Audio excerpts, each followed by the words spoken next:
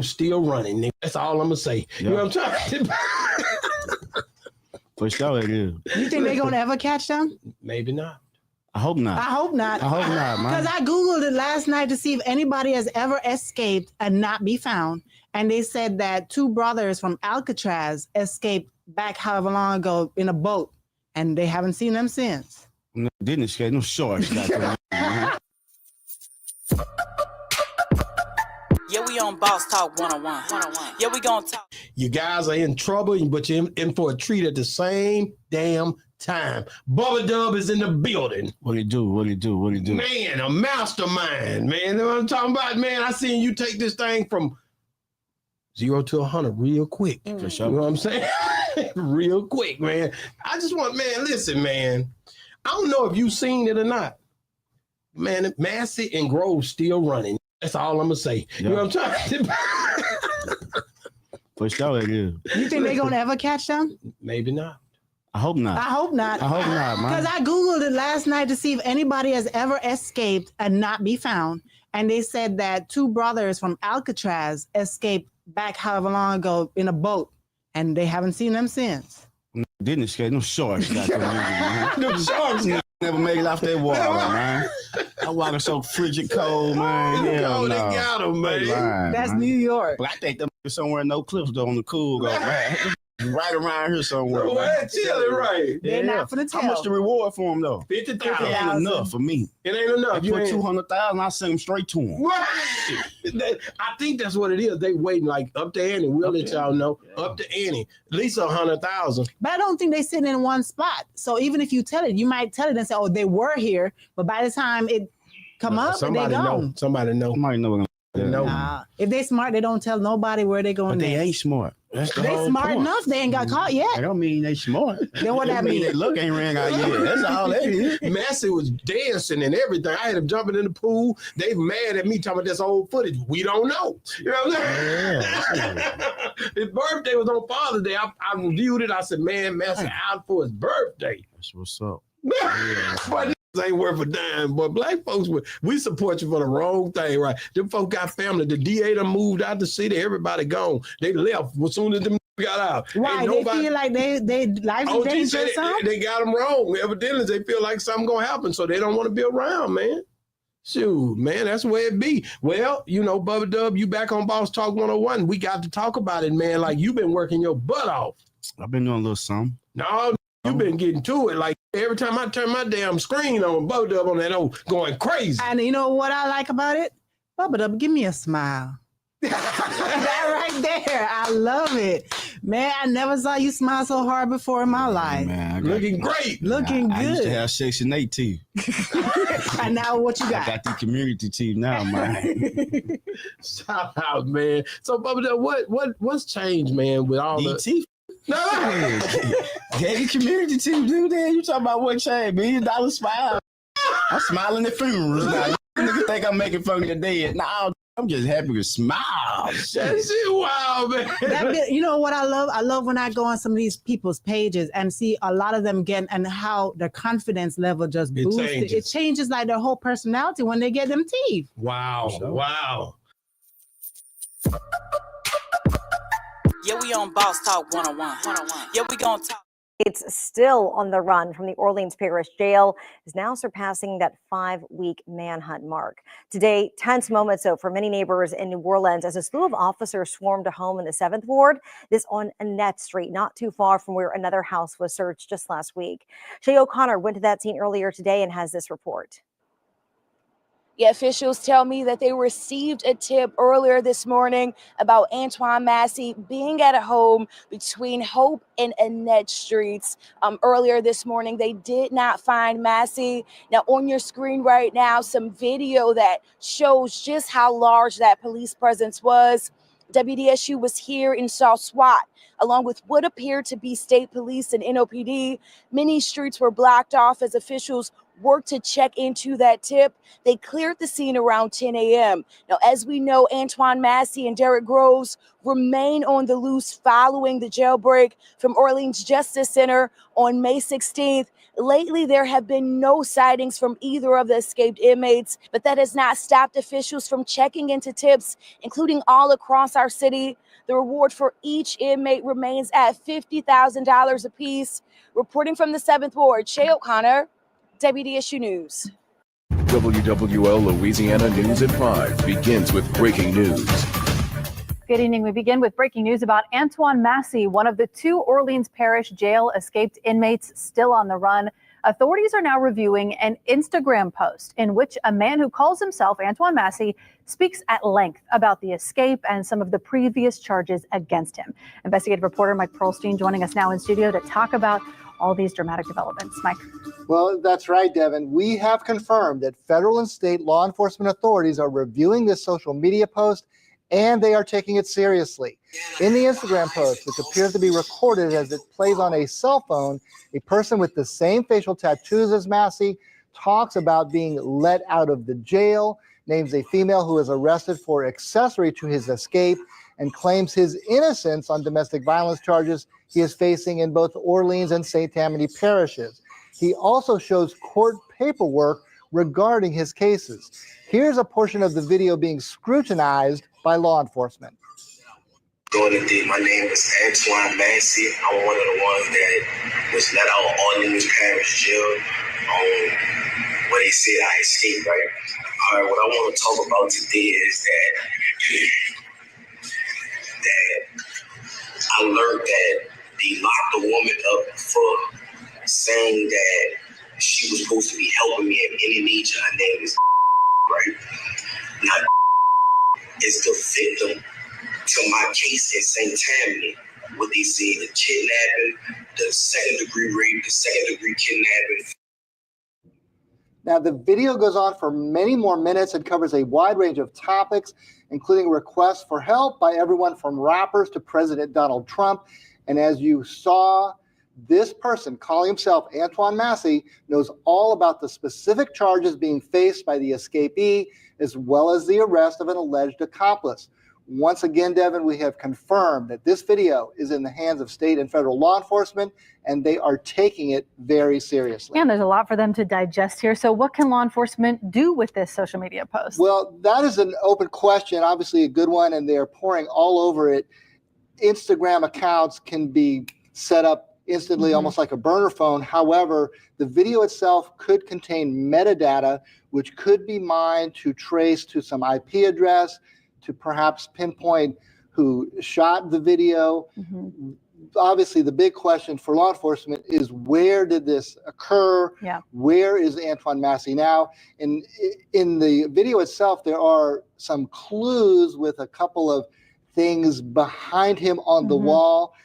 If law enforcement in this vast search has come across any apartments during the questioning of contacts and associates, spotted anything that resembles that, you better believe they're on their way to those locations now. Remember, there is a $50,000 reward leading to the capture of Antione Massey, as well as the one additional inmate who is still on the lam, Derek Groves.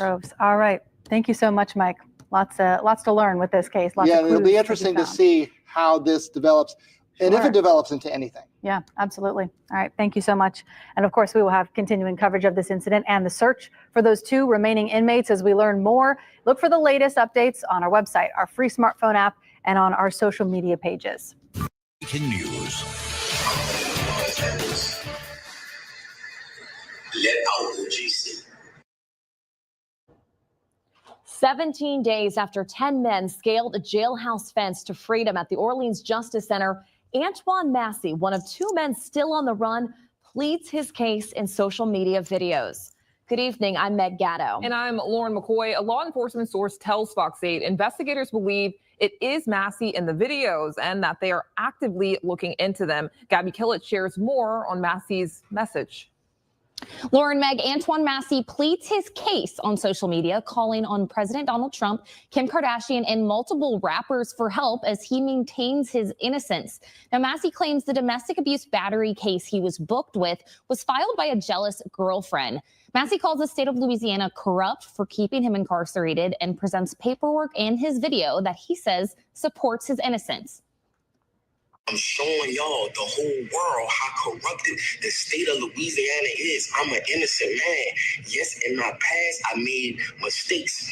You know what I'm saying? I ain't gonna say mistakes. I was just young. You know what I'm saying? But the system has failed a lot of people and not just me. Now, Massey says he was facing life in prison and claims he left the jail because he was treated unfairly by the legal system. He also contests that he ever threatened a jail maintenance worker who was arrested in connection with the escape. They try to paint a picture of me as this big old bad guy. Oh, I threatened Sterling, the maintenance man. How did I threaten you, bro? You can't even come around me without a deputy being on the tip. And we'll have more on these videos coming up in our newscasts at 9 and 10. Good afternoon. I'm Meg Gatto. And I'm Lauren McCoy. Another post on Instagram claims to come from Orleans Parish jail escapee Antione Massey. Gabby Killett shares what's in that post and what it reveals about one of the last escapees still on the run. The latest post on this Instagram account, someone who claims to be escapee Antione Massey proclaiming his innocence while tagging Fox 8 and other media outlets. It appears to be the same account that posted these videos Sunday. I'm showing y'all, the whole world, how corrupted the state of Louisiana is. I'm an innocent man. Yes, in my past, I made mistakes.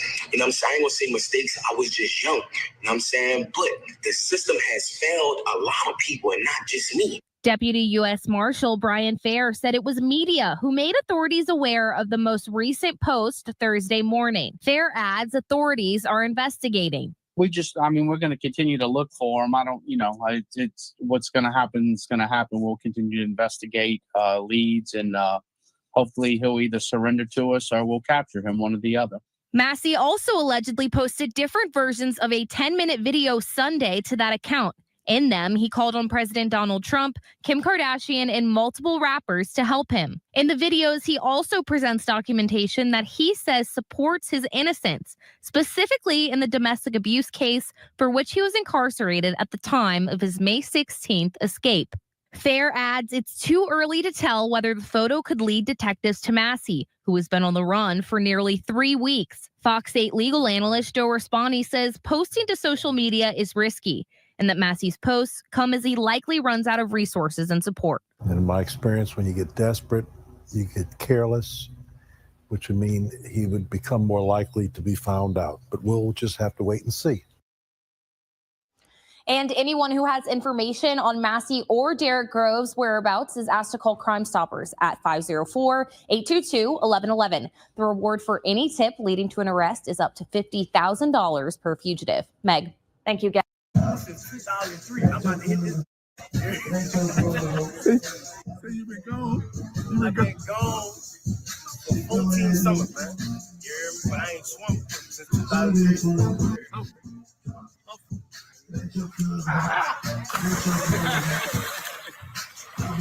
I'm sitting here, I'm looking at a picture of Lil Wayne's stepdad, Rabbit, and a guy that looked just like Massey.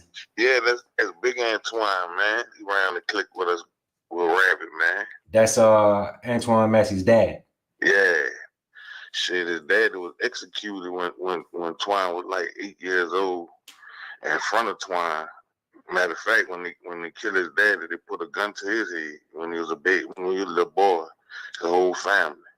Somebody who was after his dad? The people who was after his dad did that? Somebody had robbed his daddy and killed him in front of the family. Somebody that was, somebody that underneath him. And the crazy thing about that is, like, the day before the escape happened, the dude that killed Lil Antoine dad had just got killed the night before Lil Antoine escaped. That's some ironic stuff. Bro, what do you think him seeing that at such an early age did to his character, did to his psychological aspect? Man, that for any kid, man, that'll mess a child up for to be involved in something especially heinous as that. The stuff that he has seen, man, the people, man, the system really failed him, man, because he really brought up on the violence. Because once that happened, bro, that's traumatizing for the rest of his life, dog. You'll never be able to change you'll never be able to change his mentality after seeing that or going through that, bro. He's you instilled just in can't him. change it, bro. Right. Yeah, man, you can't change that. So I mean, as far as being, that didn't make him no evil person. It just made him a stronger as far as being able to survive. It's just like Rabbit died, and then Twine died, and they both left sons on the street. You see where Lil Wayne at, and with Twine, if somebody would have took him under the wing like Baby did Lil Wayne, I think he would have changed it. He would have been a different person. He had to get out in the streets and learn everything he learned from the streets. But Antoine is like he a young cat, but he always been real just because his daddy was a real dude. You know what I'm saying? Did Lil Wayne and Antoine ever have a history? Nah. I want to say it was no history by the history that their dads had. They probably was together and around each other on certain occasions and stuff. But you know what I'm saying, as far as them running around hand in hand, nah. No monkey check, your brains are moving bricks. Remember when they killed Twine, still hunting for the bitch nigga. Antoine Massey, he's one of the 5 inmates still on the run after escaping the Orleans Parish Justice Center. What do you think Antoine is thinking right now? Do you think he in fear right now, or do you think? If I had to guess what's going through his mind, survival. Just, you know what I'm saying, he's scared, man. You know, he escape. Like, that's one thing to have escape on your mind. And then even attempt to escape. Then now what do I do after that? Only he would know what's going on. But I think if I had to guess, if it was me, I would say he's scared right now because, you know, there's a man up for him. So he in survival mode, and his head on the swivel. So you gotta be kind of scared that in order to even try to survive. If you're not scared, you definitely ain't gonna be surviving. I hope and I pray that before they just run down on them and catch them and take a chance on them doing them some harm, I pray that he start thinking straight and just be like, man, I escaped, I accomplished that, and I had enough time out here on these streets, man. Let me turn myself in. What's the percentage of prison escapees staying free and not being caught? Oh, and wait, in the continuation, right? Do you think it's possible that Antoine could like not get caught and he could, you know? Man, Twine ain't gonna lie to you. His cunningness and how smart he is and all that, there's a possibility for him to not get caught. Take a long time for him to catch him. He had the potential to really be on the go for the long haul. I'm not taking that away from none of them other dudes. I don't know them. I know him personally. Law enforcement is playing a possibly dangerous game of cat and mouse with a man all too familiar with breaking the rules. Antoine Massey. Escapee Antoine Massey, who was accused in court documents of threatening to stab Williams prior to the jailbreak. Massey threatened to stab him if he didn't help. Massey should never have been placed in the general jail population to begin with. You're talking about a kid, like they paint a picture of him as being this heinous person, but you're talking about a kid that was failed by the system, man. His daddy was killed. Well, he found out who did it, and he let him back out of jail. That if that dude wanted to come back out of jail and just home everybody who was in that house, he had the opportunity. The state gave him the opportunity. And shit, man, it's ironic that if Antoine would have escaped the day before, they'd have been trying to pin the dude murder probably on Lil Antoine. You know what I'm saying? Just because. When it happened, man, this just how the conversation was when that shit happened that night with the dude who killed his daddy. I'm on the phone the next day with his cousin. You know what I'm saying? And the cousin best friend. So I'm on the phone with him the next day, and I was like, man, you heard about what happened with such and such? He was like, yeah, you know, justice for the family and stuff. Like maybe like a couple hours later, we find out that Lil Antoine escaped. So, you know, when I see, how'd you get that news? Actually, it was crazy. Is I found out that they had escaped, but I never knew one of them was Lil Antoine until the next day when they was able to post names. And I knew about the escape, but I didn't know Antoine was a part of that. And then you see that, right? And as soon as you see that, bro, what's going through your mind? I said, man, this dude tripping. I said, Twine tripping, but say, bro, it's easy for anybody to talk down on somebody escaping or wanting to escape or whatever. It's easy for people to say they tripping or they shouldn't have did that. But you never know in the situation when you locked down, bro, and you think the police bad on the street? The police worse in jail because it's nobody to pull them off your ass. You know, it's easy for us to say, yeah, they escape and they crazy, they stupid, but until you go get locked up behind the walls and get treated bad by by the COs in that place, you know what I'm saying, and the hardship, going through the different stuff that they go through, man. The using the bathroom sometimes be bad, man. The taking a shower sometimes be horrible, man. Them people do not care. Let's say they capture them just like they capture the rest of them, right? And then there's a trial. What happens at the trial once they go to court and shit? They get time just from escaping, and for anything that they do while they escaping, they can get extra time and charges off of that. And I think that's what they doing. Like, I watch how they paint the picture. It make, to me, when I everything that I read and look at, they try to paint the picture of Antoine being the ringleader by him escaping before. So it's easy for them to say, "Oh, wait, he the one who initiated it. He did this," and they you know, just because already he have a history of it, and they got documented history on it, so they can bring that up and say, "Yeah, we know he the mastermind." Now they piecing different stuff together. Oh, he threatened his man. Man, he could threaten a man through a plate of glass. He could have told the man, "Just man, go get the key and unlock the door and let me out there if that's the case."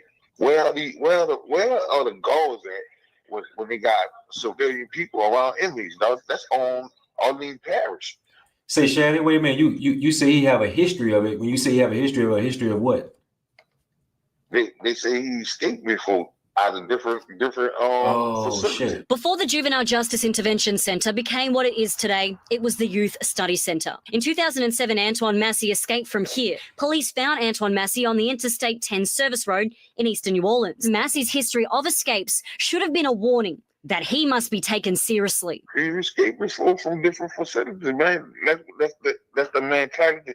Wayne, I'm gonna tell you, I've been in the penitentiary before. When you're in the penitentiary, you can go in the penitentiary and be chilling.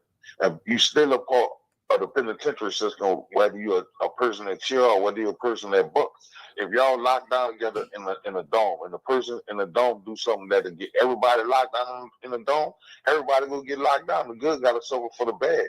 So I mean, when the people come up in there and treat the person bad who did something bad, they go treat the person that didn't do something bad.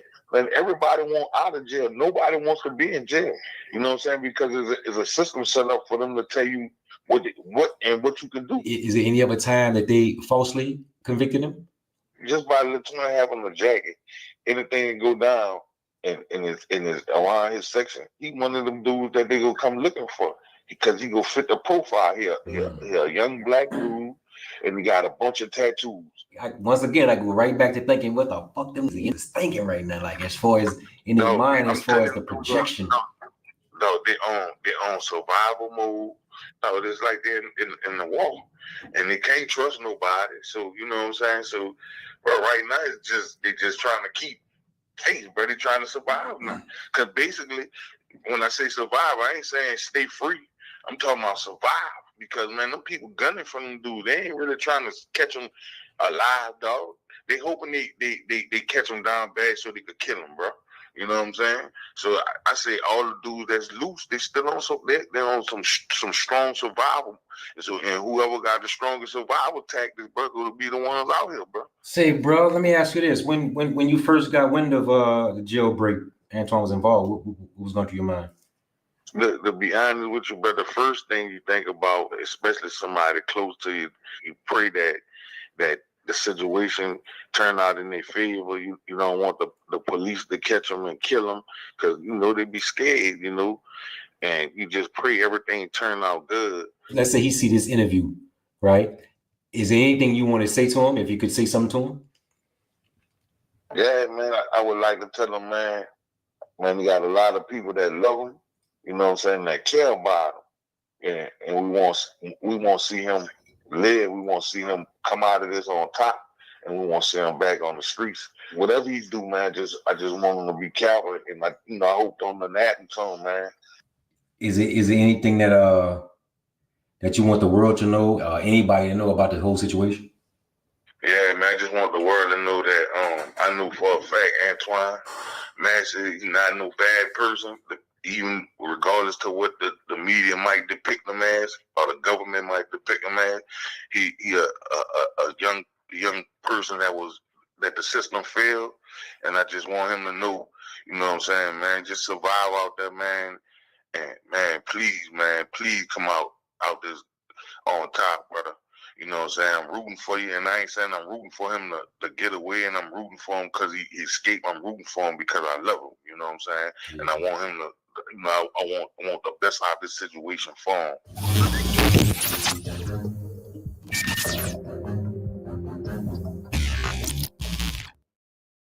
Since 2003, I'm about to hit this.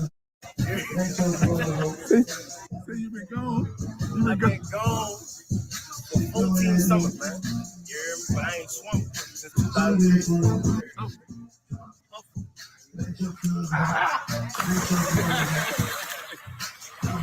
I'm sitting here, I'm looking at a picture of Lil Wayne's stepdad, Rabbit, and a guy that looked just like Massey. Yeah, that's Big Antoine, man. He ran the clique with us with Rabbit, man. That's Antoine Massey's dad. Yeah.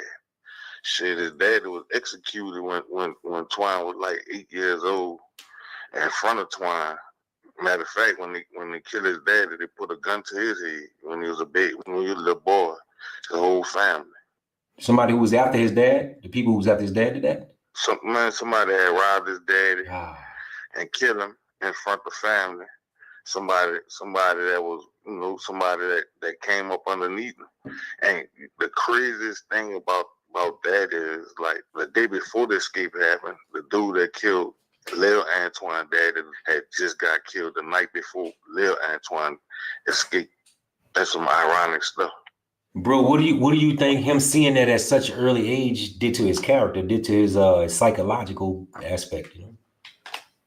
Man, that man, for any kid, man, that'll mess a child up for to be involved in something especially heinous as that. The stuff that he has seen, man, you know, the people, man, the system really failed him, man, because he really brought up on the violence. Because once that happened, bro, that's traumatizing for the rest of his life, dog. You'll never be able to change you'll never be able to change his mentality after seeing that or going through that, bro. It's You instilled just in can't him. change it, bro. Right. Yeah, man, you can't change that. So I mean, as far as being, that didn't make him no evil person. It just made him a stronger as far as being able to survive. It's just like Rabbit died, and then Twine died, and they both left sons on the street. You see where Lil Wayne at, and with Twine, if somebody would have took him under the wing like Baby did Lil Wayne, I think he would have changed it. He would have been a different person. He had to get out in the streets and learn everything he learned from the streets. But Antoine is like he a young cat, but he always been real just because his daddy was a real dude. You know what I'm saying? Did Lil Wayne and Antoine ever have a history? Nah. I want to say it was no history by the history that their dads had. They probably was together and around each other on certain occasions and stuff. But you know what I'm saying? As far as them running around hand in hand, nah. No monkey jack, your grandson moving bricks. Remember when they killed Twine, still hunting for them bitch niggas. Antoine Massey, he's one of the 5 inmates still on the run after escaping the Orleans Parish Justice Center. What do you think Antoine is thinking right now? Do you think he in fear right now, or you think? If I had to guess what's going through his mind, survival. Just, you know what I'm saying? He's scared, man. You know, he escaped. Like, that's one thing to have escape on your mind. And then even attempt to escape. Then now what do I do after that? Only he would know what's going on. But I think if I had to guess, if it was me, I would say he's scared right now because, you know, there's a man up for him.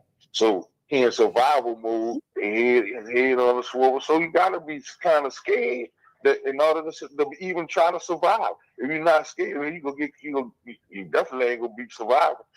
I hope and I pray that before they just run down on them, catch them, and take a chance on them doing them some harm, I pray that he start thinking straight and just be like, man, I escaped, I accomplished that, and I had enough time out here on these streets, man. Let me turn myself in. What's the percentage of prison escapees staying free and not being caught? Oh, and wait, in the continuation, right? Do you think it's possible that Anton could like not get caught and he could, you know? Man, Twine ain't gonna lie to you. His cunningness and how smart he is and all that, there's a possibility for him to not get caught. Take a long time for him to catch him. He had the potential to really be on the go for the long haul. I'm not taking that away from none of them other dudes. I don't know them. I know him personally. Law enforcement is playing a possibly dangerous game of cat and mouse with a man all too familiar with breaking the rules. Antoine Massey. Escapee Antoine Massey, who was accused in court documents of threatening to stab Williams prior to the jailbreak. Massey threatened to stab him if he didn't help. Massey should never have been placed in the general jail population to begin with. You're talking about a kid, like they paint a picture of him as being this heinous person, but you talking about a kid that was failed by the system, man. His daddy would kill him. Well, they found out who did it, and they let him back out of jail. That if that dude wanted to come back out of jail and just home everybody who was in that house, he had opportunity. The state gave him the opportunity. And shit, man, it's ironic that if Antoine would have escaped the day before, they'd have been trying to pin the dude murder probably on little Antoine. You know what I'm saying? Just because. When it happened, man, this just how the conversation was when that shit happened that night with the dude who killed his daddy. I'm on the phone the next day with his cousin. You know what I'm saying? Man, the cousin best friend. So I'm on the phone with him the next day, and I was like, man, you heard about what happened with such and such? He was like, yeah, you know, justice for the family and stuff. Like maybe like a couple hours later, we find out that Lil Antoine escaped. So, you know, when I see, how'd you get that news? Actually, it was crazy. Is I found out that they had escaped, but I never knew one of them was Lil Antoine until the next day when they was able to post names. And I knew about the escape, but I didn't know Antoine was a part of that. And then you see that, right? And as soon as you see that, bro, what's going through your mind? I said, man, this dude tripping. I said, Twine tripping, but say, bro, it's easy for anybody to talk down on somebody escaping or wanting to escape or whatever. It's easy for people to say they tripping or they shouldn't have did that, but you never know in a situation when you locked down, bro, and you think the police bad on the street, the police worse in jail because it's nobody to pull them off your ass. You know, it's easy for us to say, yeah, they escape and they crazy, they stupid, but until you go get locked up behind the walls and get treated bad by the COs in that place, you know what I'm saying, and the hardship, going through the different stuff that they go through, man, the using the bathroom sometimes be bad, man. The taking a shower sometimes be horrible, man. The people do not care. Let's say they capture them just like they capture the rest of them, right? And then there's a trial. What happens at the trial once they go to court and shit? They get time just from escaping. And for anything that they do while they escaping, they can get extra time and charges off of that. And I think that's what they doing. Like I watch how they paint the picture. It make to me when I everything that I read and look at, they try to paint the picture of Antoine being the ringleader by him escaping before. So it's easy for them to say, "Oh, well, he the one who initiated it. He did this," and they you know, just because already he have a history of it, and they got documented history on it, so they can bring that up and say, "Yeah, we know he the mastermind." Now they piecing different stuff together. Oh, he threatened his man. Man, he could threaten a man through a plate of glass. He could have told the man, "Just man, go get the key and unlock the door and let me out there if that's the case." Where are the guards at when they got civilian people around inmates? That's on Orleans Parish. Say, Shannon, wait a minute. You say he have a history of it. When you say he have a history of what?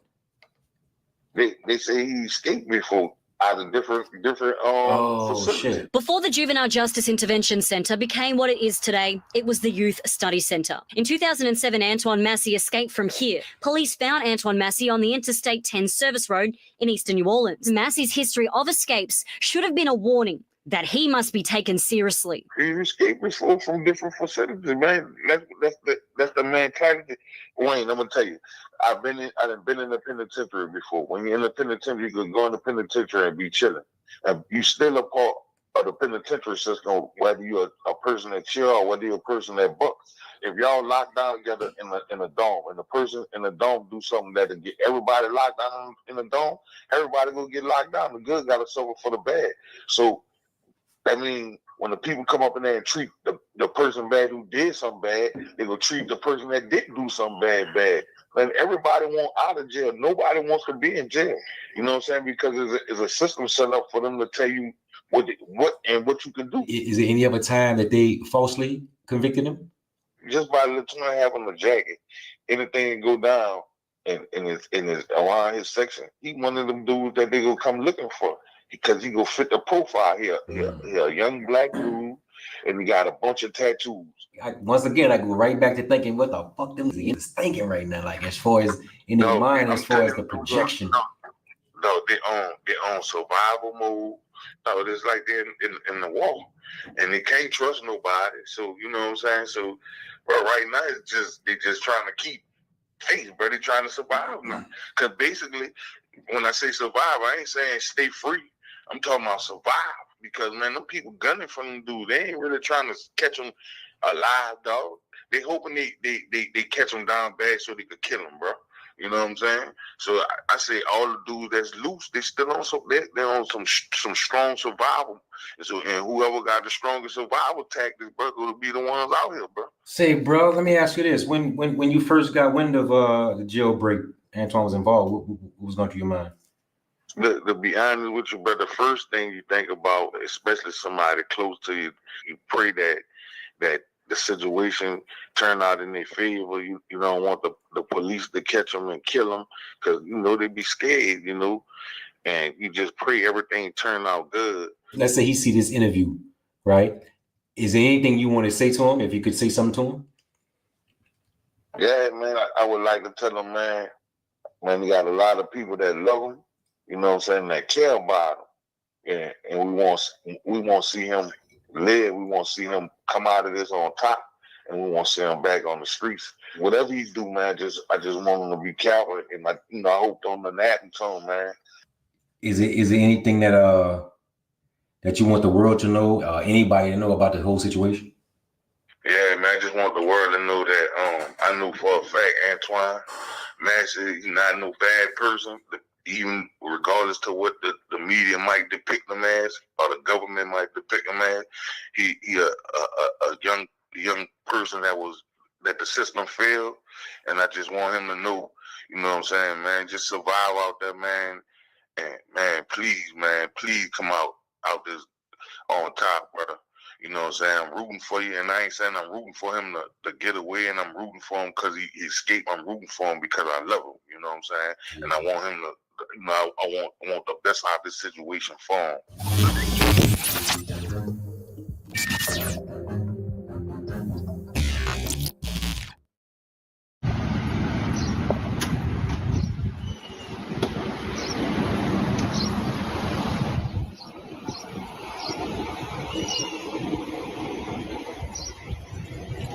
How you doing? On the run from the Orleans Parish Jail is now surpassing that 5-week manhunt mark. Today, tense moments for many neighbors in New Orleans as a slew of officers swarmed a home in the 7th Ward. This on Annette Street, not too far from where another house was searched just last week. Shay O'Connor went to that scene earlier today and has this report. Yeah, officials tell me that they received a tip earlier this morning about Antione Massey being at a home between Hope and Annette Streets. Earlier this morning, they did not find Massey. Now, on your screen right now, some video that shows just how large that police presence was. WDSU was here and saw SWAT, along with what appeared to be state police and NOPD. Many streets were blocked off as officials worked to check into that tip. They cleared the scene around 10 a.m. Now, as we know, Antione Massey and Derrick Groves remain on the loose following the jailbreak from Orleans Justice Center on May 16th. Lately, there have been no sightings from either of the escaped inmates, but that has not stopped officials from checking into tips, including all across our city. Second New Orleans home searched by U.S. Marshals in less than 24 hours as investigators work to close in on escaped inmate Derek Groves. Yeah, and that's as the 2 remaining jail escapees have been on the run for more than 1 month now. WDS reporter Shay O'Connor explains that law enforcement searched a house to see if Groves has been in contact with his family. Shay? Good evening to you, Stella and Judy. Family members tell me they just don't want these visits to escalate in any way. They tell me that they do not know where Derek Groves is. They also described to me what happened after hearing law enforcement knocking on their door earlier this morning. So when I opened the door, it had like 12 cars. People, marshals out with their guns. This sad. Jasmine Groves, the aunt of escaped inmate Derek Groves, took this video showing the large police presence around her home. I told them, babies in the house. I met him at the sidewalk, and one of them with the shield, and the guy got behind him, and they're ready to go in. I said, you. Now this is where I draw the line. U.S. Marshals say they searched the home with permission and did not make any arrests. I don't know where he at. I haven't spoke with him.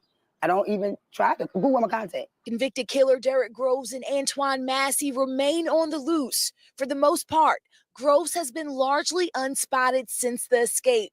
U.S. Marshals tell WDSU they went to the home to re-interview a close acquaintance of Groves. Well, I'm not saying that the people today were not honest. They were, actually. But we have had issues in the past where people have blatantly lied to us, and the person's been in the residence or at least nearby.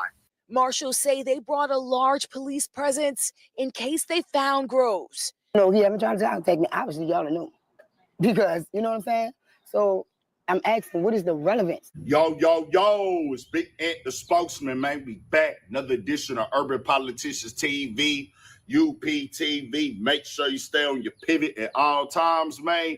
Had to come tap in as we is now over a month in since the New Orleans 10 inmate jailbreak escape, where they eventually arrested 8. You still got 2 left. Antione Massey, who has went viral a few times, and Derek Groves. And I had a link in the description where you can watch the clips at the beginning in full from WDSU. As the first clip y'all saw right there came out today, as they received a tip that he was in the 7th ward of New Orleans. They went to that home, as they have hit several homes looking for Antione Massey, but he was not there today. And also from the other day, which I was going to initially report on that story right there, that they had went to Derek Groves' family house a few times looking for him as well, and he was not there either, as y'all saw. Now, we seen they have arrested people that have supposedly helped after the fact or during the process of getting them out of jail. I think it's up to 15 total right now. But as you heard them say the other day, that when they came to Derek Groves' family house, everybody was truthful. They have not talked to him. They have not seen him. For the most part, Groves has been largely unspotted since the May 16th escape. U.S. Marshals tells WDSU they went to the home to re-interview a close acquaintance of Groves. The day before, a woman who lives in a home where Jasmine Groves used to live said U.S. Marshals also paid her residents a visit. Brian with U.S. Marshals Office said, "I am not saying the people today were not honest. They were actually, but we have had issues in the past where people have blatantly lied to us and a person was in the residence or nearby." Marshall said they bought a large police presence in case they found Groves. Groves said he hasn't tried to contact me. Obviously, y'all would know. I'm asking, what is the relevance? I know my rights. Groves is the daughter of Kim Groves. Kim was shot and killed in 1994. The hit was ordered by a corrupt NOPD officer, Lynn Davis, after Kim witnessed him beating a young person in her neighborhood. Kim had been planning Jasmine's 13th birthday. Derek Groves, Kim Groves' grandson, was convicted of murder last October after 4 trials. One resulted in a mistrial, another in a deadlock. Now, with everything going on, I didn't know at first myself that Groves had this history and this storyline with his grandmother connected to NOPD. Their family most definitely has a little thing with New Orleans PD out there. We not finna sit up here and sugarcoat it. They take your family member out when she was doing right and he was doing wrong. Lawsuit, settlement, and everything of the sort with that. That's gonna be some stuff. They just recently arrested what they said was his girlfriend, allegedly. That it came out. They also, when it comes to Antione Massey, had wasn't raided a house that he shot that video at that we all seen go viral on the internet, and that was only 3 miles away from the jail. They came in and said that the U.S. Marshals and a lot of resources that they were using were being pulled back because Tommy went in. They were saying, hey, we'll even offer y'all a free public defender to come in talking to Antione Massey. Derrick Groves, it was waiting on sentencing already. When it came to his case, he had been already found guilty and convicted of these murders. And I'll tell you like this, you know, the family is being affected by them being on the run. They raiding houses, they trying to contact them. But like she said, hey, man, if I was in contact with them, y'all gonna know. Y'all would know it. Y'all would hear it. Y'all would see it. Y'all watching everything we do. We know y'all tapping lines and all this. We ain't talked to them. It sucks, you know, that they going through this. But even with them coming around, doing all this stuff, man, it's like I guess a tactic. And I just say that the family shouldn't be affected because y'all know that they ain't got nothing to do with that, bro. Even using them is to make him turn himself in. They ain't got nothing to do with this dude. Anybody go being on the run, just keeping it all the way 1,000. Not a Antione Massey situation. That one right there supposedly, allegedly came from a tip. I couldn't speak on that one because we don't know. But y'all said directly they didn't lie to y'all. The family is not telling y'all nothing. Like y'all didn't arrested all these other people that did help. Y'all got the information, but that's how they do their investigations. We shall see. This is getting wild.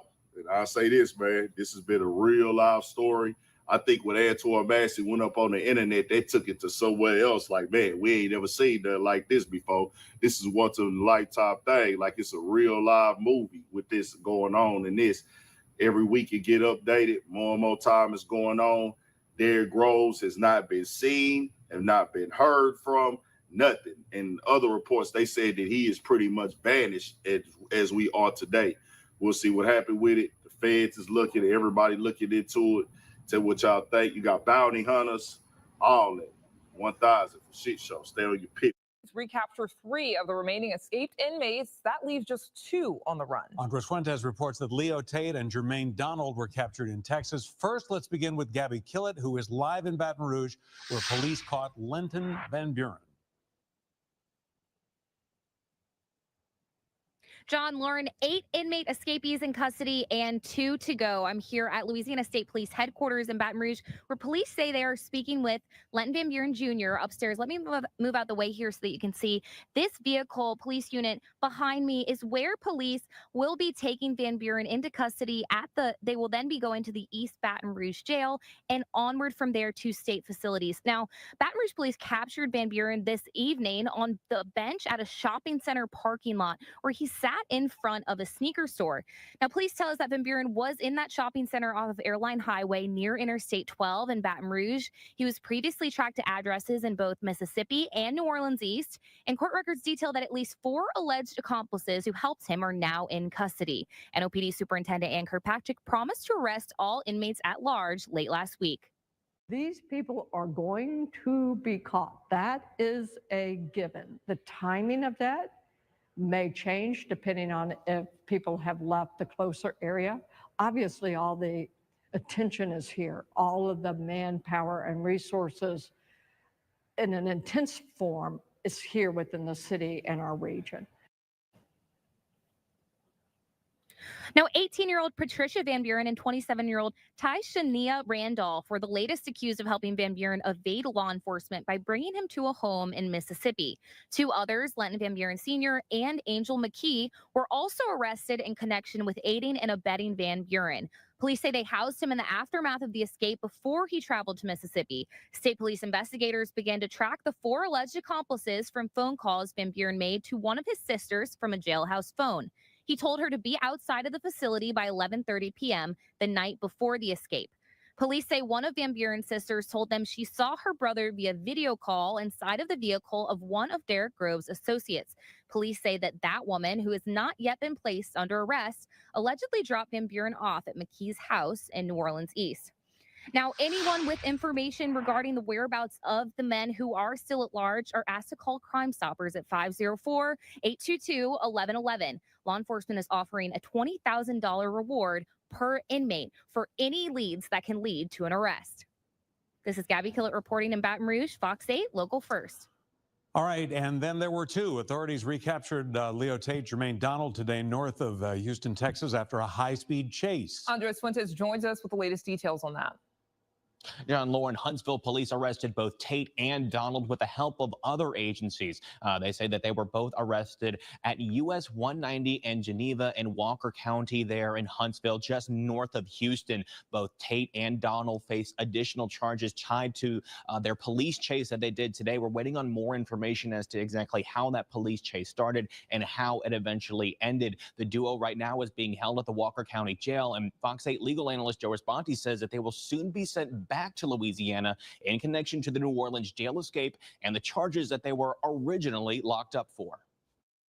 I don't think so, unless they committed some separate crime in Texas. They're going to be brought to a courtroom there, and they're going to be extradited back here, is what usually will occur.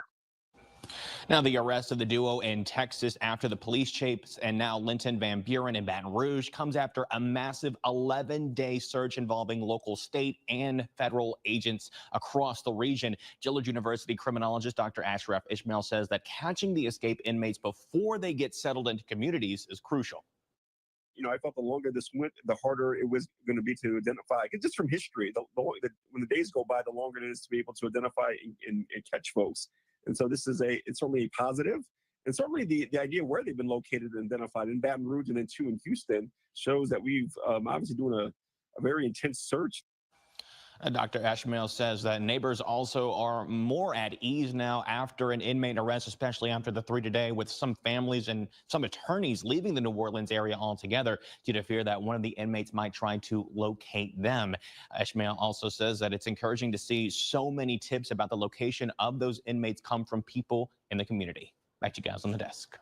All right, thanks, Andres. With Van Buren, Tate, and Donald all recaptured, that means the two escapees remain. Derek Groves, who is a convicted murderer, Antione Massey, an accused domestic abuser with a history of escapes. But let me get an introduction. Let the people know who they're talking to right now. Yeah, this Chad Rat out New Orleans East off America Street, out the Goose.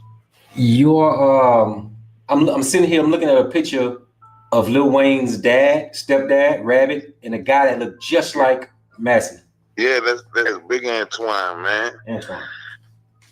Yeah, man, he ran in the clique with us with Rabbit, man.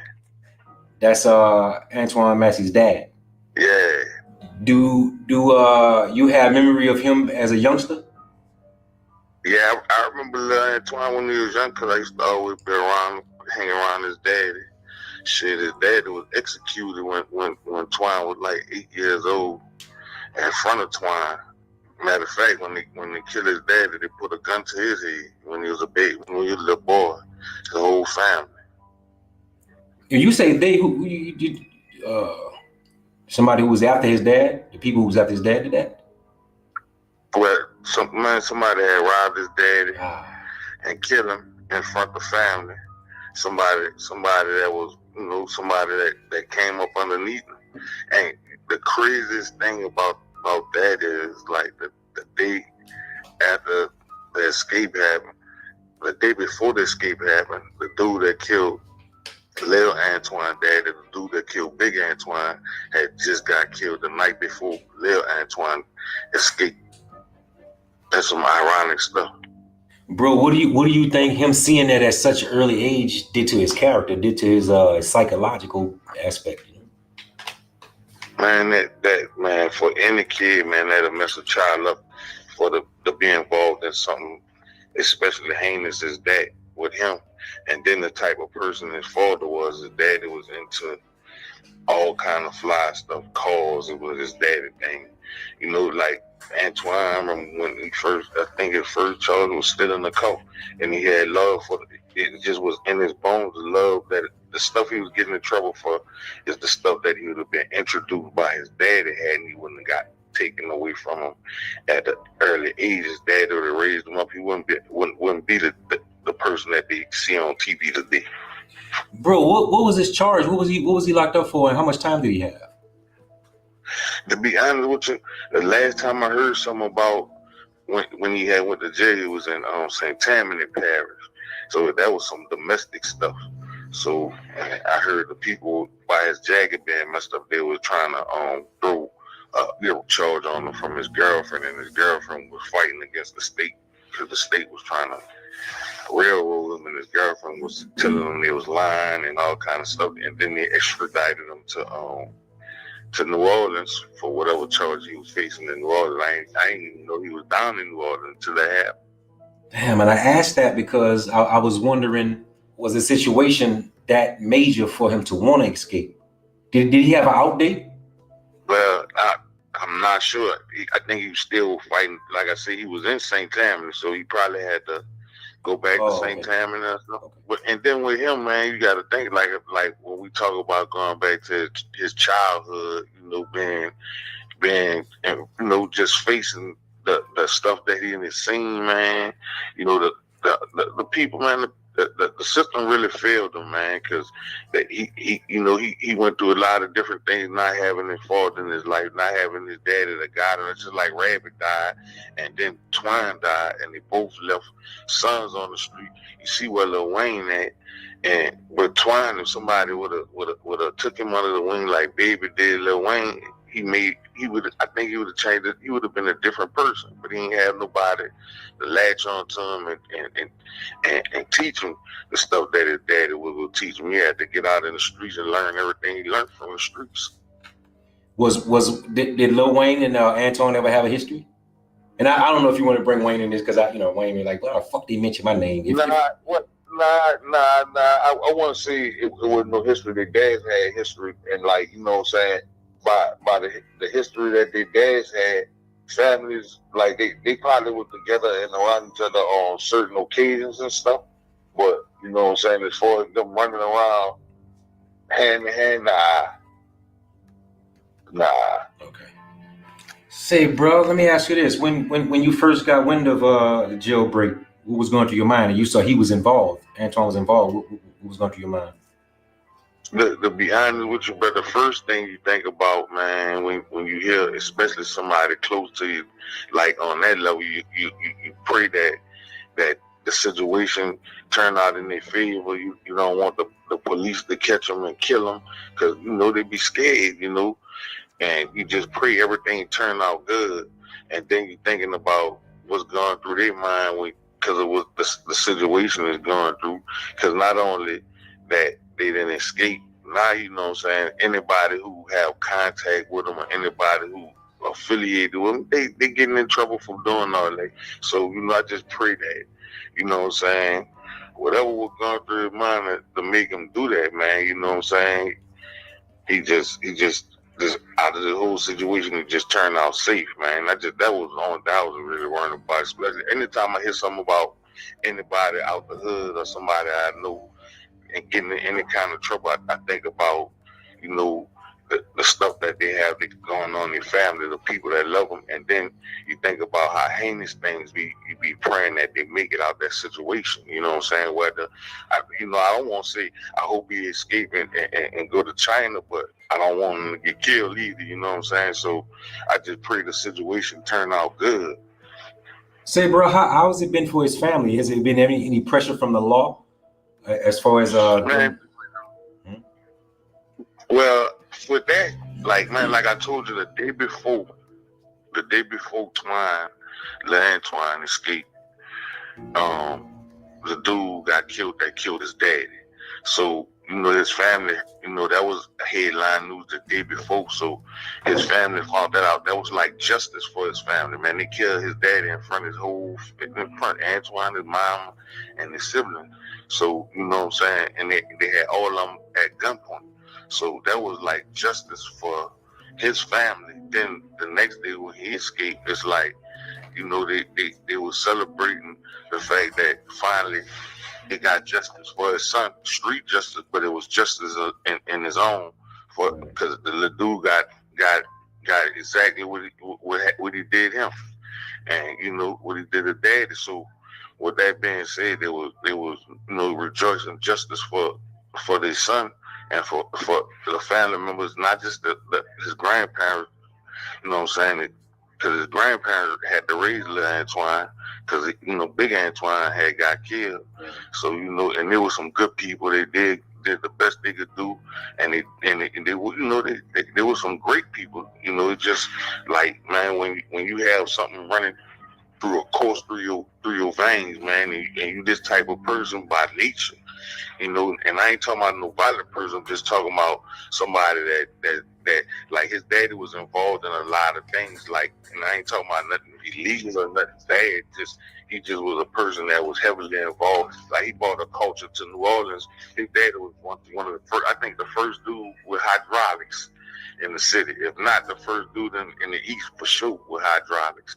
And his daddy was we used to call him the Mexican, because he used to he did rabbit hydraulics on his El Camino. You know what I'm saying? Twine used to do a lot of stuff. He used to be in the Low Rider magazine, ordering all the pumps and stuff.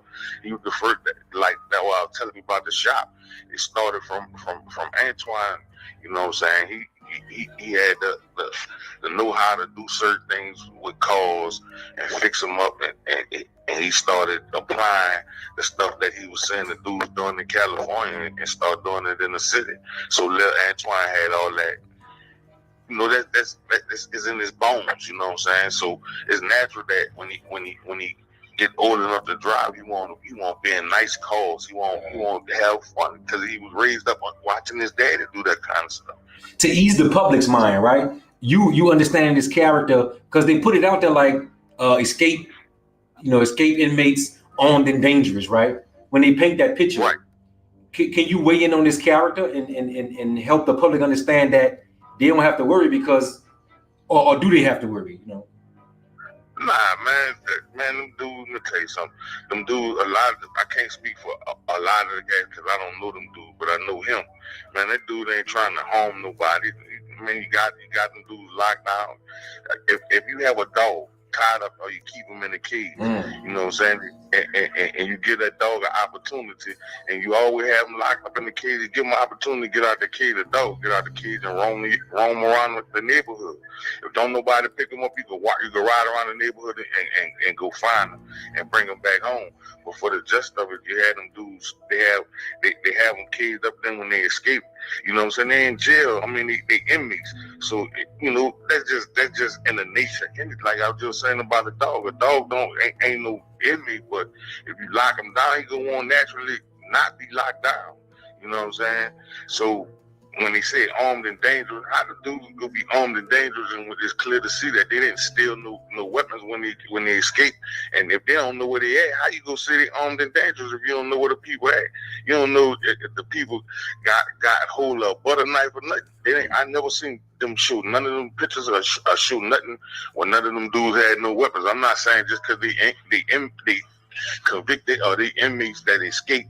I guess that's why they say they were armed and dangerous, just to paint a picture on the public and to have people scared and just have people looking lyric. It's just stuff like that, man. But I don't think they trying to harm nobody, especially Lil Antoine, because he's not that type of person. Like, you know what I'm saying?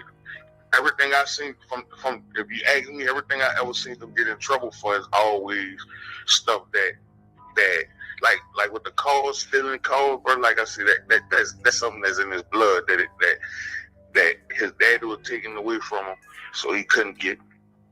You know what I'm saying? Like, man, I remember he had a problem with somebody, and I intervened and was talking to both sides.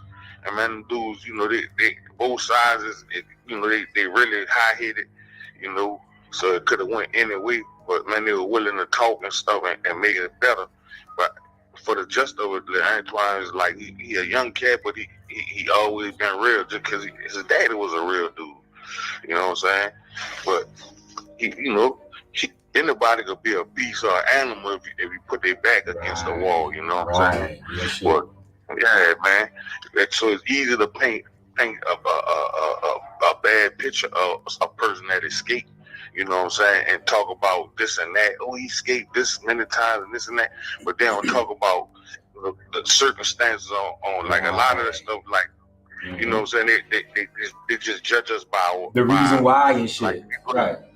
Like when I hear something about somebody, I don't care what the news say about them. I always think to myself, man, that's not even the truth. You know, that's just like when they said the way they say they probably escaped. I don't think that was the way them people escaped, brother. And, man, listen, I've been locked up in Orleans Parish system, bro. They got around 40-something officers working in that jailhouse at each day. There's not enough people working in the jailhouse for all them inmates. And then like those doors is automatic, man. You can swing the doors open if you put a book or something in there. And there's all kind of different ways. They trying to make it seem like they need help to get out there. It's not really that they need help. Really, some of them dudes just don't be smart enough or intelligent enough to think past go. You know what I'm saying? They already institutionalized. They just sit around and wait for them to tell them what to do. Some of them dudes don't be wanting to be there, and they really mean they won't go. You know what I'm saying? I want to get out of here. And if they see an opportunity, they go keep trying. See, bro, speaking of that, right? Staff and all that, they said that Anton created the threat that if the guy didn't turn the water off, that he was going to stab him. When you explain Antoine, it don't sound like his heart, you know. So I don't know. All right, I'm gonna tell you like this here. Now, as far as that go, bro, you being an inmate in jail, like I done been behind them doors where they have free people walking outside, the nurses and stuff walking past the cell, and you can see some of them dudes don't even be that type of person. They might be flirting with the lady or talking crazy, whatever. But like with something else, somebody say, man, if you don't go get me a sandwich, when I get out this cell, I'm gonna F you up or whatever. How the guy he can stab the dude up? He not around the inmates. So if he did tell him that, what sense it made for him to be scared of him doing him something if he locked down? Would he know something we don't know? He got a reason to be scared of somebody behind the wall. That's just like the dude in the convenience store. He behind that bulletproof glass. He the baddest man in the world. You know you can't shoot through that glass, so he gonna handle you bad and talk crazy to the baddest dude. You know what I'm saying? Right. Same thing with that dude. I don't believe that to save him. So how could that dude tell him to do something or force him to do something and he locked down? What do you think Antoine is thinking right now? Do you think he in fear right now, or what do you think he's going through his mind right now? If it was me, I would say he's scared right now because, man, you know, there's a man in the form. So he in survival mode. You already know, like when on that type of time where you got his head on the swivel, so you gotta be kind of scared that in order to even try to survive. If you're not scared, you definitely ain't gonna be surviving. So I think he just scared. Like I hope and I pray that before they just run down on them and catch them and take a chance on them doing them some harm, I pray that he start thinking straight and just be like, man, I escaped, I accomplished that, and I had enough time out here on these streets, man. Let me turn myself in. You know what I'm saying? Start putting it behind me. You know what I'm saying? Because I just don't want nothing to happen to him, brother. Because it'll be tragic, especially on his grandparents, bro, after losing his daddy and then having some type of justice all these years. Because it's been years since his daddy got killed. Like I said, he was 8 years old. So it's been years since his daddy got killed. I can't remember the dates right now.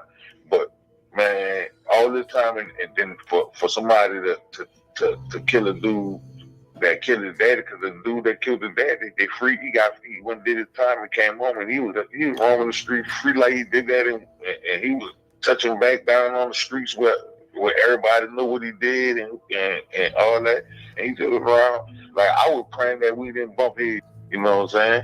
Say, bro, I ain't gonna cut y'all because I wrote this shit down, but let me paint a picture real quick. What's the percentage of prison escapees staying free and not being caught? Do you think it's possible that Anton could not get caught and he could, Man, Twine ain't gonna lie to you. His cunningness and how smart he is and all that, there's a possibility for him to not get caught. Take a long time for him to catch him, but everybody looking for a piece of that money. That's what it is all about now. They got it about money. Yeah. And people, man, you don't know. Wait. When you talk about money, you talking about? I ain't gonna cut you. You talking about the reward? Yeah, the reward, like like with the bet stuff, that's kind of comical, you know what I'm saying? To do something like that, but at the end of the day, I mean, hey, bro, you know, you gotta make it's easy for everybody to be in fear of what's going on, but that just made me. I said, man, the city really crazy, and I was laughing about it. But at the end of the day, we're not looking at what what's going on the top and all that. These people is harassing a lot of folks just because they could, because of the inmates escaping. That just opened up enough, like, you know, just open up for the police to be able to do what they want to do on the streets and handle it, just shake people down for no reason, and just and put it on that. You know what I'm saying? So, you know, with that being said, man, like, you know, I just think he had the potential to really be on the go for the long haul. You know what I'm saying? Bro, I'm not taking that away from none of them other dudes. I don't know them. I know him personally. How old is Antoine? Oh, bro, I didn't got so old, bro. He like 20s, like mid-20s? Yeah, Antoine should be in his mid-20s. Hey, here's another picture I want to paint. Let's say they capture him, just like they capture the rest of them, right? And then there's a trial. What happens at the trial once they go to court and shit? Or is there a trial? Or do they just sentence them to some shit, or what happens? I think they get time just from escaping. And for anything that they do while they're escaping, they can get extra time and charges off of that. And I think that's what they're doing. Like, I watch how they paint the picture. It make, to me, when I everything that I read and look at, they try to paint the picture of Antoine being the ringleader by him escaping before. So it's easy for them to say, "Oh, wait, he the one who initiated it. He did this," and they you know, just because already he have a history of it, and they got documented history on it, so they can bring that up and say, "Yeah, we know he the mastermind." Now they piecing different stuff together. Oh, he threatened his man. Man, he could threaten a man through a plate of glass. He could have told the man, "Just man, go get the key and unlock the door and let me out there if that's the key." Where are the guards at when they got civilian people around inmates? No, that's unsafe. That's on these parish. Say, Shannon, wait a minute. You say he have a history of it. When you say he have a history of what? They say he escaped before out of different oh facilities. Shit, okay. He escaped before from different facilities, man. That's the mentality. Wayne, I'm gonna tell you, I've been in the penitentiary before. When you're in the penitentiary, you can go in the penitentiary and be chilling. And you still a part of the penitentiary system, whether you're a person that chill or whether you're a person that bucks. So whatever if y'all locked down together in a dome, and the person in the dome do something that'll get everybody locked down in the dome, everybody will get locked down. The good gotta suffer for the bad. So that means when the people come up in there and treat the person bad who did something bad, they will treat the person that didn't do something bad. And everybody wants out of jail. Nobody wants to be in jail. You know what I'm saying? Because there's a system set up for them to tell you what you can do. That's like once you're a convicted felon, it's like it come into effect because you're a convicted felon. You know what I'm saying? You it's like you're a slave once you're a convicted felon. Hey, is there any other time that they falsely convicted him or falsely accused him for some shit? Man, they always falsely accusing people for stuff. They just by Latoya having a jacket, anything go down in his around his section, he one of them dudes that they go come looking for because he go fit the profile. He a young black dude, and he got a bunch of tattoos. You know what I'm saying? And he have his hair different ways that they might say, "Oh yeah, braids, dreads, or whatever." Well, I ain't gonna say dread, but braids. You know, man, they always wrongly accusing people when you go to jail, you gotta beat the charge, or you gotta cop out to it. Say, bro, does Twan have Yeah, any? Does he have any children? Yeah, Twine, man. You know what? Speaking of children, I don't know how many children Twine got, but I know recently, before he got in his last trouble or whatever happened when he went to St. Tam, the last time I talked to him, I was just checking in on him, checking in, and he was telling me, man, he just had a little baby and he trying to live, man. You know, he don't want to have nothing to do with none of the streets and none of that. He want live and raise his family, raise his big, man, with his family. And I respected that. That was the last time I talked to him. He was on that kick. Say, bro, speaking of the last time, hey, listen, right? Let's say, I'm not sure if he's online as far as, whatever, but if, let's say he see this interview, right? Is there anything you want to say to him? If you could say something to him? Yeah, man, I would like to tell him, man, he got a lot of people that love him, you know what I'm saying, that care about him. Yeah, and we want to see him live. We want to see him come out of this on top, and we want to see him back on the streets. So, I just whatever he do, man, I just want him to be careful, and I hope don't nothing happen to him, man.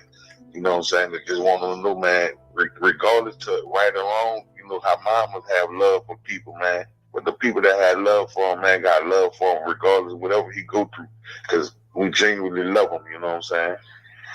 Hey, is his mom still with him? Yeah. What she's going through right now? What? Man, I haven't. You know what? By me being close to his dad, I used to always go checking on Chiquita when Twine was young, because I was younger too. But I used to go check in at one point in time, but I had lost connections with him.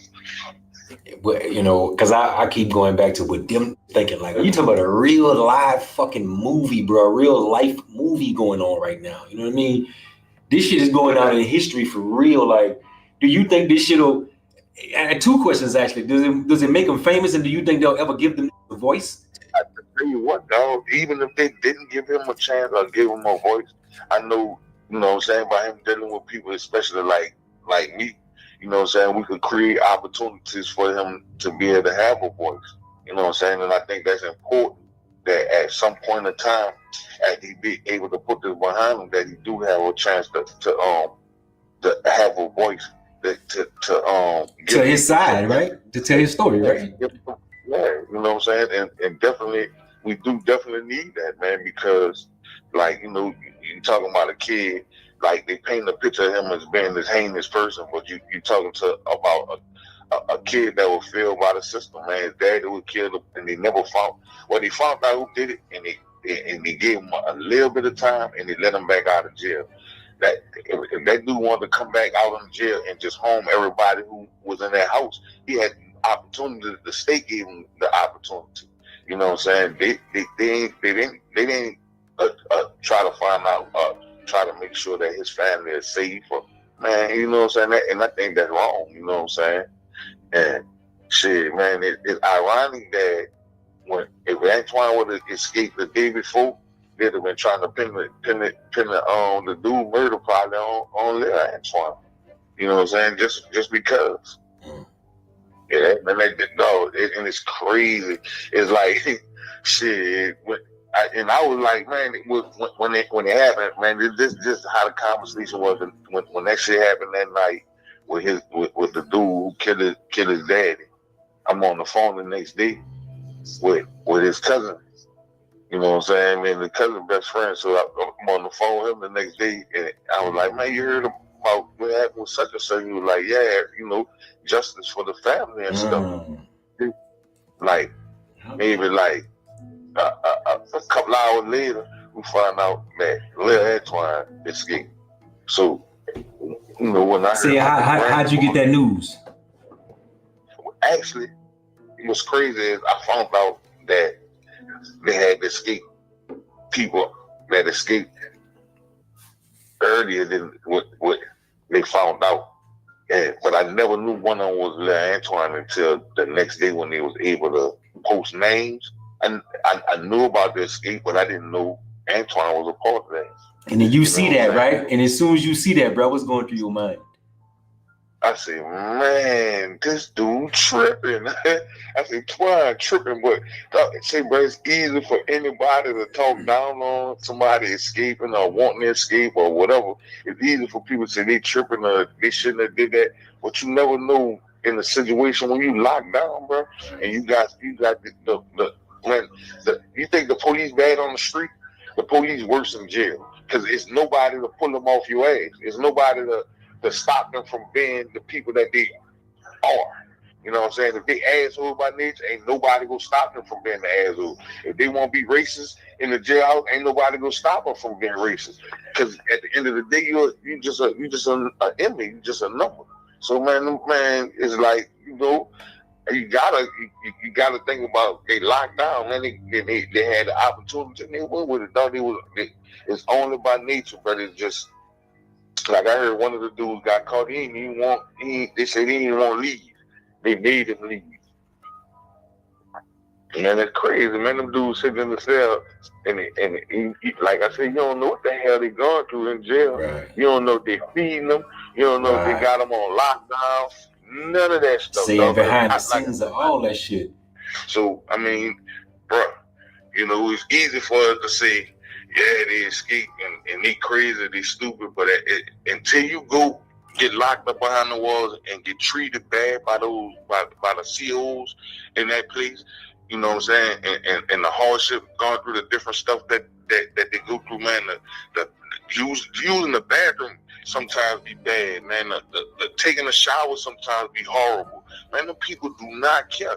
They put you through all kind of treat. I see the SPCA got a better facility than the jail. You heard me? They got a better facility, top of the line, state of the art facility for animals. But for humans, man, they got stuff that's made for animals. Hey man, damn! Another thing, you talking about strength, you got to be strong. Once again, I go right back to thinking, what the fuck them thinking right now? Like as far as in their mind, as far as the projection. No, they on survival mode, and they really they hate. It's just like they're in the war, and they can't trust nobody. So you know what I'm saying. So, but right now it's just they just trying to keep pace, bro. They trying to survive now. Cause basically, when I say survive, I ain't saying stay free. I'm talking about survive. Because man, them people gunning from them dudes, they ain't really trying to catch them alive, dog. They hoping they catch them down bad so they could kill them, bro. You know what I'm saying? So I say all the dudes that's loose, they still on they're on some strong survival.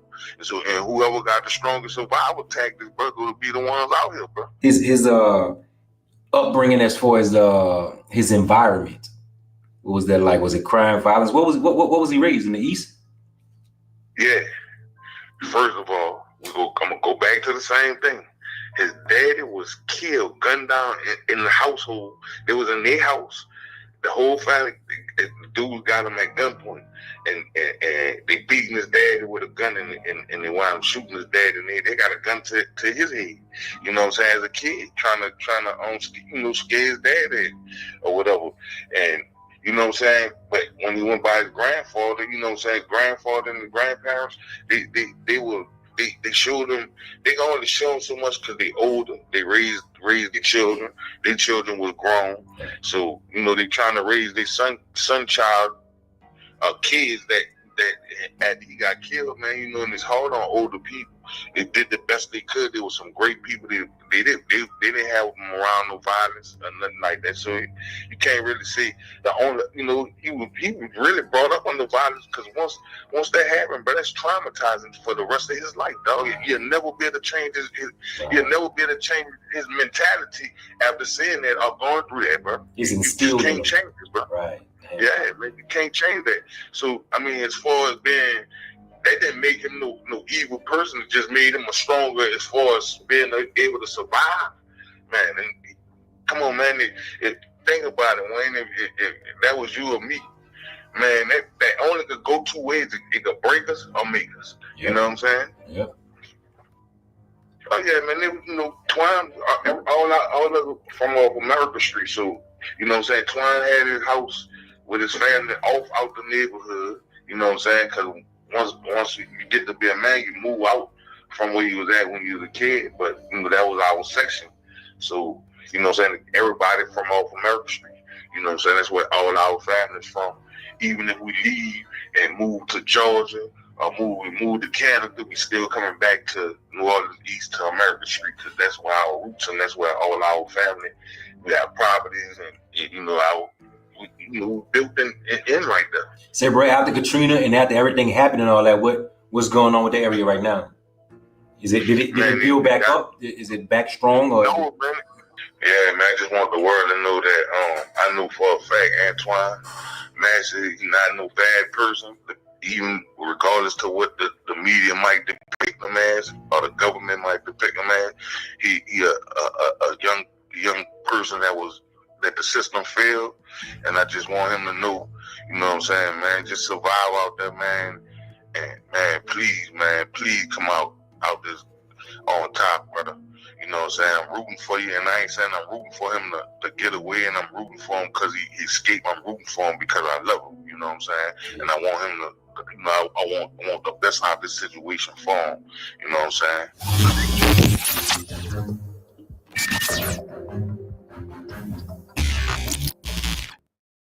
I don't know how Antoine Massey keeps evading the police, especially in this era where they can track everything on you. They can track your phone. They can track your laptop.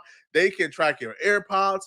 But he has found a way. He keeps making the police look absolutely foolish. Antoine Massey in your upper left-hand corner is one of the most impressive human beings I've ever seen. Antoine Massey reminds me of Jordan in '89. Not only did Antoine Massey escape from prison once, which is impressive, but come to find out, this man has escaped 4 times.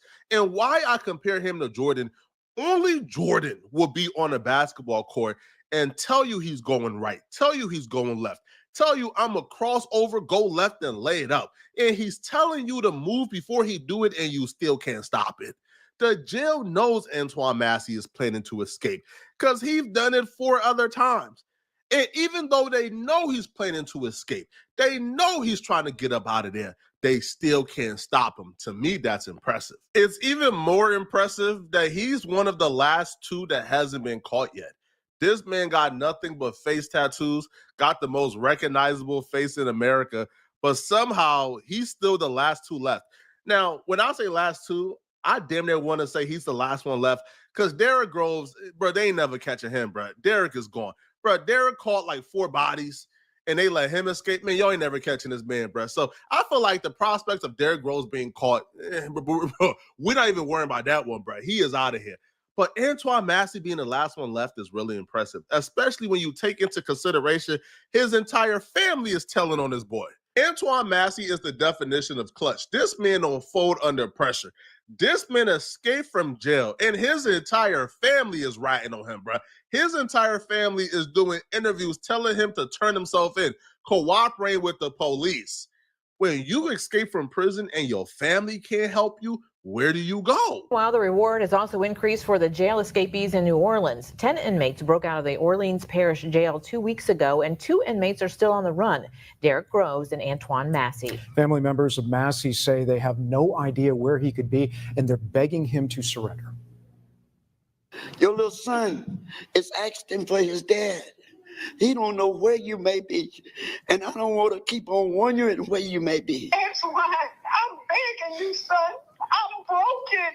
Please get in touch with Reverend Brown, your grandfather, your aunties, your sister, somebody, and turn yourself in. I need you. I cannot do this, son. Just breaks your heart. Crime Stopper says the reward for information leading to an arrest is now $50,000. Which is why him outlasting almost everyone else is really impressive. Even the people he thought he could trust, like his auntie right here, who was on social media talking about how great of a guy Antoine is, how Antoine is innocent. Y'all don't know what y'all talking about. She put her neck on the line for Antoine, bruh.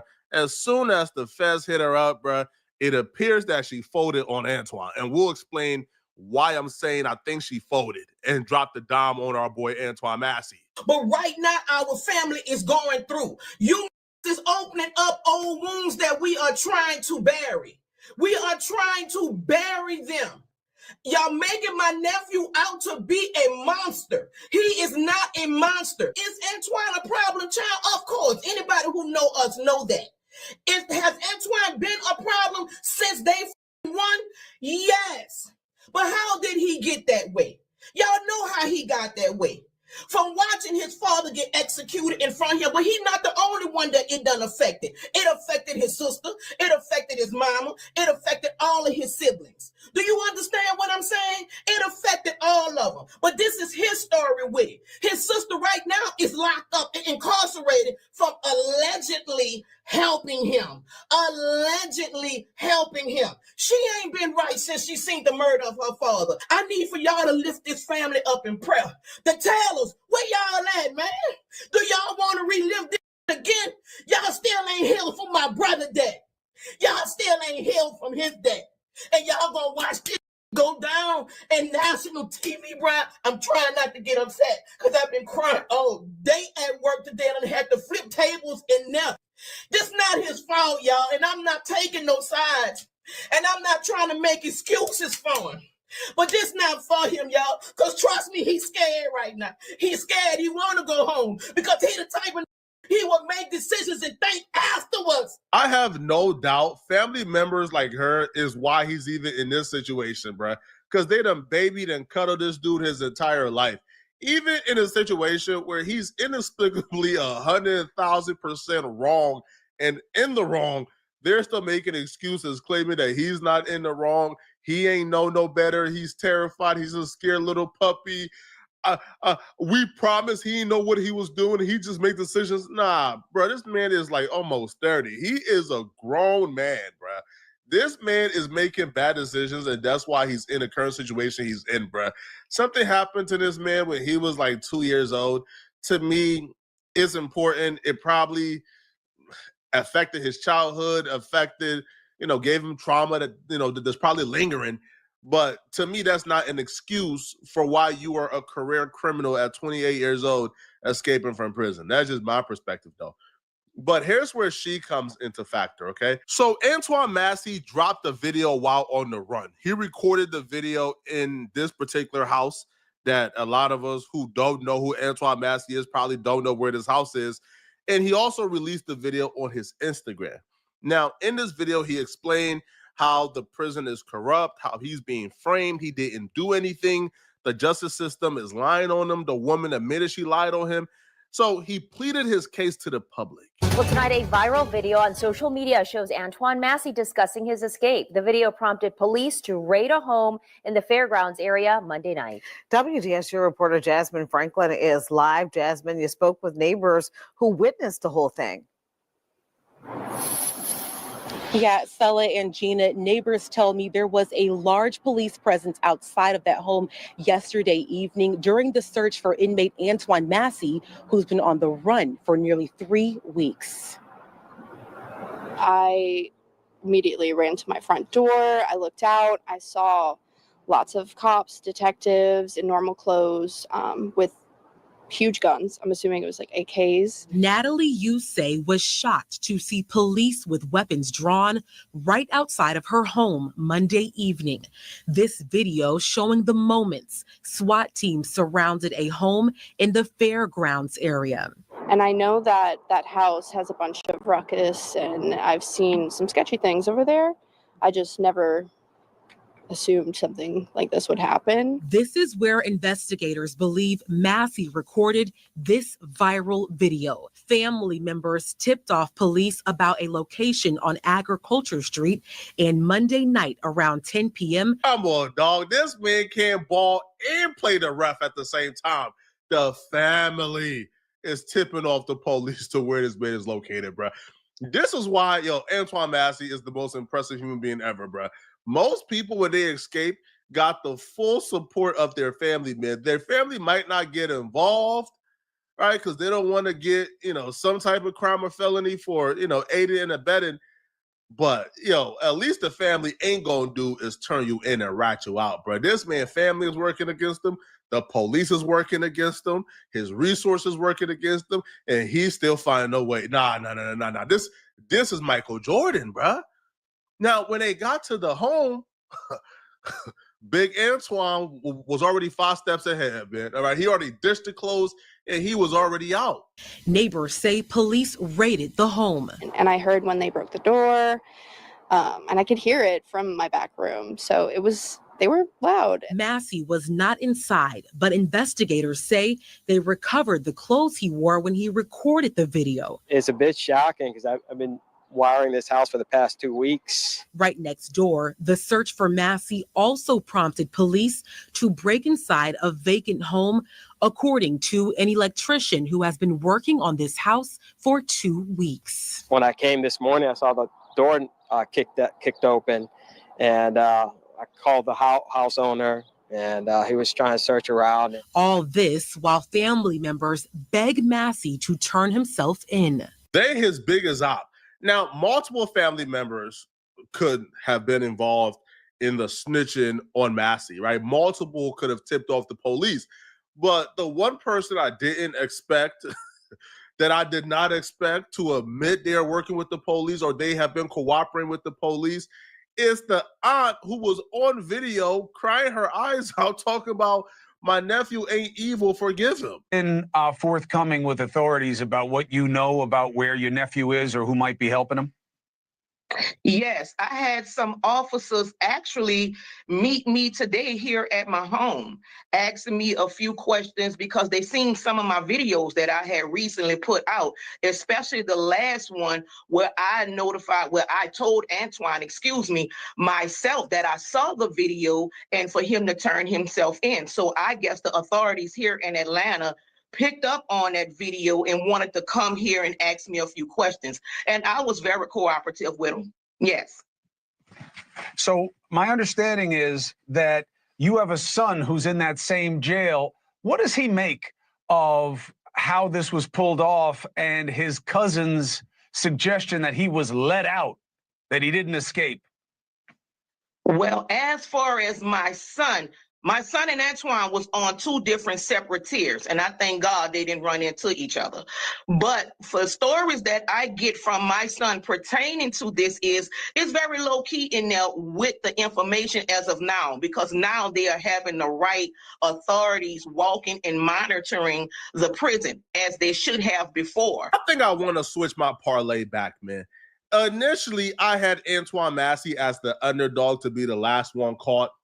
And then when I seen Antoine Massey made a video while on the run, I said, okay, bro, let me get my parlay back. I switched over to Derek Groves. Now I'll be real, man. I'm impressed, bro. Not only is this man family telling on him, not only do he don't have any resources, this man is posting on social media at the same time while on the run and still haven't gotten caught yet. I knew that Antoine Massey was a winner. I knew he was my pick. When I seen Antoine Massey have the bravery and the boldness to post an Instagram picture, taunting the police, letting them know, hey, bro, y'all can't catch me. Bro, look at this greatness right here, bro. This man posted, my name is Antoine Massey. I'm innocent, in his best fit yet. This man is posting up in his best fit. He probably done got from somewhere, probably stole it, bro. This man don't fold under pressure. This man is actually saying it's too easy. I'm going to create pressure. I'm going to incentivize y'all to want to catch me some more. Nah, man. Derek, you in trouble, bro. A lot of people, like 90% of people on social media have their money on Derek for being the last one caught. Yo, I'm going back to Antoine, man. My money on Antoine. Antoine, please don't betray me, bro. Treat my money and my parlay as if it's yours, bro. As if it's yours. Don't let me down. Don't make me a fool for defying my one and only rule in life, man, which is never trust a ninja with a face tattoo. But y'all let me know in the comment section, what do you guys think? Who do you guys think is going to get called last? And do you guys blame Antoine Massey's family for telling? Because all jokes aside, man, I don't blame his family, bro, for telling, man. Listen, man. If you are filming in our houses and we could be somewhat, I guess, caught up for aiding and abetting, bro, I'm turning your butt in too, man. Let me know in the comment section, what do you guys think? And if you're still watching, click on this video right here somewhere on my screen to find out why this YouTuber is claiming that Ray J threatened to kill him. after he posted this particular video. I'm going to see you guys in this video somewhere on my screen. I'm out of here, folks. Peace. What's up, fam? This your boy, Cut to the Chase TV. Be sure to hit the like and subscribe button, and be sure to share this video. I got some news for you Negroes today. What the hell is going on in New Orleans? We all been following the story about 10 inmates that escaped prison. 8 has been caught, 2 still remain at large. Their names is Derrick Groves and Antione Massey. They have become public sensations. Everybody's talking about them. Everybody marveling at their brilliance. Everybody giving them props on how they remain free and avoided recapture. But I'm sorry to say, they ass gonna get caught. It's only a matter of time because they made some very crucial mistakes when they escaped prison. I'm gonna tell you the first mistake they made. They escaped with 8 other inmates. So all together, it was 10 of them. We all seen the video, 10 niggas running out of prison. They falling over each other. And I was like, damn, this don't look good. Anytime you got 10 niggas running in the same direction, that's a destination to doomsday. I'm just being real. And the second mistake they made, they sensationalized the escape. We seen all the stupid shit they was doing once they was free. Within 3 hours, 4 of them got called. Another nigga went back to the hood. He was on IG Live with his homeboy, smoking, drinking. He was celebrating. He got caught. One dude fell asleep at the bus bench. He got caught.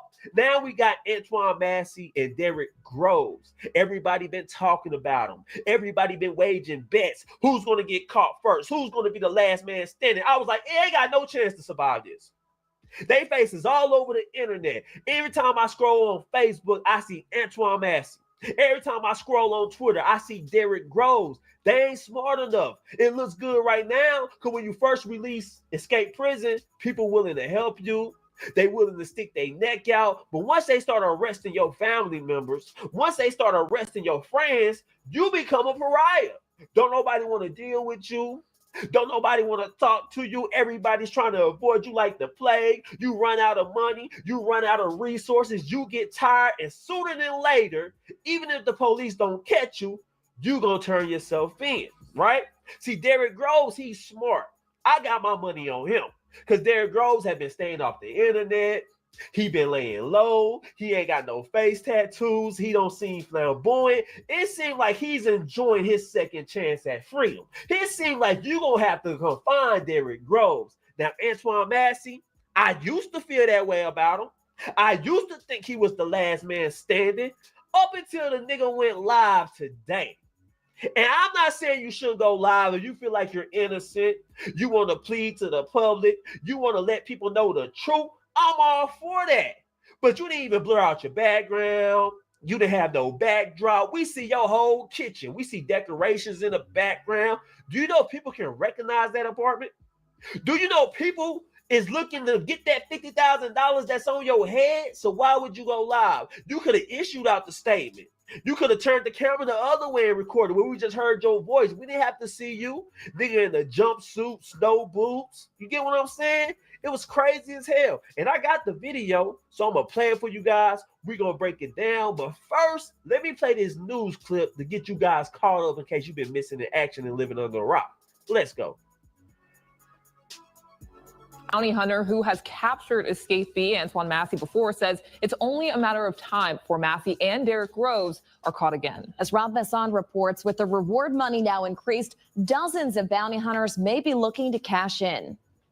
I've dealt with Massey. I've personally arrested Massey. Bail bondsman and electronic monitor specialist Matt Dennis has apprehended dozens of escaped prisoners and knows firsthand what escaped Orleans Parish inmate Antione Massey is capable of. When we dealt with Massey, I warned my team, be careful, he's playing stupid.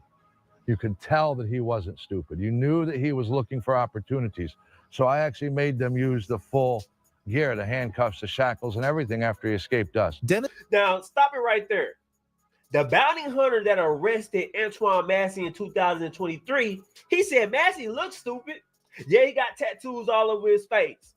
Yeah, he can't speak proper English, but he is very smart, and he's actually smarter than he looked, right? And that's the same thing the FBI, the feds is saying. They saying Antione Massey, make no mistakes about it. He's a big fish. He's the mastermind behind it. He's been escaping prison since he was a juvenile. He knows exactly what to do, and he's very smart, and he's a very shrewd operator. So Antione Massey, the dude who's with the tattoos all over his face, he's a brilliant mind, like most criminals. He's what you call a career criminal. He always gonna find his way into some trouble. He always gonna try to run out of trouble. You get what I'm saying? But let's continue. This recaptured Massey in November of 2023, 2 hours after he cut off an electronic monitor. When I saw his face on television after he escaped, I went, you got to be kidding me. Now Massey, who's wanted for a rape and kidnapping in St. Tammany, as well as domestic abuse and theft in New Orleans Parish, along with Derek Groves, who's been linked to 4 killings, remain on the loose, and Dennis isn't surprised. Massey's going to be high up on the food chain when it came to planning this. He didn't follow people out this hole. This is somebody who worked this and made this happen. You see that? That's the scene I'm talking about. 10 dudes running out of prison. They falling. They going opposite directions. And you can tell just by that video, at least 5 of them had no plan, right? You get what I'm saying? If you didn't have no plan, if you know you didn't have the resources, if you know you didn't have the support system from your family, why the hell did you escape prison just to be homeless? Why did you escape prison just to be scavenging through dumpsters, sleeping on the ground? You better off staying in prison. You had no plan. You were just in the mix trying to do something, man. Antione Massey had a plan. Derek Groves had a plan, and that's why they the 2 last standing. You get what I'm saying? The other dudes were just, oh, we gonna escape. I want to go with y'all, and had no plan. Because once I leave prison, nigga, don't call my phone no more. You don't know me. I'm going my separate way. I don't need you following behind me. Hell no. You get what I'm saying? I got family waiting. I got friends waiting on me. You better figure it out. I don't even give a damn if you get caught. As long as I don't get caught. And by the time you get caught, I'm going to be so far away from you. That's the mindset I'm having if I'm escaping prison. I would have just been like, hey, man, it would have been just me and Derek Groves. We would have been the only 2 escape. The other 8, they're a liability. They're going to sensationalize the escape. Because think about it. If one person escaped prison, we'll read about it. We might talk about it for a day. Then everybody go on with their lives. But when it's 10 of y'all and they got y'all mug shots all over the news, everybody's betting on who's going to be the last man standing, that's sensationalism, right? So let this be a lesson learned. You're going to escape prison, it need to be you solo or another person. You don't need 8, 10 of y'all. The public is scared as hell because I'm going to be honest with you. If one person escaped prison, I'm cool. Okay, he escaped prison. You know, he's just trying to get away. But it's 10 of y'all. I'm scared as hell now. I want the police to solve this. Get them off the streets. I don't know if they're going to be hiding in my garage, hiding in my dumpster. I don't know if they're going to try to kick my dough in. Because you know when you escape prison and you homeless, you hungry, you become desperate. And that's why they always commit violent crimes while on the run. I'm just being honest with you guys. But let's continue. This video just posted on an Instagram account by Massey, which a law enforcement source says they are now looking into. He's proclaiming his innocence. This video notwithstanding, last week authorities raised a reward of $50,000 for Massey's rearrest, and some bounty hunters may be encouraged. Now let's stop it right there. Because they brought up that Massey just released a video proclaiming his innocence, and he's asking celebrities for help. He called out Donald Trump. He asked Meek Mill for help. He even went as far as to ask Lil Wayne for help. You know how desperate you got to be to ask Lil Wayne for help? We know Lil Wayne's stupid as hell. We know Lil Wayne is not in tune with reality. He always saying he don't know certain things. Remember, he said he didn't know Not Like Us was a Drake diss. Y'all remember Lil Wayne said that? Lil Wayne also said he don't remember Jay-Z and Kanye West album Watch the Throne. He don't even know it ever existed. So that's the Lil Wayne you asking for help. Lil Wayne don't want nothing to do with you. You got to put yourself in the mind of a celebrity. Yes, I'm a celebrity. Yes, I got resources. But you're a fugitive. You're on the run. Even if I did believe you, even if I did want to help you, I can't because it's a bad look. You get what I'm saying? But anyway, guys, Antione Massey went live. He made a long 9-minute video. So I'm going to play it for you guys. We're going to break it down. And we're going to see do he got a point. Because I'm going to be honest with you guys. Ever since he released this video, he has gained a lot of support from the public. I'm just being real. But let's watch it. that was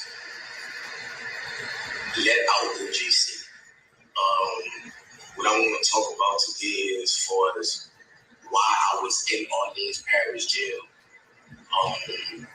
I was in custody for almost 8 months. All right, 6 months, something like that.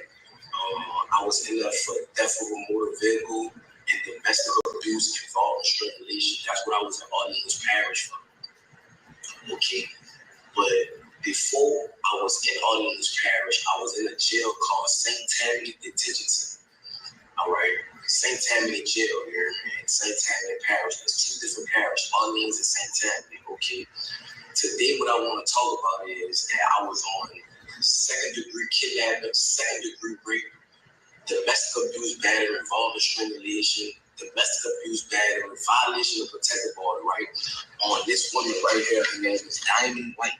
That's her name. This is a district attorney drop form right here.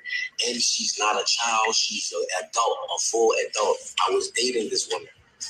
This is a legalized affidavit saying all allegations against me is false. You remember, all allegations against me is false. I was nowhere around her or none of that during the timing of the date, which was November the 10th of 2024. Okay. So let's stop it right there. It looks like Antione Massey is saying his ex-girlfriend lied on him. She told police he did that. She told police he did this. They arrested him. They put them on these charges. She had a change of heart. She was like, I want to drop the charges. None of that is true. I was lying on them. And Antione Massey said, they still didn't drop my charges. They still trying to take me to trial. They still trying to throw the book at me. They still trying to give me life. So it seems like Antione Massey had some boyfriend-girlfriend drama that ended him up in prison. That wouldn't seem like to me. And he said he's innocent. But let's continue. So I was in St. Tammany, right? And I was on a regular domestic charge, right? So they put a parole hold on me because I was on a domestic charge. So that being said is that once that occurred, and the charges was refused or whatever, they shipped me to Orleans Parish where I had more charges. It was the theft of a motor vehicle and the domestic abuse, battery, involving strangulation. So once I got in Orleans Parish Jail, all right, I have from the district attorney's office, this woman who they say that I initially raped in another parish and in Orleans Parish, the same woman here. It's not different females, it's the same grown woman, not a child, a grown woman.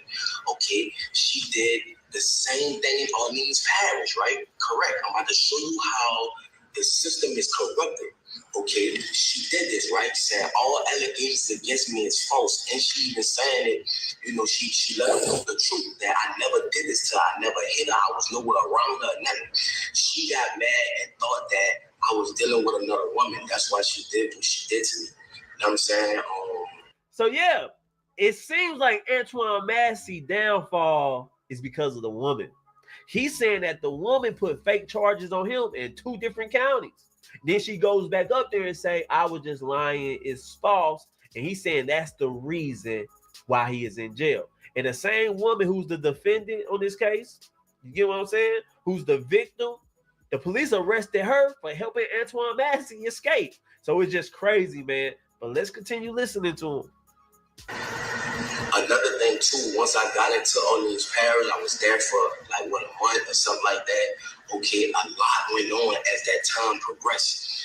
Okay, if you was an innocent person and you know the judges and DA know that this person is saying that all the charges that you're on that you did not do, why was you still in jail? Louisiana have the highest incarceration rate in the world for putting Black people away. Yes, at the end of the day, in my younger life, I'm not gonna lie, I was causing problems. I was young. My daddy got killed when I was 7 years old. My mom had to raise 4 children by herself, so I had to find a way to try to help my mother. You feel what I'm saying? But as time went on, the person that I once was, I'm not that person today.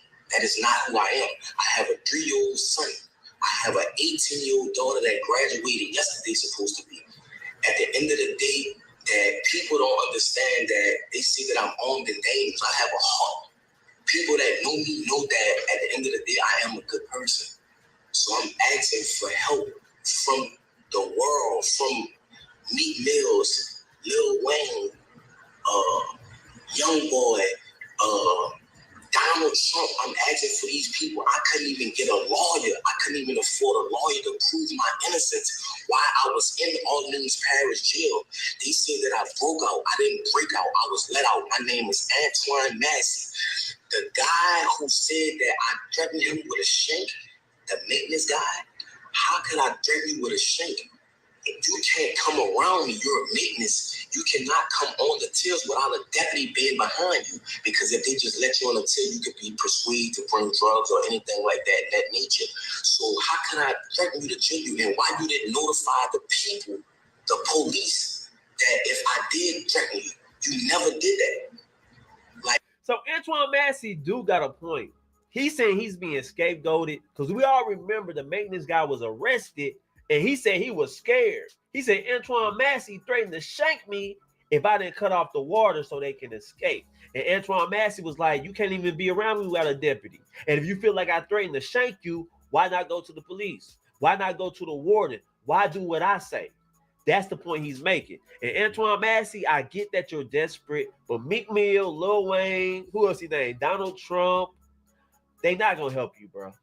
Kim Kardashian, you're a pariah. You get what I'm saying? You got some very serious charges. They ain't touching you, bro. Now I get it. To the public, you kind of humanize yourself. Cause I've been paying attention to people's reactions, and a lot of people agree with Antoine Massey.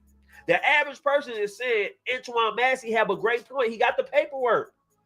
She said it didn't happen, so why was he even in jail? That's the mindset a lot of people is having. They say Antoine Massey seems like a pretty level-headed guy. He seems charming. He seems very smart. He's articulate. That's what everybody is saying about him. But of course, a lot of dudes in prison, a lot of criminals, man, I'm gonna be honest with you guys, they're not stupid. Some of the most brilliant minds you'll ever come across is street dudes and hood dudes. You take them out the environment of the streets, and they some of the most thought-provoking people. They smart, they got interests, they love certain things, but you got to take them out the environment. So now you got Antoine Massey, he's on the run, he's giving this speech, he's making this video, and he's warming everybody's hearts. Everybody say Antoine Massey is so likable. He's so lovable. Oh, he might be telling the truth. He got me. But you ain't really been around criminals. He know what to say. Now, I'm not saying he's guilty or innocent. I don't know. But running, that does no help. I get you're desperate. I get you was in lockdown for 6 months. You feel like there was false charges. Trust me, I spent a day in jail over some false charges. And I couldn't wait to get out. You see what I'm saying? So I understand your pain, brother. Believe me. But let's continue. You flat out lied on me. Sterling flat out lied on me. And I want to let the media know that from the straight tattoos in my face and things of that nature, of course they're going to believe Sterling. You know what I'm saying? I never told Sterling nothing. I'm willing to take a lie detector test and everything behind that. But that's another subject. Orleans Parish is one of the corruptedest jails. That in St. Tammany Parish is the corruptedest jails in the state of Louisiana. Why was I even incarcerated with a woman saying that this never happened? This is this woman's name. This is the charge, domestic abuse violation. This is about the shit in St. Tammany. Why was I in Orleans Parish? Why was I even in jail? That's what I'm trying to show y'all. That's why I left the jail. And they have a lot more brothers that's innocent, just like me, that's trying to prove they're innocent. That's why they ran. Jason Williams, the sheriff, Susan Hudson, these people are corrupted. These people was talking to St. Tammany and telling St. Tammany they gonna sentence me behind this, and telling St. Tammany if they can't give me, St. Tammany gonna get me. You see what I'm saying? Behind a woman that's a grown adult that never stated that I ever raped her. They have a detective that's over the case that's trying to pursue charges on me because of my prior history. Who I was in the past is not who I am today. So I'm asking for the media. I don't even have a lawyer to help me. I'm asking for help. That's why I ran. You feel me? I'm a grown man. I have kids. I have a mother. I have a baby mother, a child, my children mother. Like it's a lot going on. And that's why I ran. I need help. You feel what I'm saying? Orleans Parish and St. Tammany is one of the corruptest parishes in the world.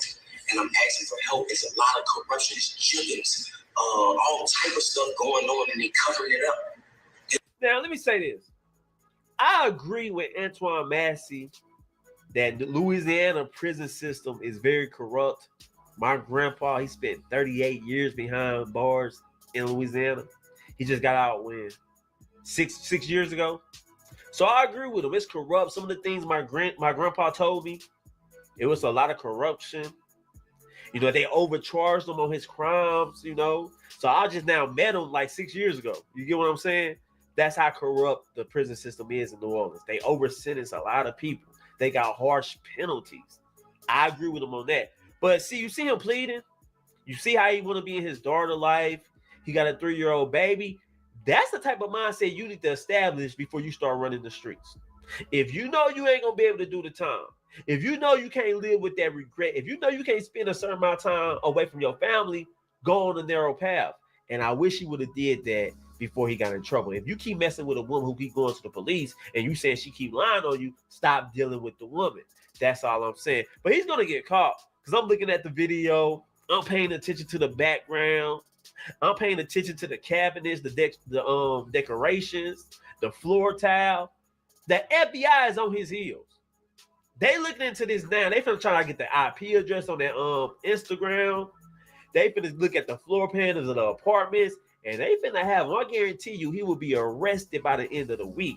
Now, Derrick Rose, he might buy himself another week or two, but Antione Massey, he's going to be arrested by the end of the week. Mark my words. He's either going to be arrested or he's going to turn himself in. But come next Monday, he won't be a free man. But anyway, guys, those are my thoughts about this whole situation. I want to know how you guys feel about it. How do you feel about Antione Massey going live while on the run? Do you think he made a good point, or do you think he's just trying to get his way out of the situation? Let me know in the comment section. Share this video. I love you guys. Peace. Yeah, we on Boss Talk TV. Shout out to E. He the reason you see. New video posted to social media may hold clues about the whereabouts of one of the inmates who escaped from a New Orleans jail. The manhunt continues for the 2 remaining inmates, and investigators are taking a close look at new videos posted to social media. They appear to show one of those inmates pleading his own case. So let's bring in CBS News reporter Katie Weiss, who's been following the story from the very beginning. Katie, tell us about this kind of bizarre social media post. You know, this story just keeps getting stranger. At this time, we are told that authorities are aware of a video circulating on Instagram of Antione Massey, which is one of the 2 men who's still remaining at large at this hour after 10 men escaped from a justice center, a correctional facility here in downtown New Orleans more than 2 weeks ago. So he's been on the run for quite a while, and he's appearing in the video very calm and explaining, hey, I'm innocent, and maintains that he is not guilty of the crimes, the domestic violence crimes that he's accused of. The Orleans Parish Sheriff's Office posted a statement just 2 minutes ago about their thoughts on this, saying, quote, if the individual depicted in the video is indeed Antione Massey, we strongly urge him to come forward and turn himself in to the proper authorities. Cooperating with law enforcement is in his best interest and may help avoid additional charges. Now, it's important that justice is served as appropriately and that due process is followed. I think what's interesting is when the inmates first made this brazen escape more than 2 weeks ago, they scribed messages on the walls for guards on their way out the door, writing things like, it's too easy, LOL. But one of the other messages was, we're innocent. And now you hear it right from the mouth of someone saying it again, that he believes he's innocent. Yo, hey, man, listen, man. Make sure you like, subscribe to the channel. This here is wow. Antione Massey did he pretty much went and did him a post letting y'all know what the specifics is in this case. He has his paperwork, and we're going to dive into it. As you heard the lady announcing over at CBS, he's pleading his innocence. I got OG Pyru, and I'm gonna be honest with you, OG Pyru about to help me break down this whole situation. We about to break it down. We're gonna get all the way into it. This one gonna be step by step. What is Antione Massey trying to prove? OG, you there? Man, I'm here. You know what? I was just thinking this morning, Boss Talk. I had to eat what they call it. Not eat your pride. I had to just humble myself this morning. I said, "Self, do you know?" Boss Talk may have been I never kissed them two brothers, man. Go on there. I'm thinking Coochie Kente, and I'm saying, no, they really wasn't Toby. They was Coochie Kente. They going back in the element. And then this brother here start. He know they get ready to ping them phones. I don't know why he done went on here trying to. Who he think he is to make a statement? But I understand what he's doing because they do paint a picture. This system paints a picture that when you're black, you're the most devious. They put up all these things, and he's saying to the world, the lady that they accused me of trying to give me a life sentence for, they arrested her for aiding and abetting me. How did that work out? Exactly. I wanna dive into it a little bit. He starts off, and it's only a minute and 48 seconds. Y'all bear with us. He starts off, now he's in a place, if you look at that video, he's got a nice setup, OG. Like he's got, if you look at the back of him, I think I see it. Is that a one? That's the sink. He's got the floor is tile. I don't know if that's not laminate back there. That's tile back there. He's got a nice stool that he's sitting on here, and he has his paperwork. And he goes in, and he says, here you go. He starts off. When they said I escaped, right? I learned that they locked the woman up for saying that she was supposed to be helping me in any nature. Her name is Diamond White, right? Now, Diamond White is the victim to my case in St. Tammany. What they say, the kidnapping, the second degree kidnapping, the domestic abuse battery. Now, this woman, See, the Diamond White, he's wanting you to know. Now, he's trying to plead with you that Diamond White is the one that you were talking about just a while ago, OG, that basically is the one that he's supposed to be she's supposed to be the victim. But still, let's stop right there for a second. Wait a minute. What does this crime consist of? Because were y'all in a relationship? That's what he said. He said they were in a relationship. Okay, if they're in a relationship, then it don't surprise me that she would aid, because you know how a woman is when she done made love with you. He's saying that they accused him of this woman being a victim, but they didn't went on cell phone calls. But the most interesting thing that you just been saying, do you see how you dissected the area that he was in? Yes. Them Yankees done dissected the they already know where he at. Did you see how you explicitly dissected the area he was in? Oh yeah, it's right there behind him. We're looking at it. It's a nice apartment. It doesn't look like it might be. It's probably a house, because they ain't gonna. That's good floor. Them super snoopers, they already know where it is. Correct. And I hope he left after he did this video. I hope he got the hell out of there. I hope he did AI, and that was a false background. Well, let me listen to a little bit more. Wait a minute. The second degree kidnapping, the domestic abuse battery. Now, this is a grown woman, not a child. This woman I was dating, right? Now, on the news right now, they saying that they locked this woman up for trying to help me, right? Or whatever nature they locked her up for. Now, check this out. This is a legal drop form from this woman in Orleans Parish. See the charge, domestic abuse, battery, and strangulation. This is in Orleans Parish, right? This is what this woman did, Diamond White, who they just locked up for saying she was trying to help me, right? I'm on a charge for this same woman in St. Tammany and Orleans parishes. All my charges come from this one grown woman right here. All right, this is a legal affidavit from this woman.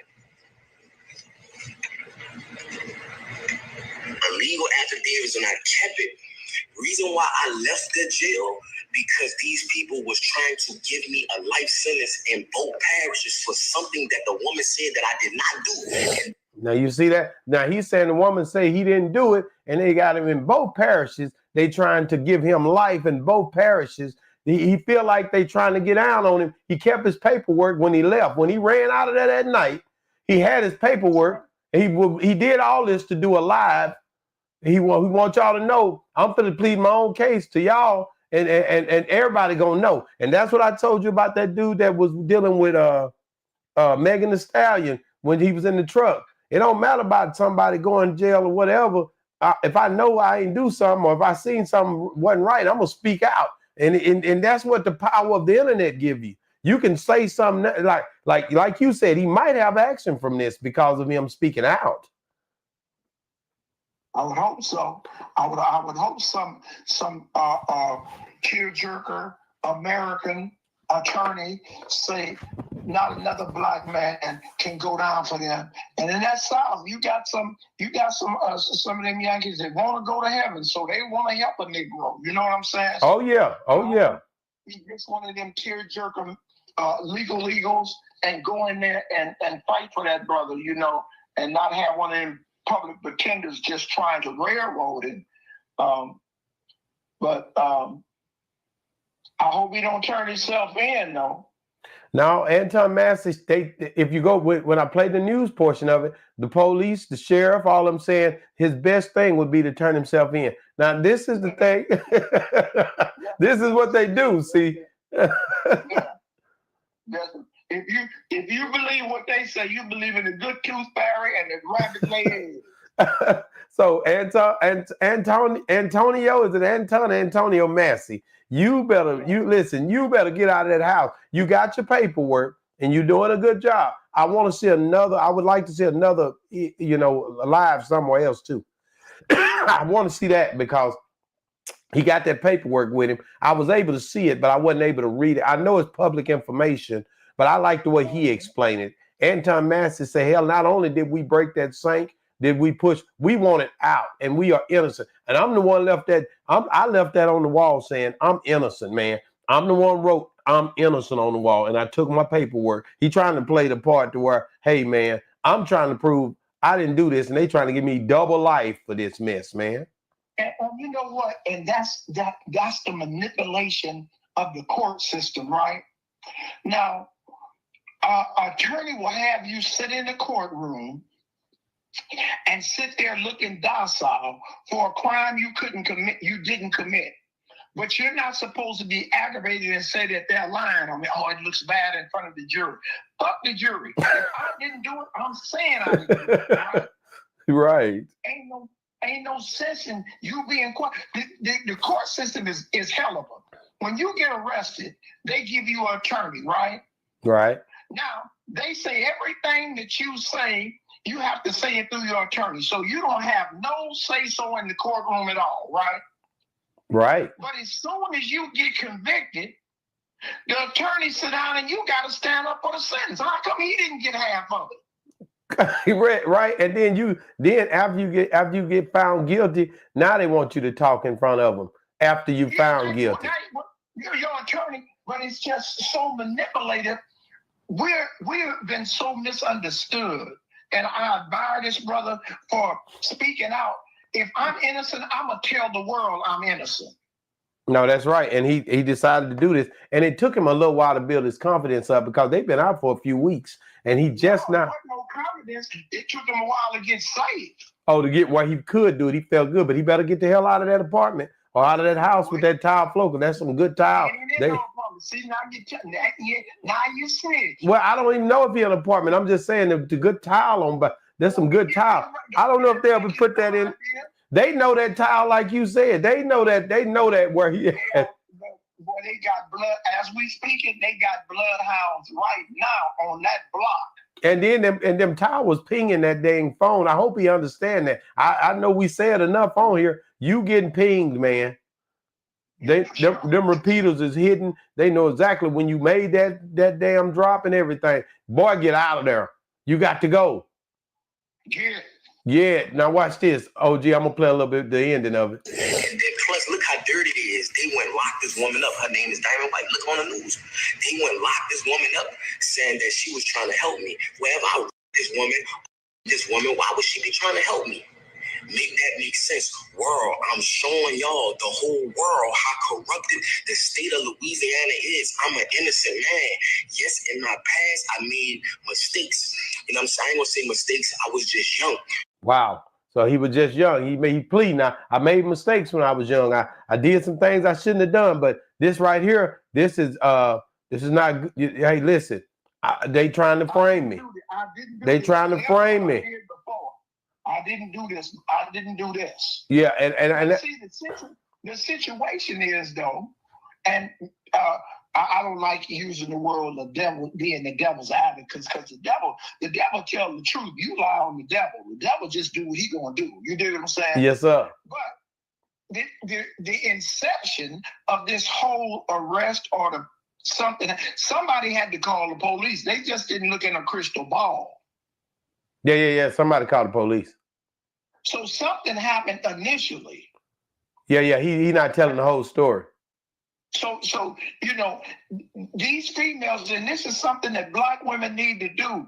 Man, if you got a man and y'all why do you always go to the white man? Get with his gang, or call a preacher, get your brothers, or call me. Let us fight for us. Quit calling the police on your man. Now that's real. That's real. Because they're either gonna kill you or frame you or try to figure out a way to. Yeah, they're not gonna turn out the way you wanted to. Now you thought he was just going to jail. Now they trying to give him a life sentence. Not only they trying to give him a life sentence, but they trying to lock you up now, and you ain't even seen the man because they trying to smoke him out. That's a smoke out tactic. Why they trying to lock you up? Because they didn't went in the phone records, and you would call, baby, I'm sorry, I didn't mean it. She didn't want, no, it's already done. Now you went and recanted. Went to the DA and said, oh, no, it didn't really happen like that. We was just, but now he got a prior record. So now the state takes it up. You ain't got nothing else to do with this. Now, that's the same thing.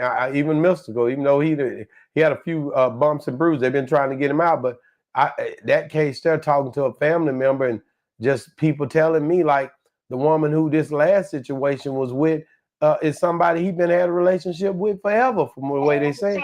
And said that they got so many ties together now, all of a sudden, because she couldn't get away, she made a call, but because of his bad record, they gonna treat it hostile and harsh. Now this your third strike, pretty much. You going for life now. But this wasn't what went down. Well, it don't matter. She called us. Yeah. Now you fighting for your life, and they saying, well, you had two other cases prior where you had this same incident. You got to be done as you. And that's the way it be. But man, Antione Massey is pretty much that Diamond White. Man, he done got on the phone with her, like you said, pretty much. I bet you they done got on the phone together or something. They've been hugging. He trying to get ready, trying to do this. And I remember one time, one of my girlfriends, we got into it. And they called the police, and I had to make up and do this to her. So she had to call the police like it didn't happen. It didn't happen like they said it happened. You dig what I'm saying? But just how you can get so caught up on a vengeful female. You know what I'm saying? Yeah. And so then once you realize, now she realized what she did. I didn't know they was going to come at you like that. What the hell you mean you didn't know? Oh, yeah, they definitely coming at you like that. And when you look at this situation and you see, when man, listen, let me tell you something, man. When she seen him run out of there and she found he was out, girl, tell him to call me. Ooh, I sure was like, man, I remember what we used to do. Your flesh will have you jumping out there stupid, too. So you ain't no telling what. She might have reached out to somebody that knew somebody that knew somebody that knew he was out. Anything, checking on him, because love is something that'll make you do right, it'll make you do wrong. Go ahead, Al. Go ahead. So you think about that for a second. She probably done reach out to somebody. He don't know it. He thinking, man, I ain't talked to her. Your auntie talked to her, nigga. You know what I'm saying? Your cousin talked to her. She probably looking at you. I hope the brother stay functioning, and that he can get a good white daddy to bring him back to court and fight this like a natural man and prevail, and OG, I don't see them letting that happen in Louisiana. I'm sorry, you sound good, but boy, let me tell you something about Louisiana, man. I talked to my boy Kunta them. You talk to Big Buff, man. Them boys down there, man, that system down there ain't like Texas. Listen. Boy, when they get that man, they mad as hell that he ran and embarrassed them like this. Man, they mad as hell at that Massey. Let me tell you that. The comfort that Louisiana got right now is that the captain over the jail was a black woman. So blaming, if there had been a white man, it would have been shoot to kill. No, that's right. That's right. You're exactly right. But the black woman is the scapegoat, and the great white hope is going to bring them in and make sure everything is all right. bring justice to white America. Wow. We can't let that happen. Wow, man, listen. Hey, man, y'all got to get in the comments on this, man. We broke down this film. Where do y'all think? I don't want you to snitch. I know y'all try to be like y'all street when y'all sitting at home and doing these comments, and y'all ain't never did nothing wrong. Let me say this. Go ahead. I don't want to tell them that we was down in Baton Rouge and Sweetport this weekend looking for them. Oh, Lord. We did go through that, didn't we? Yeah, we were. We all down the road on 20 looking. We didn't see him nowhere. And I'm gonna be honest with you. When you look at him, man, I know y'all trying to be internet gangsters, and I know y'all in these comments and y'all saying this and saying that. Well, we see he's sitting on a stool in the kitchen, and I want y'all to give us y'all understanding of what y'all think, and let us understand. Because Massey basically saying he innocent. Do y'all think that he innocent, or do y'all think that he's being that he's just reaching out trying to play games? Because he got his paperwork. But OG said he might have some action. I'm saying I don't know, and I'm saying now that he's came out and he's crazy enough to do a live or get on an Instagram post, it won't be long before he'll be caught. Because you got to have some nerves of steel to get up here on this internet like this. And got this, like I said, that's a nice towel on the floor. And I know they seen that. These are big pieces of towel. That ain't no laminate. That is a good floor he's in over there. He's living good. He looks healthy too. But get in the comments and let us know what you think, man. And he looks healthy. I'm not gonna play with y'all. I'm looking at him. The boy, don't he look good? Boy, he look just like himself, don't he? Yeah. What do you think about it, OG? Man, he ain't missed no meal. The boy looks strong, man. He got some, and that's got to be that's a nice outfit he got on. The boy look like he doing good. His hair, who did his hair since he been out? So, see, this is stuff they looking at. That's why they say these boys getting help, OG.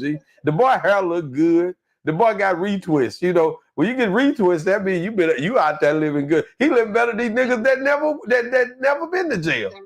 It never been. Look at it. The boy got some new tattoos and all that, man. The boy looking real good. Yeah. But anyway, y'all get in the comments. Let us know what you think, man. And also check out this video right here, man. It should be somewhere right here where Ray J it basically tripped out, and he's talking about the fact of what Suge did, and then Suge pretty much done spoke up, said that they saying he been mentioned in the Diddy trial 50 some odd times. Just check out right here, and you'll see that video where I spoke on earlier today, man. Check that out. It's dope, and I'll be honest with you, you're gonna love it, because we giving some crazy information in that video that, hey, didn't nobody know. Boss Talk 101 reviews. Yeah, we on Boss Talk TV. Shout out to E. He the reason you see me. He's gonna tell you Drake ain't in town, something came up. Some crazy shit. He's stressing over a bitch. He's gonna tell you some dumb shit. Drake's stressing over a girl? That would be hard to believe. He's gonna tell you some dumb shit. I don't think Drake's like in his feelings about girls. I feel like he might be in his feelings about the entirety of women. Like he's banged them all / like doesn't know where to go from here. It's always one that gets you like that. So you think that there's still a girl who's yet to be discovered by Drake? It's a girl that I think he's f***ed them all. I don't think it ain't about. there's nothing left. It's one that he's concerned about. It's always one. I done seen the best of them. You know what I'm saying? I done been in these spaces where I done seen the people that people would never think would care about any of that. It's that one. Like with Puff at one time, believe it or not, it was Cassie. Right. You know what I'm saying? As much as you saw him run around do what he was doing. But how old was she when he discovered her? Like 20? I feel that's what I'm saying. Is that like for Drake, I feel like any girl out there, he's already met them all. So it's either like you're drafting very young women or you're gonna have to re-rock something. Because realistically, I just feel like he f***ed every girl that he probably wanted to. It's that one somewhere that he didn't kept in contact with. It's that one somewhere he ain't let the media see. That one that know how to conduct herself and stay low and don't open her mouth. And then when she stops answering the phone or blocks him, it's that one. It's always that one that got your number. Do you think he wish he had a shoulder to cry on during the beef? That's probably that one. You know what I'm so you saying? think she does exist? We just don't know about her. She exists. He's a human and he's a man. Ironically, when I was in Houston this weekend, Drake was also in Houston, which I did not know until I saw a clip of Rico Reckless saying hello to him in the club. He always down there. Yeah. It's kind of his second home. He's always down there. It's a DJ dude down there real tight with. I forget his name. And I saw Jay Prince Jr. and was he doing the antics? Hey, so what's going on? That's his like what the f was that? That's his Denzel Washington talk. He talks very totally different. I was a little concerned that he might not be feeling me because I talk to you on the podcast regularly. What I got to do with you? I mean, because you're always saying something about them. Yeah, but that's way before you. That ain't got nothing to do with no jumper. Yeah, but a lot of people tend to kind of just assume that that's cap. Things that you have said to me are also my opinions. That's cap. That whole shit was before you. I've never said anything bad about YG, but YG dismissed me when I saw him because I'm sitting next to Brick Baby talking crazy about him. That's because you talking crazy about him. But I'm just sitting there like, but I still get judged. No, you must have said something. No, I don't think so. Well, I mean, in fact, I intentionally left him out of the conversation during some very serious events from he shouldn't have tripped in. Like he shouldn't have tripped in. That means he's always had a problem with you. Because if somebody give a fuck about me, if somebody's there, they talking, and he sees the fact that we see you stay out of it is a gesture of respect. But I feel like he's not necessarily paying close enough attention to realize that I'm trying to stay out of it when I'm like intentionally sitting next to someone like you and Brick over and over who are just dissing him repeatedly. Who's dissing YG repeatedly? I ain't never dissed. I feel like you and I have been through that. Brick definitely slammed him. Well, I don't know. I just I don't even think we had a conversation about the Blueface thing, maybe, and other than that. Brick called him an op lover also. Op lover? Yeah. Who is he? I think. Who did YG team up with? Because YG and Nipsey was close. Yeah. I forget because I think it ended up kind of not making sense because I think he was mad at YG for. Here goes the thing. Here goes what's funny about that. Brick had a DP coming for protecting YG. What does that mean? They was coming out. I think Big U's son had got disrespected out of spot because 600 was there. They rolled up there to do something to YG. 600 did. No, it was a bunch of 60s went up there. 600 was just with him. They had disrespected Big U's son or something. And this was how long ago? Probably about 5-6 years ago. And Brick Baby protected YG. I can call 600 right now. Everybody got DP for it, but Brick didn't show up. He got YG out the back and left with him. He put YG in his car. He jumped in the car on YG. He eluded him and got it. While they're looking for him, Brick's moving him elsewhere. You got to protect the bag. So they had a relationship prior to, what probably happened, YG about to stop answering his calls, did some industry shit, that happens. Yeah, you got to know how to deal with that. I mean, they were cool at one point. Brick. There's a song with Compton AD and Brick Baby on a YG album. Yeah, I don't. That's some no. I don't got no direct problems. I mean, my issue came when he did some weird shit where we was getting ready to do where we did a collab song called Bloods, Crips, Power Rules. Right. And it was YG, OT Genesis, Mozzie, and we put Blueface on there. And came time to shoot the video, and he was like, I shoot the video, but you got to take Blueface off the verse. He doing too much cripping. And I was confused because Famous Crip was out when you got on the remix, Tatiana. Like, you can't do too much more cripping than that. Right. You know what I'm saying? On the Dead Lokes, Respect My Crippin', all this is on the album. And then all of a sudden, but I think what it was at that time, Blueface buzz was up. And I think he kind of looked at Blueface at that time that, okay, this little motherfucker got the potential to kind of steal the light at that time. Right. It was a different YG. And I just didn't understand it. And I was on the phone with my homeboy, Big Bruce from Compton Crip. And he was like, yo, that kind of odd because, he used to be a Crip. I'm like, what? And they sent me the pictures and shit. It was some like Gundry Block or some shit and something in Paramount. Something I was real confused at that point in time because nobody that used to be something can't say a dude is doing too much of that. Okay. You know what I'm saying? So other than that, maybe they was a little, you know what though? You might have a problem with you because you was a big Draco fan. I don't think that's enough for him to give a fuck about. Shit. Boy, that's what it is. If I can sit with Munchie every week, I think I could shake hands with YG. Who was Munchie? Draco's main antagonist at a certain point. Nah, he didn't. Bro, come on. Let's be real. No shade on Munchie. Let's just keep it real. Bro, I gave Munchie B his presence on YouTube. All I'm saying is that I'm gonna be real. Munchie B addressed Draco relentlessly while YG more or less never directly responded to him. Nobody heard it. But you had Draco on an LA level. You heard Draco speaking on YG all the time, right? And Munchie. And YG, I didn't know who the fuck Munchie B was till he came on Clubhouse and I embarrassed his ass. And then it went viral from there. That's when his grandmama came in there and told him he using up all the Wi-Fi. I would like to pivot. I want to hook these people in by talking to you about the fact that 607 Unc, after last week's performance in which he disrespected the B team, created commotion all over the city, that I left Thursday night to go to Texas. On Friday, Unc and 4Extra sat down and they had a conversation on camera. I told you not to do that. Has gone extremely viral. Didn't I tell you not to do that? I do recall you saying that. I said, don't do it. We got security here.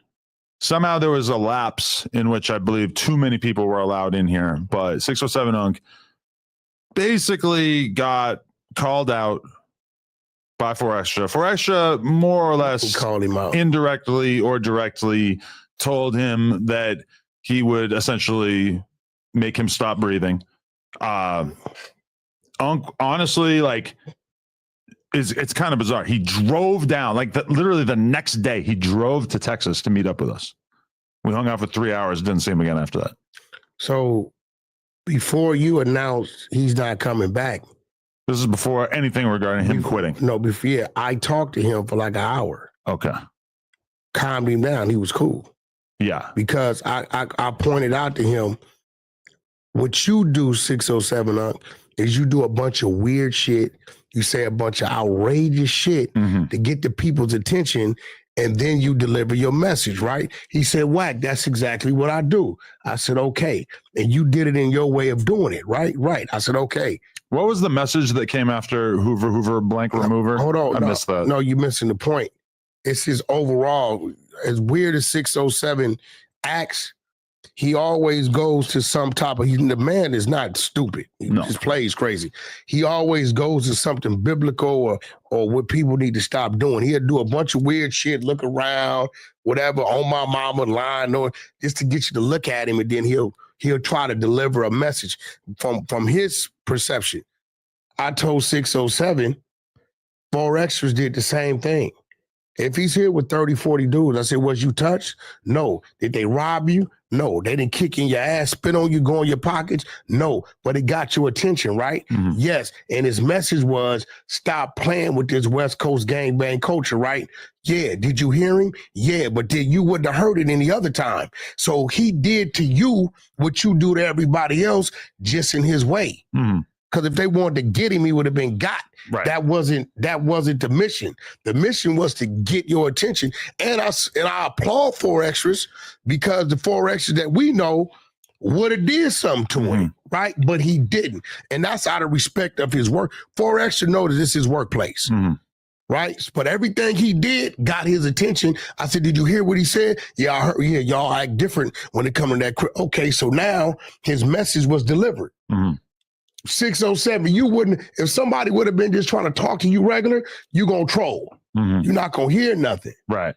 You know what I mean? I said, so you can't get mad at 4 Extras for doing it his way if you don't want us to get mad at you for doing it your way. Right. Like, my perspective is that everybody involved is at least a little bit guilty. I think that the No Jumper staff, as much as it was good that we had security on deck, they fucked up by allowing too many people to be in the building. That's just not, we're not equipped to deal with that many people. It's just not, it's not okay. We got to set harsher standards and be more strict about this. 4 Extra, I feel like, was wrong because he was probably too aggressive. I don't think the words, I'm going to kill you, should ever really leave your mouth when you're communicating with somebody else that you work with or that is part of the No Jumper team. I appreciate that he didn't do anything physical, but I think that he probably crossed a few lines. I'm going to send this to him so that I don't have to repeat this. But I feel like he crossed a few lines by saying, I'm going to kill you. Okay. If that actually happened. Well, it really basically happened in the podcast. Okay, so is a dude crossing lines by saying something that rings, come kill me? Is a dude crossing lines who's putting people in this building in situations that they may not want to be in, because that disrespectful shit he said to Munchie, right? It puts people in the situation. I completely agree. And I feel like, despite the fact that No Jumper staff was at fault for not having, obeyed the rules about how many people were able to come in, and despite the fact that 4 Extra crossed some sort of line when he was yelling at Unc, the original sin in all of this, and the main message that so many of us seem to have respected over the years that Unc doesn't seem to get, is that LA street shit is taken extremely seriously. That's a fact. And what he said to Munchie was completely out of bounds and should never have happened. And in addition to that, I get it that you were trolling, but all the jokes that he was making about 4 Extra, primarily implying gay shit, just not going to go over well. Who else crossed the line, though? I mean, we're going to keep it real. Like, let's keep it real. Who else crossed the line? You know, this 2025, this ain't 1825. You crossed the line. What I do? Because you initiated all that talk about 4 Extras to even allow the door to be open for this dude to say what he said. When did I coax him into saying some gay shit? You start talking about whatever's supposed to happen. He keeps screaming it. What? He like, yo, 4, why you get mad at me when I was responding to what Adam said? That's all he been screaming. Wait, who was responding to what I said? 607 keeps screaming. 4 Extras, why you tripping on me, but you ain't said nothing to Adam when I'm responding to what Adam said about you? But I never said any gay shit about him besides this carrot allegation, which I don't even think is technically gay. Well, what did you say? Because it's all he's screaming. I don't know, but I mean, you don't remember what you said? I probably said. But you remember what everybody else said. The only gay shit that I would, you're talking about like a random podcast I don't know I did what months you ago. said. The only thing I would ever have said about 4 Extras that was in any way gay was just talking about the carrot thing. Okay, but you talked about it with 607. Yeah, we for sure discussed that. Okay, so I discussed that with a lot of people. But if you never, he's the one who went to a different level and said, basically, like really gay shit about 4 Extra. So if you would have never opened that door, it would have never been an extended conversation. Listen, I didn't pull this carrot rumor out of thin air. This was something that was already being discussed on a variety of channels. And Hefe said he talked to somebody, which I'm not going, because he from A-Train Gangster. They enemies. So anything he talking about with 4 extras, I'm gonna take with a grain of salt unless he got it. Although it was pointed out that Spody Face did a podcast with Anhefe. So if he could do it, why can't 4 extras? Because 4 extras is 4 extras. Yeah. Spody Face is Spody Face. I know. But either way, all I'm saying is that 607 Unc, his whole thing is like disrespecting gangs and shit. Like, or at least that's one arc. I told him that. I said, bro, his humor. You it's not saying, gonna work out. You saying I'm blood cripping, bro? All that. I said, I don't know how the Chicago dudes taking it. People don't play with that out here. Yeah, I told him that.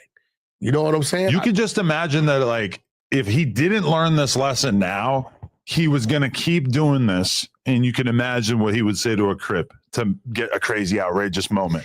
If he keeps, like, he's done enough. If he's going to keep trying to run this little gimmick into the ground, it's not going to be good. No, he's going to get hurt, bro. Yeah. And now he made it dangerous. Look, let's kill this podcast shit. You dissed everything that come with a burgundy and a red flag, everything, right?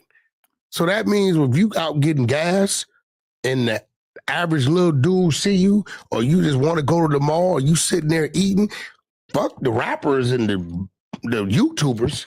You just open the door to everybody. That's not directed at Munchie. That's directed at anything that fall up under that flag. And my main thing with Unc too is I was just telling him, I'm like, listen, we can agree that multiple mistakes were made by the staff, by me for even doing this without being there to maybe be a moderator. Lush was the only person who was there, and he's just Lush can't do that. He's just incapable. Lush is handicapped. Why y'all act like Lush ain't handicapped? What's his handicap? With one leg is shorter than the other. I didn't even know that. He walks with a gimp. This is a fact. I thought he was just drunk.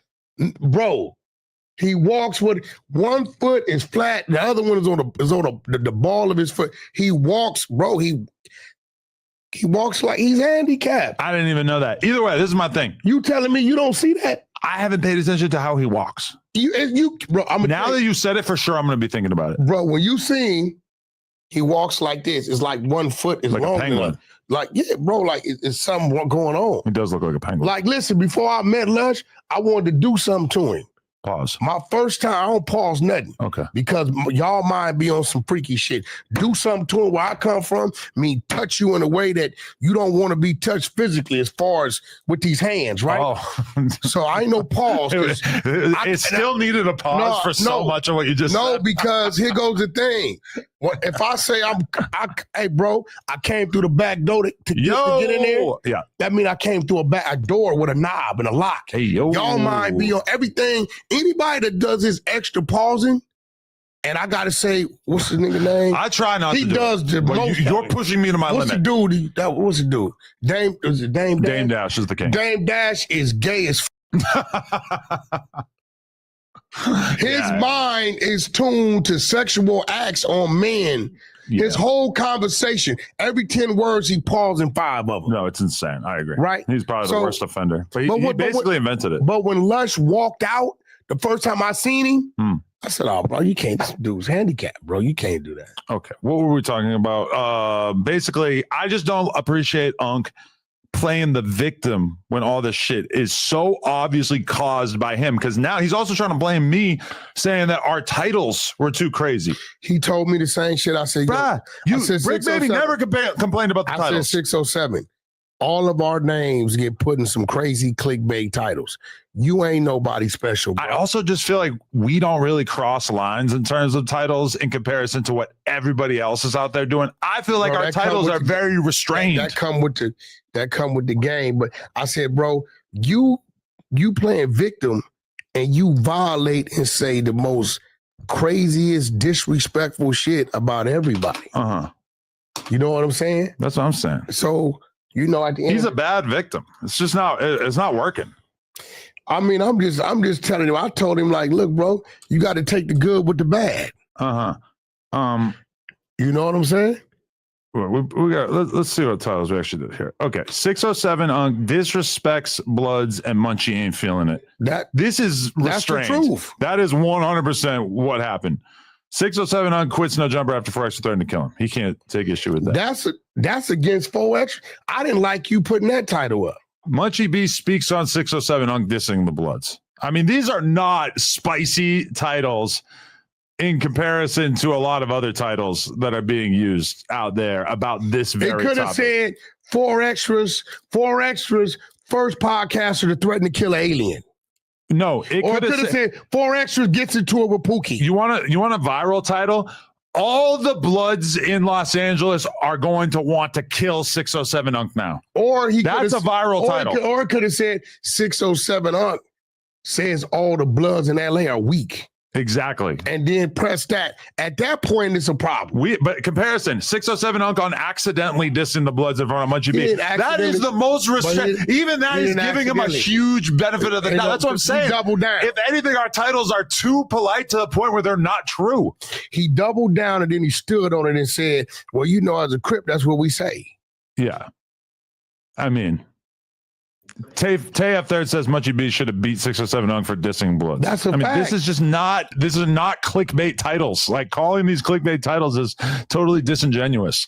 Anyway, I want him back. I want us to continue to develop our relationship content-wise and continue to do content together. Obviously, we need to be a little bit more careful about who we put him with. Adam. What? There's no jumper, bro. We on the West Coast. We don't want nothing back, don't want to be here. Fucking straight up. We ain't finna look like in no shape, form, or fashion that we begging or catering to nobody. This motherfucker, this boat, this ship been shot up and damn near tilted sideways. And you stood on this motherfucker. I jumped on this motherfucker. And you did what you do, and we got this motherfucker back selling. You talked to him for an hour on the phone, and this is the message that you were left with is like, fuck him. No, I talked to him for an hour, and you can ask R&B, had him talking normal, without no antics. Like, you know what, Wack, understand what you're saying. And he was impressed that I understood his methods and what he was doing. I said, look, I'm not calling to check you. I'm not calling to disrespect you or tell you what to do.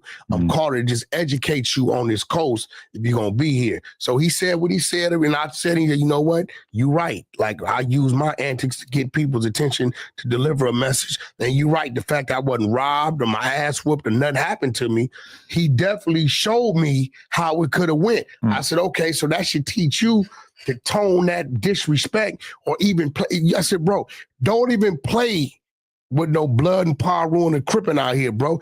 Do your podcast how you do it, but stay away from that. He said, no, you're right. He definitely got my attention. He told me he was going to be back Tuesday. Right? That's what he told me. I go to sleep, wake up, I see your message. Right? I hit him. He come on my YouTube channel. He drove to Texas. He came on my YouTube channel. He's very strange. He's a very different kind of guy. On. He ain't stupid. He's a different kind of guy. He came on my YouTube channel. We talked about it. Yeah. So I'm like, bro, I don't understand. I just talked to you. Everything was cool. I mean, you got to give it to him that he really has successfully made himself the main character in all this shit for the past month or so. Yeah, he's going to always be the main character wherever he at because he's the only one like him that does what he does. He is a more animated, more current, relevant form of Orlando Brown. Makes up shit, says a bunch of shit, but he's into his character. He knows, he done looked at himself and said, okay, you's an ugly motherfucker, what you gonna do with it? You know what I'm saying? And I can respect that. He like, nigga, I'm gonna make noises, I'm gonna look in the air, I'm gonna do all that, because if it's 5 people sitting at the table and we're doing what humans do, waiting for the shit to come on, and you gotta do it over here with a cup doing this. Yeah. Right? At this point, everybody's paying attention to him. I just wonder, like, how long that works for in terms of like pretending to be retarded. I think he got a long lifespan. I think we're gonna look up and see 607 on television. I think he can do movies. I think he can be a character in movies. I think he can be all of that type of shit. I think he'd be a great role for this Friday movie coming up. There's always a crackhead or some weirdo that's doing some crazy shit on the block. And listen, I'm gonna be real. If it's working for him and it's getting paid respectfully, he can't take what I'm saying as disrespect because it's working for him. How many times you had Orlando up here? You didn't talk only to this twice. Dude. Listen, you know damn well when you talking to this clown, everything coming out of his mouth some bullshit. 607 Unk is a little bit more of like a real person than Orlando Brown. Also, Orlando Brown seems to be like meth fueled or like some drug. Definitely alcohol. Bro, 607 is great for his character, what he does. And I think if he does the right thing with his character, his alter ego, because the man ain't no damn fool, he can go further. Now, does he stay in this podcast space only and do it? No, he need to move around into different things. I'm just saying, did he do some 20v1s? I don't know. I think he has done stuff like that. Yeah. But all I'm saying is like, you have these characters who emerge in this sort of podcasting realm. Like, take a look at Sharp. He comes out, he's got this gimmick. He's yelling at bitches. It's working. It's going great.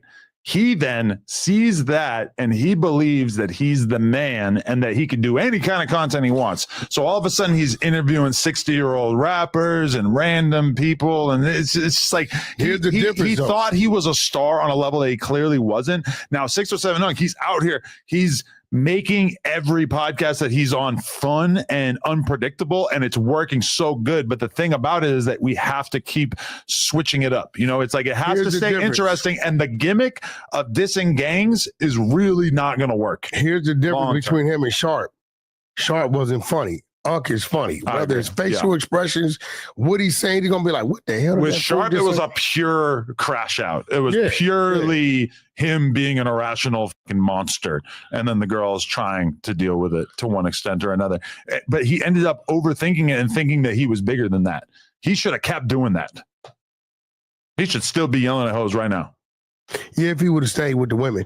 Yeah, he could have been the dude. What's the dude that died? He could have kind of like been in his lane, just on some Kevin pimp Samuels. shit. He like on some gorilla pimp type shit. Because the problem with Sharp, and I can't believe that we're talking about Sharp, but the problem with Sharp is that he actually sucks with girls, and all of his big episodes were with girls that we got for him. And then once he started getting girls, they ended up being the leathery bar hounds. But I will say this, damn homies, damn show broke his back.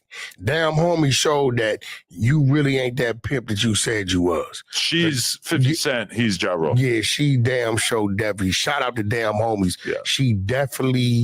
She put his fire out. She showed that real intimate, weird side of him. Nigga, you cried. You cried over me. You drunk my urine. You did this. Like, so now niggas is like, oh, hold on, bro. You told me about your torso. Yeah, like crazy. And now it's coming out. Yeah. Shit she said is coming out. Yeah. That's why I fuck with damn homies. I think I fuck with her because she's bold enough not to give a fuck. And you was loyal to Sharp. Remember, I wanted to bring her on the show, and you weren't fucking with it because of Sharp. You hear that? They think I'm a soulless animal. No, that's a fact. That just wants to throw my host to the wolves. I damn sure tried to bring you. Was like, I'm not feeling it. No, that's what happened. I care deeply about all of my hosts, and I want the best for them. That's why I dissect their every move and micromanage everything that goes on here.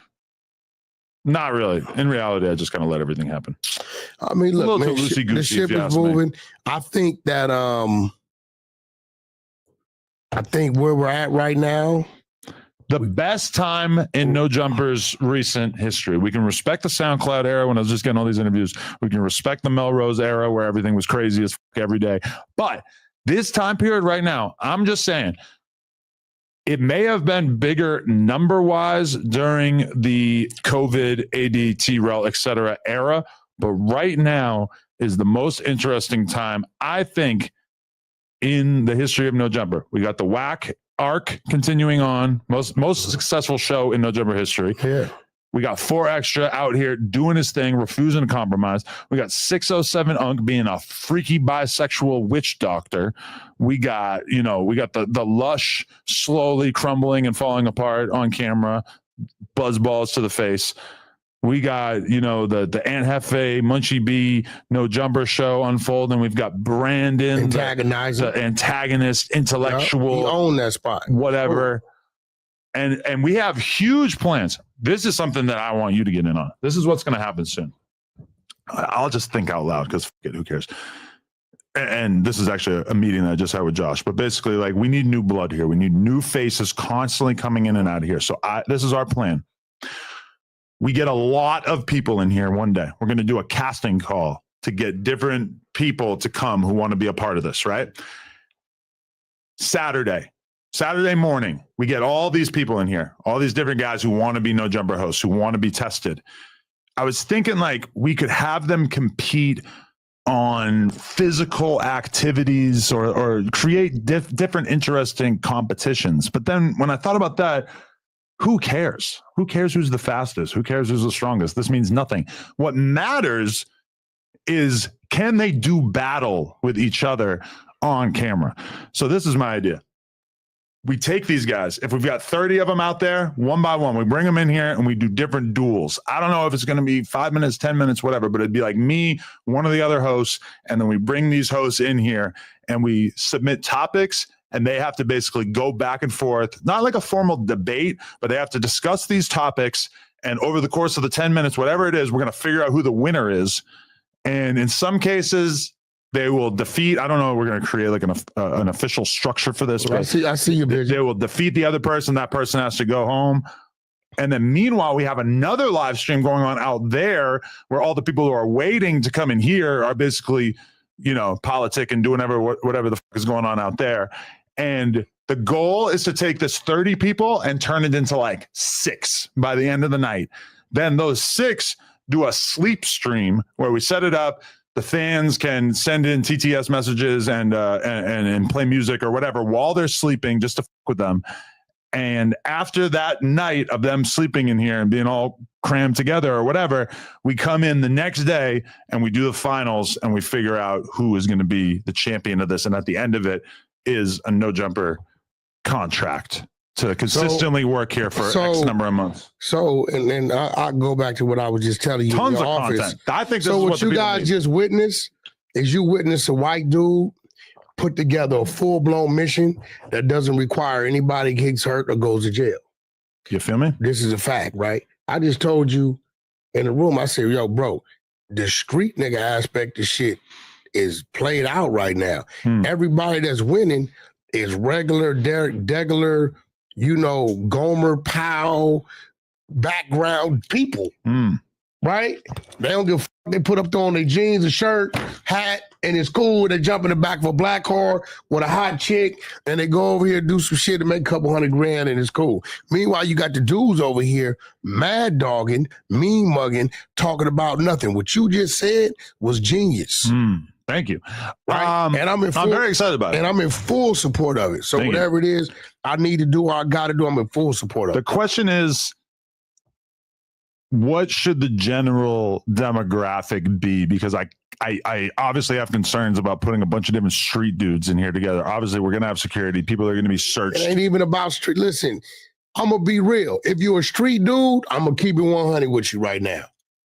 We already got the street dudes we want in here. That comes in street dudes. If you're a street dudes, I suggest you tone it down. Don't let it be obvious you're a street dude and use that once you get in the seat. I'm just going to be real with you, bro. Like, you're not going to get more authentic than 4 extras on some real shit.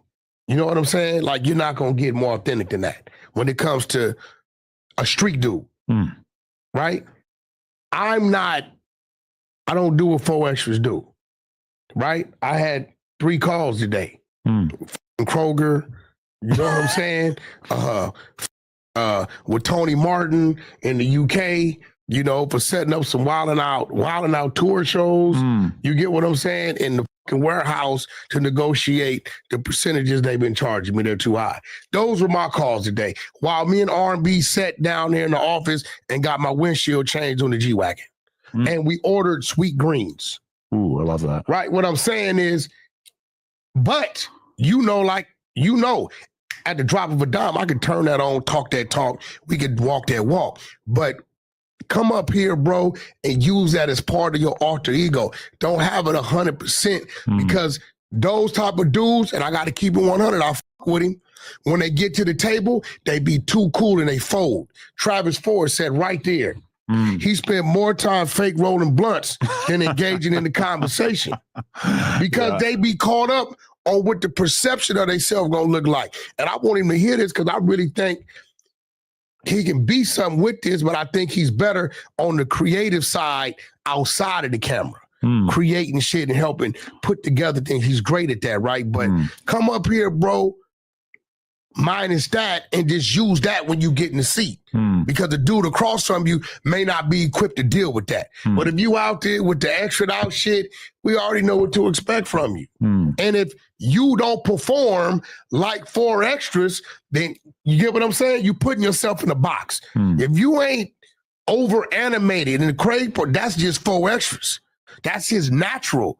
So if you got to come in here and fake step your game up because you competing with that, I wouldn't even want to compete with that. The question is like, if we do this weekend stream, am I going to be able to have 4 extras come in? Definitely. And mess with the contestants? We all got to do that. Like, would he be able to play the role of just messing with them? Bro, you watched him do it with 607 up. He needs like a big, like, inflatable hammer. Like not a real weapon, but he needs to be able to like attack the. Now all he needs, like a non-lethal weapon. No, we need to get him a bunch of them. You know those gooey hands where you can just slap a motherfucker with him. Slap, give him a bunch of them. Slime, yeah. There you go. You give him some slime where he can slap a motherfucker. You get mad and leave. You played yourself out the park. You don't deserve to be it. Okay, yeah, we're working on this. We're gonna put out an official call in the very near future to get people to come in and do this. But I'm excited. Okay. So I ran into okay, there's a few different ways we could take this, but I find it very interesting. Sauce Walker issued a statement about Mexican OT. Mexican OT basically went on Angela Yee's podcast and said that he was disrespectful. Whoever that black dude in there, was a bitch. Oh, was there a black? Whoever that black dude that was in that room, was a coward. Okay, but for the people who haven't seen the clip, Mexican OT basically said, yes, I say the N-word. Who's going to do something about it? Listen. We didn't even, okay, cool, right? But when he said, I wish it was a black dude in here right now. And they said, oh, there's one there right there. Okay, well, what are you going to do about it, right? At that point in time, you cross the line. Straight up. But that's basically what Jin Lee says, too. Huh? That's what Jin Lee says. What he don't say is it's a black dude in here. Who gonna do something about it? He said, if you don't like it, we can punch about it. That's cool. But he doesn't go out his way and say, is there any black people in here? Yeah, dude probably over there minding his business. It's too aggressive. You know, it was just too much. It was too much. You know what I'm saying? I heard what Sauce Walker said. So Sauce Walker said that asking a Mexican not to say the N-word is like asking a black man not to eat a taco. That don't even make sense. So I said on my story something like, I'm laughing out loud thinking about the idea of people at home sitting there and reading this and thinking that it's a good point, because it's obviously like the dumbest point. Yeah, that don't make sense. Anyone can eat any food. There's nothing racist about eating a food. Yeah. There is something racist about using a racial slur. Or how you use the food and what you're talking about. So we got a white person tell somebody black, like, what you have for breakfast this day? Chicken and watermelon. We know what you're talking about. Well, the assumption is always going to be offensive. We know what you're talking about. And we got a Hispanic that's involved in an accident. He rear ends you, and you jump out and say, what the fuck were you doing? Eating tacos?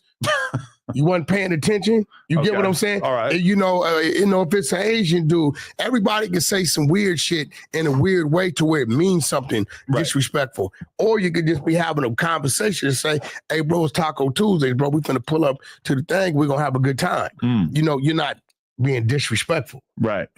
You get what I'm saying? So I just think dude saying nigga, I get what he's saying.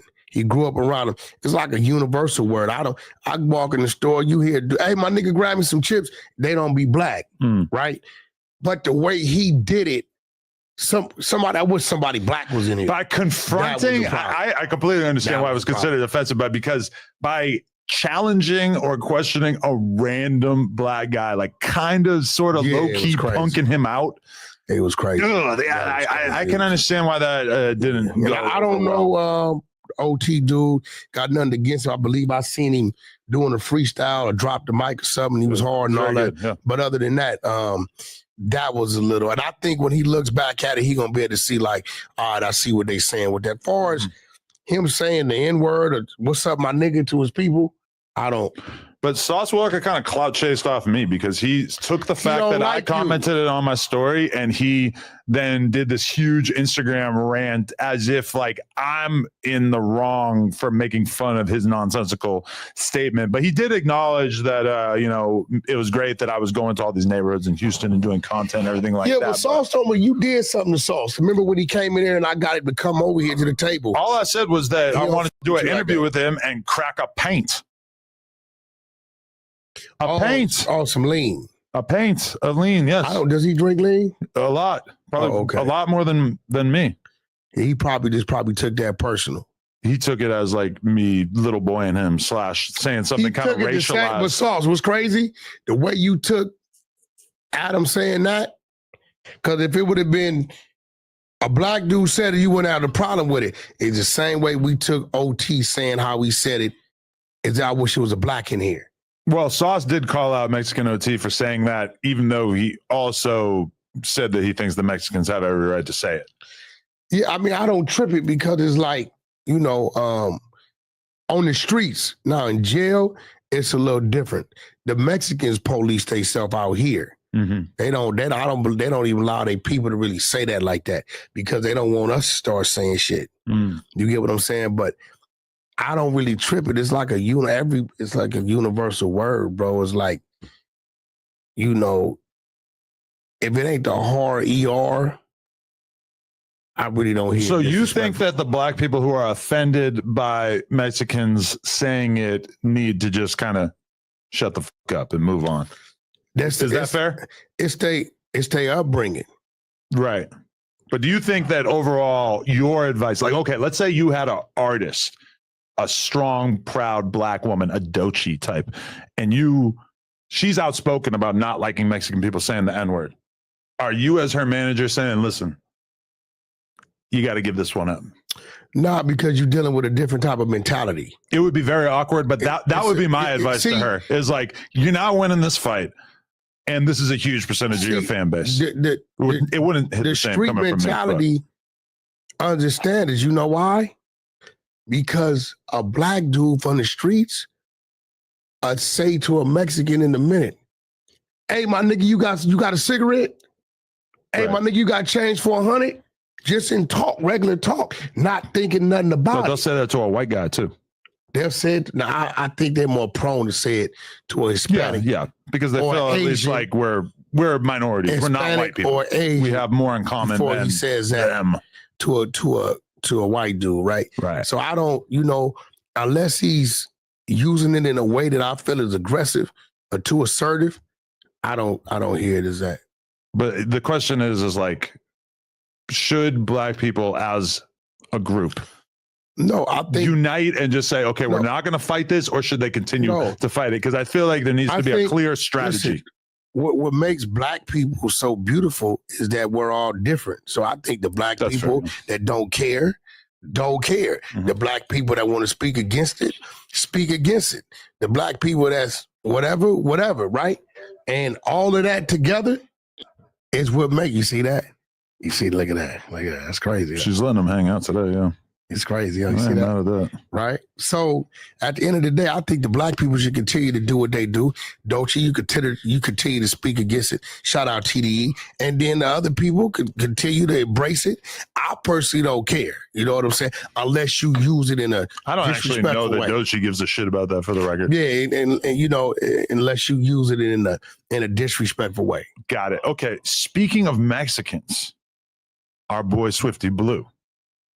We now know that he survived not only an attack on his life while he was locked up, but he's still apparently greenlit by a certain authoritative Mexican organization. Listen, when I seen the story, I said, well, what turned the light off? No, from what I understand, that light doesn't just go out. No, it don't. That's what I'm saying. What turned that off, if that's the case? Because they started talking about this other dude, money sign Suede. Because when they were speaking on the phone about Swifty Blue, they basically were referencing Money Sign Suede by saying, do them like they did Suede over the phone from jail, which is now being used. And against it was crazy. I caught a lot of flack because somebody asked me on Clubhouse about the dude. Yo, man, this dude, and where he was at in prison. And I was like, shit, what he do? He must have did something. They got mad at me. I remember. Right? I didn't know who the dude was, right? Mm-hmm. I guess he's a Mexican dude, I guess, right? But, you done did something. Right. You done did something. Well, he wasn't an actual gang member, apparently. And Money Sign Suede, that's what they say. He wasn't a gang member. Apparently. He was a paisa? And so then he goes to prison. They start trying to take money out of him because he's obviously running with the Mexicans when he's locked up. He running with the Sureños, right? So they start trying to tax him, and he says no.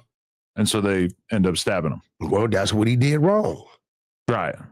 You got to respect it. He stood on his that's principles. how, that's what he did wrong. So I think Swifty Blue, number one goal, stay out of the prison system at this time, especially in the California area.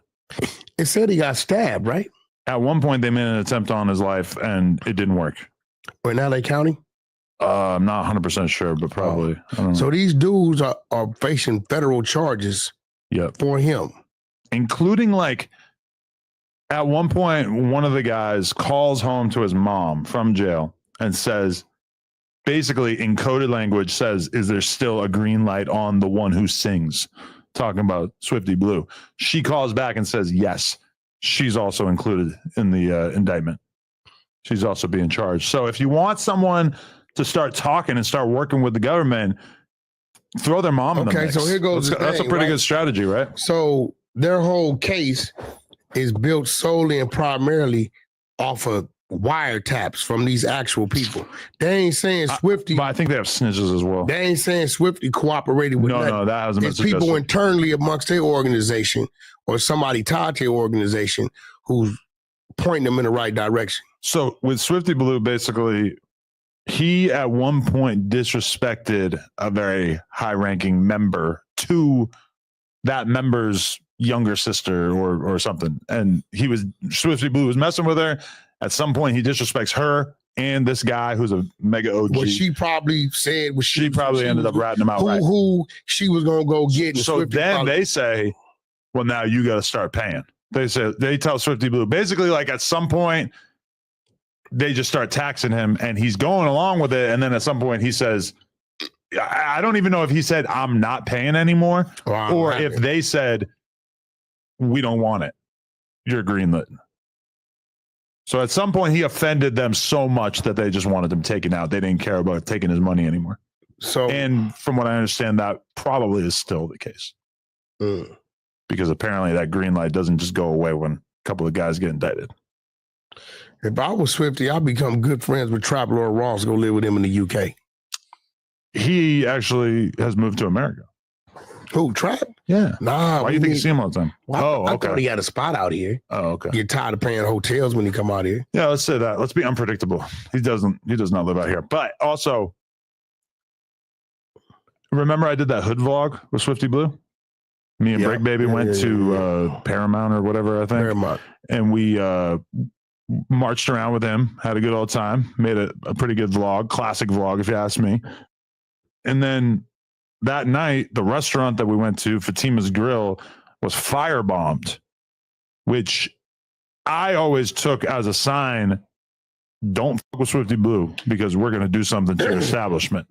And to be honest, I had other people tell me that it was such, that if Swifty Blue became a regular host on No Jumper, that we would be treated as if we were him and that our place of business would probably be threatened. So is he signed? Who is he signed to? I don't think anyone.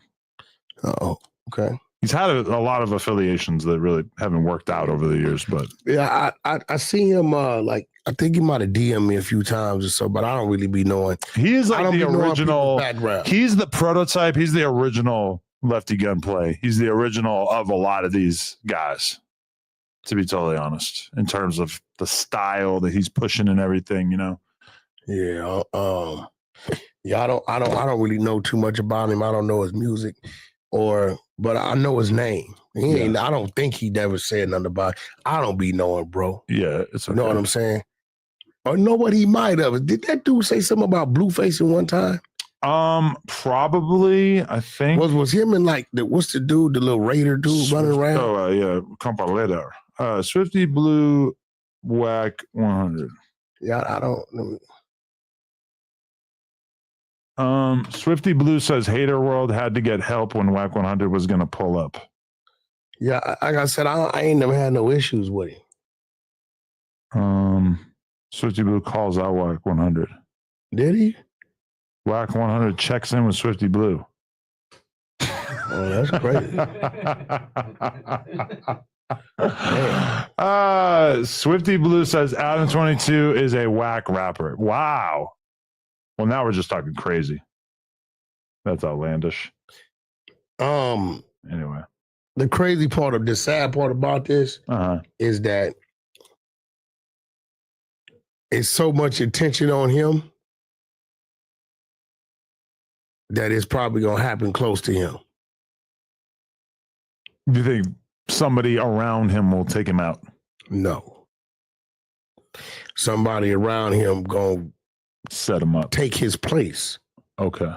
So it's too much attention on him. So, you know, sometimes it's like we're gonna make him feel it another way. What would you do if you were him? Be friends with Trapalo Ross and go live in the UK if I was him. Him as a Mexican. He could do a China match. As a Sureño. Vietnam. As a Sureño. He ain't Japan. How they politics stand, he ain't got enough money, power, resources to stand in the paint. Yeah, I mean, it's gonna be real, bro. He should not move to Mexico. Hell no. No, that's even more dangerous. You don't want to go down there because shit, you know that's where that's where it's at. What if he's like the biggest Sureño in Vancouver? No, he need to listen. He need to go get them tattoos lasered off his face. Find the nearest Jiffy Lube, put on the jumpsuit, and go doing your grease monkey shit until you figure it out. I feel like he's going down with the shit. He's gonna live and die in LA. I'm gonna be real. We should make a song about that. I feel like even if it happened, ain't nobody gonna find him. Do you think they'll dispose of him? There's too much attention on him. That brings an investigation. Of all no body, no crime. Of all the people I know who got killed, none of them was the body disposed of. That's a rare move. Yep. I think you think I'm somebody that sat right here before. I don't know of nobody that got killed who disappeared or did anything of the sort. We could move on to the next subject. Krishan Rock says that Blueface got fucked into his gang. Speaking of women talking about street stuff. Well, sometimes a person will let their emotions get the best of them. So they say anything. She's from Baltimore. Let's not forget, she's a Blueface find during COVID. And Blueface already was who he was. Right. So she wouldn't know anything about what went on with him and his gang at the time that he was joining his gang. So I know she's visible. People know she is now, but people have to keep in mind that there was a Blueface already screaming famous Crip, screaming Scoop, screaming Schoolyard Crip way before he decided to put his time and energy into creating who he made her to be today. So she wouldn't know nothing about that. Have you been part of this whole thing where she moved into the house for a while and then she got kicked out because she made too big of a mess? And he said that she was only allowed to live there because she was homeless at the time, I think. I mean, that's what it was. You got to remember, I'm the only one with sole power of attorney over all Blueface stuff. Okay. Which we did that. We did that the day he had to turn himself in. So I just sit back and I let nephew run his play, and I respect his hand. All day I may not agree with some of the things he does when it comes to that, right? I still got to stay in my place as a man because he's a man. But he knows at any given time, regardless of what's going on, I can step in there and do whatever it is he needs to be done. But, you know, when you can't get your way, and you think you know the way, you got to say something or do something. I mean, for the longest of time, when he stopped talking about her, nephew laid down, people stopped talking. She didn't have no content. Regardless of what you want to say, anything relevant to her has to lead back to Blueface. All roads lead back to Blueface. So when she was hollering the other little basketball player name or hollering this other dude's name, nobody gave a f, right? So, okay, I want to get back going. I seen the play. I'm going to start a Twitch account. What am I going to do? Hey, Blue, I wanted this to, you know, I'm homeless or whatever. Out of kindness, his heart, he allowed her to come back. What did she do? Go right in the studio in one of his rooms, go live on Twitch, takes a phone call from him that he don't know was wide open. And that day she initiated her Twitch account. But let me show you how karma works. The next day, you go down there to the prom thing in Texas and do whatever they say you did as far as kind of leaving the baby in the situation, right? And Twitch bans her. So the play you ran on nephew, right? It didn't work for you anyway, right? Because he's in the jail cell in good spirits right now. He's in the jail cell trying to do the right things by people and for her. She said he's been smoking the Pookie. Yeah, I mean, I don't know how she would know that unless she's in the jail cell. We're going to have to really pay attention to him when he gets out to see if we get the vibe that he's been doing drugs in there. Blueface is 20, 30 pounds heavier. Right. We all seen that. You can get heavier and be doing drugs, right? No, how does that work? I mean, not all the drugs make you not eat. Drugs suppress your appetite. Drugs keep your money flowing elsewhere. Donnie, you think you could get fat and be a druggie, right? Not if you are yet. Years of doing it. Yeah. He ain't been in there but 18 months. Okay. 16, 17 months. Now, if you already a heavy person, that's just what it is. But he's going to look crazy to us either way with all these new face tattoos. He already had face tattoos. I know, but he got a big ass goddamn George Washington on one side. He always had schoolyard going down his face. You know, he had his whatever he got right here, his little eating drip thing right here. Oh, yeah, what is that? His eating drip thing. The drip is such a weird tattoo thing because you remember at some point Lil Zane got that too. It just got like dripping from his eye. Nah, What is that about? He letting the female know right in front of him. You know what I'm saying, baby? If you do right and you is right, I eat your ass up. There's a few things. You know, I can't get mad at nephew because I don't think that you should. Okay, if you're gonna get a tattoo on your face, I don't think you should get a face on your face. That's rule number one. It's very strange and hard to process. And I realize I have a Lisa Simpson face on my face, but I'm gonna say you weirdo. You got. I'm just saying. I think in general, face on the face is a weird look. In addition to that, I think the dripping from the mouth or the eye is weird. I don't think you should do that. Well, I don't think you as a man should pay attention unless it's on a woman's mouth. Because if we see it on a woman's mouth in our mind, we're going to say she swallows. So you think it's gay to judge a tattoo? A man's mouth tattoo, yeah. I think that ain't your place to do that. A drippy mouth tattoo is just as bad as a nipple ring. A drippy mouth tattoo is there for a female. What kind of female are you talking about? What kind of woman is doing this besides a straight prostitute? I can't believe you just let some words come out of your mouth. Did you just say what kind of woman is doing this? Yeah. We're going to move on to the next topic. Why? Who's got, she don't got no face tattoos? You just said what kind of woman is doing this? Getting drips tattooed on her lip? Drips? Who does that? Tattoos come in different forms. You're trying to be spooky here? What are you talking about? Tattoos come in different forms because you're saying drips tattooed on their lips. You know, it could be a permanent drip or it could be a drip that's plastered. You got to wipe off. But I'm just saying, I don't think you're in a position to be talking about what kind of woman is doing this. I know my way around. Respectfully. Would you allow her to get a face tattoo? I think it's going over his head. Would you let her get a face tattoo? I think you suck at making the joke that you're trying to make. No, I'm not trying to make a joke. I get the joke you're trying to make. You're just doing such a bad job. But what joke am I trying to make? The Lena joke. Oh, ha, ha, ha. She is giving men head. But you could have done it in a funnier way. All women give men head. Well, you know what I mean. In recent memory. And not me. Yeah. I took his ass around the corner. I took him for a ride on the beach cruiser. Yeah, I think you should let me take her for a ride. You couldn't handle that. That's a real woman. I want to know that for myself. That's a real woman. Listen, I love that I have a woman that people want. If you got a woman that don't nobody want, you ain't got nothing. But what's the point of people wanting her if you don't at least once in a while give in? I'm a black man. You know, we all are. Our culture and our history says that we stand as the dominant one. Y'all wore makeup and wigs and shitted on yourself and walked down the street with high heels on. You are being ignorant to the generations of homosexual black men. No, I'm not. They have made a very important role in society. Royalty back in the days, for real. Did they not wear high heels? The high heels was there because they was walking. They was shitting on themselves as they was walking. This is real shit. I'm not making it up. Tell me, high heels were invented by white people over there in Europe. Check in with ChatGPT on this. In Europe, they wore them first. This is like the craziest thing I've ever typed in. And the nobleman wore them first before women. Were high heels invented to avoid getting stepping in shit? That's a fact. Your feet, bro. I'm trying to tell you, the nobleman and royalty in Europe. I'm telling you, you cashed out.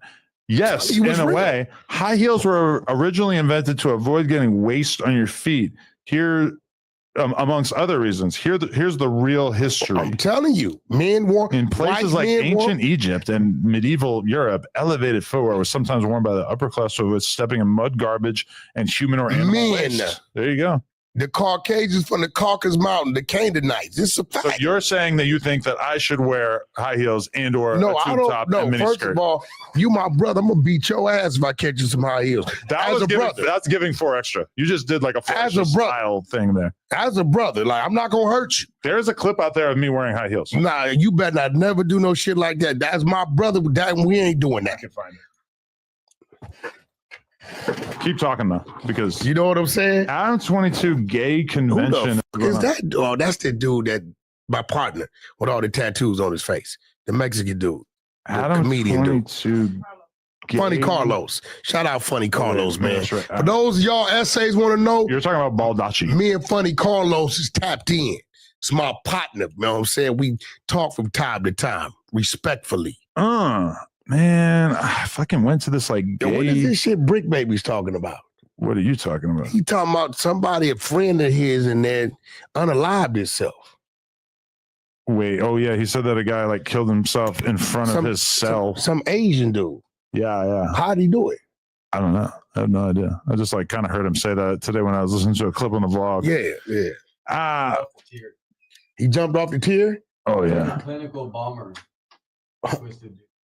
Did he had the sheet tied to the rail or He something? took a trash can and dove off the tier. That's what Brick said. Whoa. You know, I guess he like, listen, let me go through this once. I know it's here somewhere. It might take me an unreasonable amount of time. Listen, man, I don't know what you're looking for. You was wrong. You got taught a lesson. I just want you to see me wearing high heels. Huh? That would mean a lot to me. And shout out to the Hunter Side of the Clubhouse, because that's who educated me with that information. I forgot who. Probably came from Captain Tazarian or my man Brock from Houston. But I know it came from the Hunter Side. That's a fact. Oh, it was a while ago, wasn't it? This is before. What's that? Now I'm starting to feel like I'm not going to find it on here. What are you looking for, bro? Oh, you would heal? We don't want to see this. Oh, boom. I went to a drag queen convention. Huh? You look like you was like 19 right there, I was bro. wearing a pink outfit. Oh, yeah, here we go. You was like 19, like you dressed up like a female. Oh, yeah, You've been here we weird go. for a long time. That's true. What the Look at that overall right here. Yo, you put on high heels and footsie socks. Oh my God! You know each other. You made a party. You tried to walk in? Yeah. Last weekend? Yo, what? It was really hard to walk. Yo! Like, I felt a lot of empathy. I mean, you got it in you, bro. I mean, your ancestors. You know what I'm saying? But white people don't do this. Like, yeah, economic. What do you mean, white people? You just check with your little chat, whatever y'all call that shit. It said Egyptians invented wearing high heels. No, it didn't. It said in medieval Europe. Europeans. Why are you trying to break everything down by the most basic racial lines? That's not racial, bro. It's about your race, for sure, but it's not racial. Do you just sit around and just think about white people and just get mad? No, I just obtain information that I hear. You know what I'm saying? You do the Arthur fist and just think about white people? I don't have nothing against white people. I'm an all lives matter guy. Yeah, I know. I've said that millions of times. Yeah. You know what I'm saying? Okay. How do you? Okay. Joe Budden accidentally leaked that he makes $900,000 a month on Patreon. Shout out Joe Budden. I just talked to him the other day. Shout out to Joe Budden. I'm going to be honest with you. Currently, the Whack Pack, upwards of 200 members. Not bad. Not at all. Kind of impressive. In fact, 200 different members who are paying $10 a month to the No Jumper membership in order to get the Admin Wax show early, as well as our bonus episodes, as well as being able to see all of our episodes without censorship. So shout out to the Whack Pack, I guess is what I'm trying to say. If you guys want to go sign up for the Whack Pack, you can do so by going to youtube.com/nojumper/join. Definitely go sign up for that. And you know what? I'm going to step it up and start doing some more exclusive shit. I may just, we might have to double it up. I may have to start popping in here. Okay, see, that's an option as well, is that we could do more content together, or if there's some other content, like, we could put you in R&B with, I don't know, someone else. Or you could just do an episode with somebody. We could do bonus content like that. You know what? 607 Unk. You, R&B, and him. See, here go the thing. 607 got to get punched on a little bit. By who? Not you? I mean, he got to give a home. He got to give a home. So you don't want to sit down with him until he deals with some kind of repercussions for disrespecting the B I team. tell you what, this we can do. Okay. I got the perfect thing. Sure. I think they're about the same weight. Him and my homie Third. Supervised, nothing too crazy. And now that right there should go on the Whack Pack. I agree, but there's a problem. What's the problem? Third is going to hospitalize 607 Unk. Why would you say that? Third's a little slim guy. Yeah, he might be a little skinny, but he's a big motherfucker, and he looks like he could fuck somebody else. I don't think listen, I'm down for some boxing matches in order to make content, like including like non-sanctioned boxing matches. We could just do a boxing match over here, but him versus Third, I don't like that idea. He might never podcast the same way again. His brain might get broken. No, listen. Definitely not doing it with Cuban Rob. That's a problem. No. He be wrecking shit. But I think with the gloves, 45 seconds. With gloves. Okay. They both slim, and it ain't like we're going to let nothing too crazy 45 seconds ain't that crazy, yeah. That's what I'm saying. I'll try to get him into that. At that point, you know what I'm saying? Okay. Then we can show that so people know it wasn't nothing crazy. We're not going to do nothing crazy on camera. Well, you know what we didn't discuss is the fact that at least one of the things that 607 Unk has been saying since all this shit went down is that he now wants to fight 4 Extra. I think that's a troll. Yes, but that being said, I don't think that 4 Extra is likely to even know what that is. I think that to him, he's going to take it as a provocation. 4 Extra saying,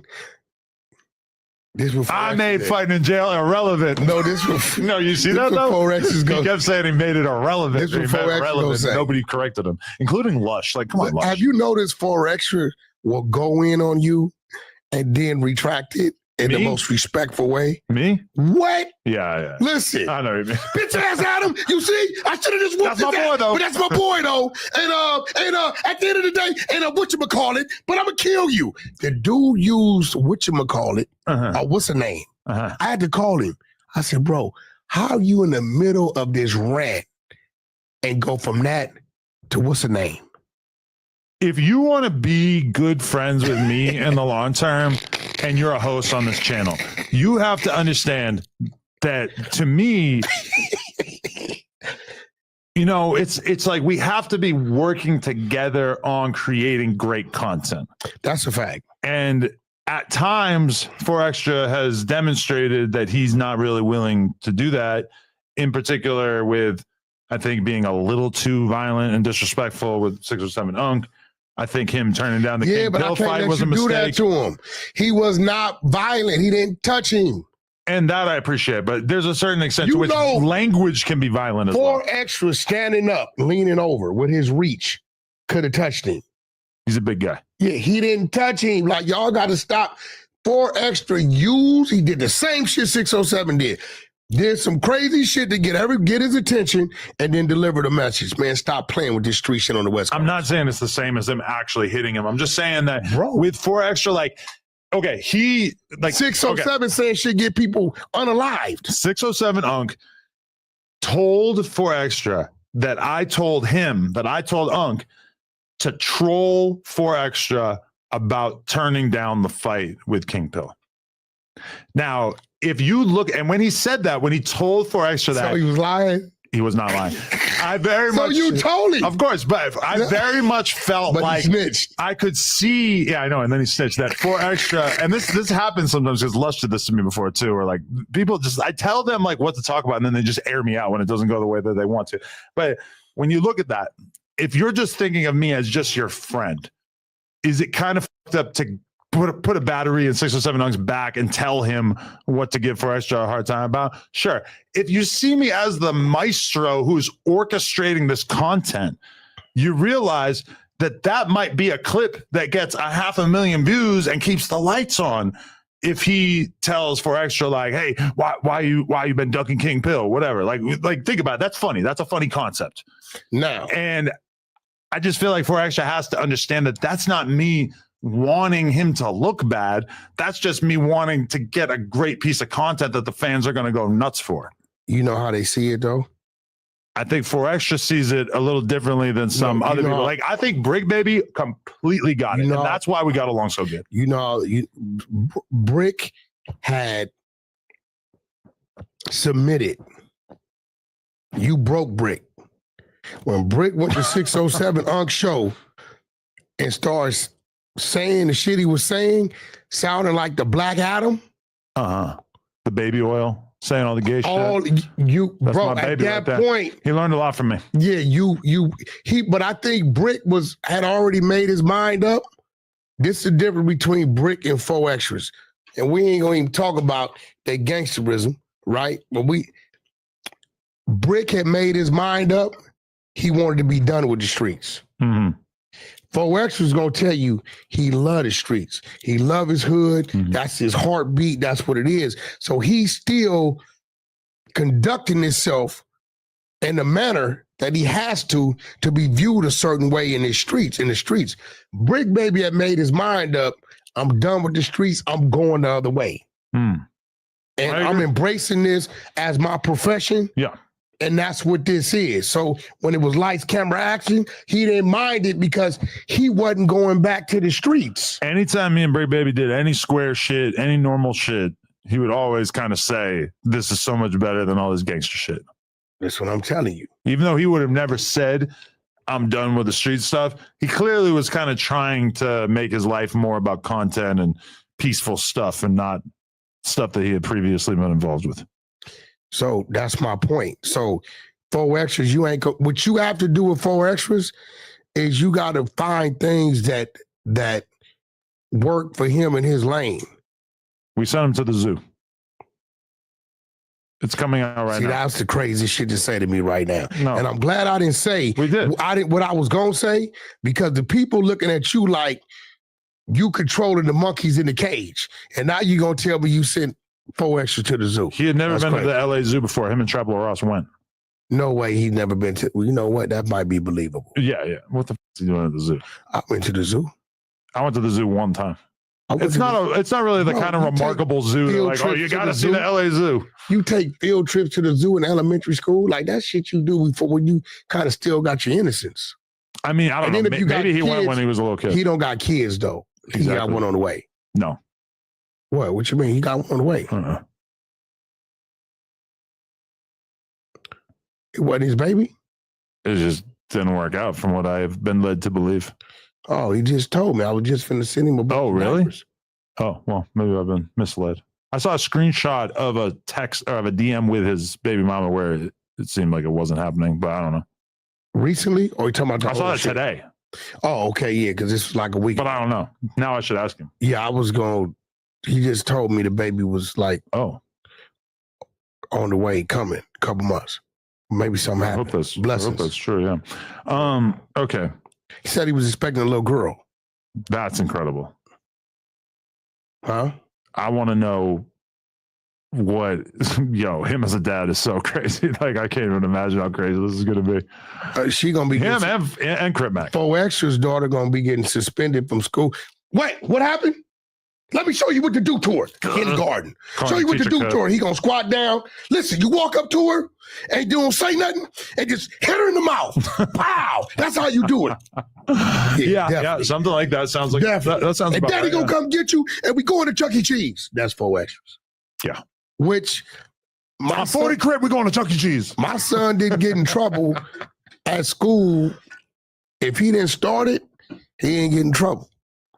Wasn't no punishment. If he got suspended or kicked out for doing some bullshit, then it was a problem. But I got in a lot of trouble for fighting in school. But you ain't never had a fight in your life. God, that's how I found out I wanted to be a fighter. I got beat up in high school a lot. You sound like this dude we got on our floor named Cam.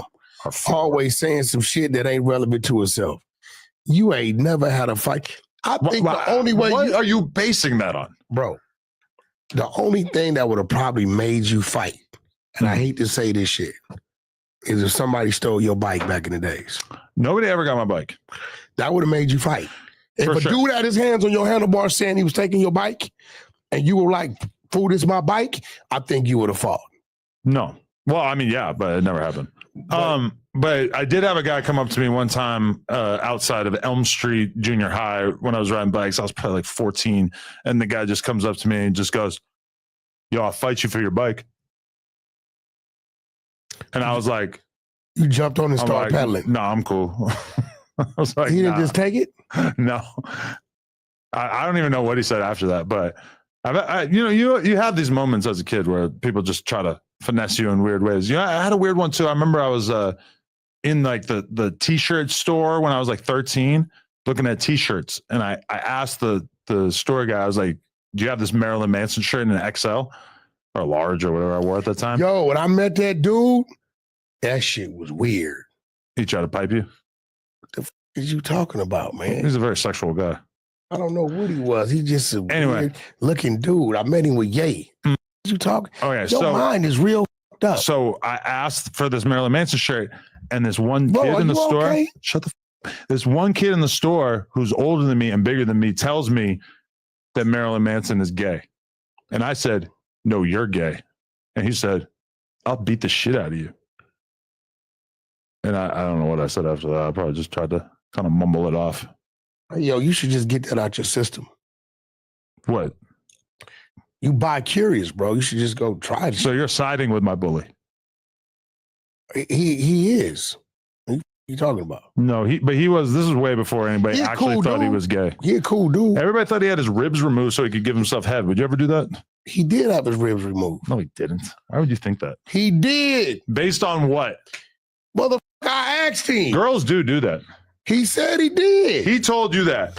Bro, he was running with Ye when Ye was doing his album, back when Ye was doing that, the little device he releases music on. He was in the studio every day. He's a cool dude. No, Marilyn Manson did not get his ribs removed. That's an urban legend. The rumor started in the late 1990s and claimed that he had his ribs surgically removed so he could allegedly perform a sexual act on himself. Well, it has been widely debunked, and even Manson himself has denied it in multiple interviews. I don't know nothing about having sex with himself. That's weird. But you wouldn't give yourself head if you could?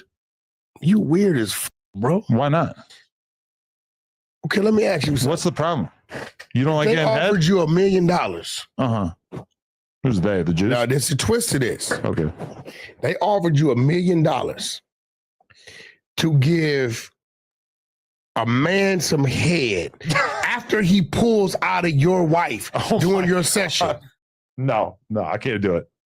Because he pulled out the wife or what? I've thought about it? I've given in on a lot of things. You a lot thought of about temptations in life. No, I have not thought about it. I'm not going to suck it. That's one line I don't want to cross. Thank God, bro, because you act like you already have. No. Where are you getting that? The way you talk. But I want you to understand, when you do this little song and dance of accusing me of being gay. I'm not against shit you say. It's because you are obsessed with being gay. No, I'm not. You're not gay. being open about your own sexual pleasures. Bro, why your own interests? Bro, I'm going to be real. I wasn't going to never say nothing. Your tonsils ain't supposed to be hanging on your tongue, bro. Something going on with you, bro. You're saying my tonsils are too... It's on your tongue. I've never even seen your tonsils. I got my tonsils. I'm not looking at the interiors of your throat. But you can't help but see it. This is what I'm saying, though. This is kind of gay. No, you say gay shit. No, it's gay that you are like consumed with like... Everything gay. is about with like some man shit, man. You let a transgender sit on your lap. So did you. You see that screenshot I put up? Huh? I put it up on my story. Whatever the fuck you put had up, Sydney Starr on your lap too. I know you've seen it. Who? Sydney Starr, right? Was that her name? You did that. No, you did it as well. I put it up on my story. I didn't tag you, but I did put the stanky leg as the song. Yeah, that's on wow, man. Instagram. Anyway, did you see the Charleston White fight and were you impressed? Do you think that he could hold his own against you? Against who? You. I wouldn't fight Charleston White, bro. I would hurt like that. Ain't even. I think I wouldn't do that to Charleston White. But I respect what he said. He said I'm open for 4 fights. You can't be no more than 130, and you got to wear a patch on your eye. I think the next dude that gets in the ring with him that puts that patch on their eye is gonna be on and out of here. But he didn't make Kodiak Red wear a patch. No, he didn't. But he said that. He said his next fight. No more than 130, you got to wear a patch on your eye. The fact he got in the ring, he did his thing. They was both winded. I think he might have broke dude's nose or maybe fractured his nose. Something happened where dude didn't want to come back out. He quit after a round and a half. I mean, you're not really used to seeing boxers just quit like that. That's what I'm saying. But he quit after Charleston jabbed him to that nose. I think something was going on up there. Yeah. You know what I'm saying? You know he made out with his own brother, right? Yeah, we seen all that. I mean, I'm just saying there's definitely something going on up there. He's a different type of dude. Anyway, who in the No Jumper universe could Charleston White fight? I don't think there's anyone that's like 130. Yeah, no way. Is 130. Bullshit. I got the perfect fight. Who? Charleston, because see, people fucking with Charleston because he got one eye. Right. Munchie B. He ain't got no eyes. I think he's a lot more than 130. But if we put him in a little cage to where it's only like 3 steps each way, I think Munchie is squabbling for the right bag. Okay. On some real shit. Because a cage. Yeah, you put him like just put your like a. I feel like that's like dehumanizing. No, a 3x3 cage. Because when you're in the big ring, Munchie it's not fair to Munchie. Do you think it's disrespectful for me to ask a blind staff Hell member? No. Put the right bag in front of you. Listen, a dog cage. Listen, this is real shit, no trolling. I f with Munchie, but he a real homie. You put the right bag in front of Munchie and put him in an environment to where a person could only go so far, he will squabble Charleston White. I do think the world would stop and pay attention to a blind. Munchie will, and I came up with the whole idea. Munchie will squabble Charleston White. Put him in a 3x3 cage to where you can only be 2-3 steps away in either direction. I'm tapping in with ChatGPT. He will squabble Charleston White. It's a fact. No troll. Blind people are not allowed to compete professionally due to strict medical requirements. It's not professional. That's not professional. Okay, but there can be blind boxing exhibitions and amateur matches in some countries.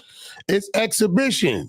Look, it's been done before. The UK charity Fight for Sight once hosted an exhibition between 2 blind men. Charleston White only got a little bit of advantage. He only got one eye. No, I think Munchie would fuck him up. I think Munchie would look like a beast compared to him. Munchie B, I believe he can see shadows a little bit. I could be wrong, but him understanding, you let him go in there, right? You put him in the ring and let him box somebody to where he understands the dynamics of the ring, how big and how small it is, and I guarantee you Munchie B getting there squabbling. What about Unk and Munchie B? They're both kind of fried in their own way. We ain't going for that. You think Unk's too big? Unk got 2 eyes. We ain't going for that. Boy, he's got to wear the patch. Now, if he let us put a blindfold over him, Munchie B getting there squabbling. I feel like a blind match would just be so boring. No, they're not going to know what to do. They're not going to be able to hit each other. No, it won't, because once they find each other, they're going to lock up like two wild dogs. But that's like the boring part of the boxing match is when they just grab each other and hold on to each other. No, you got gloves. Ain't no grabbing. Uh-huh. You can't grab with gloves. I mean, you can try. You can like pull yourself in and kind of hit something like a grab. But I don't know what Munchie's medical situation is. You know what I'm saying? So if it's, a lot of times when you got hit like that, you got like metal plates and shit going on. So I'll put it like this. I wouldn't, if that's the case, I wouldn't want to see him in there. But the reason why this fight took place in Tennessee was because they couldn't get a boxing commission to approve of a fight with a guy with one eye. So if that was the case, go back to Tennessee. But do you think that they're going to approve someone with no eyesight? If they approve him with one eye, shit, why not approve him with no eyes? I'm just saying. I feel like they probably wouldn't. They might have to go to like another country, and at that point, I just don't think it's worth it. You think 607 is too big for Charleston? I feel like he's a little too like able-bodied. I feel like Unk standing next to the Island Boys, he would be significantly bigger and stronger than the Island Boys. If Unk put the patch on, I think him and Charleston might be a fair fight. What about Charleston and T-Row? They're both crippled. Yeah. I think Charleston to beat the shit out of T-Row. Yeah, me too. Yeah, we'll beat the shit out of him. Yeah. Leave him in the road. Yeah, I think Charleston will whoop T-Rail ass. Yeah. He's going down. Academics basically said that he wasn't going to go back and forth with them because it would be too beneficial for them from a clout perspective. What do you think of that move? Great move. Think it's fair on his part? He's learning. I keep hearing Pun says some weird shit, but something about some big U shit. For real? I feel like I've always seen Pun kind of decline to speak on you. I don't know what he said. I told AD I want to go over there. I want to sit out with the whole crew. Okay. Had a conversation. And tell him what? That they fucked up and they need to come back? You want AD back? You weren't supposed to say that, bro. No, I actually feel that's what I told you. You was going to let the cat out of the bag. Who is better than AD here and who's worse on No Jumper? Who's better and who's worse? better and who's worse? Where does AD, if you were to do your No Jumper rankings, who's above him? AD sits on a mountain of his own. I don't think nobody's in his lane in No Jumper. Why? Because he's the first street dude to come in here and open the streets up in a respectful way to you. Okay. I'm talking about like actual current podcast ability, not like their overall influence. First of all, you don't got nobody in here that has his insight and his wits when it just common sense in the streets. I think Bray Baby was way better. And I think you're way better. Mind. As a podcaster? You got your dumb ass. When has AD ever had a viral take? I don't compete with my family. Come on. When has he ever had a viral take? Rick Baby was way better than AD as a goofy. Can you remember anything AD ever said as a podcaster? I remember his presence here as a podcaster. Right, but did he ever have like a take that went viral? His take was AD's in the building. Right, but that gets bigger than that? Doesn't really last forever. I mean, you can't say that because he was here forever.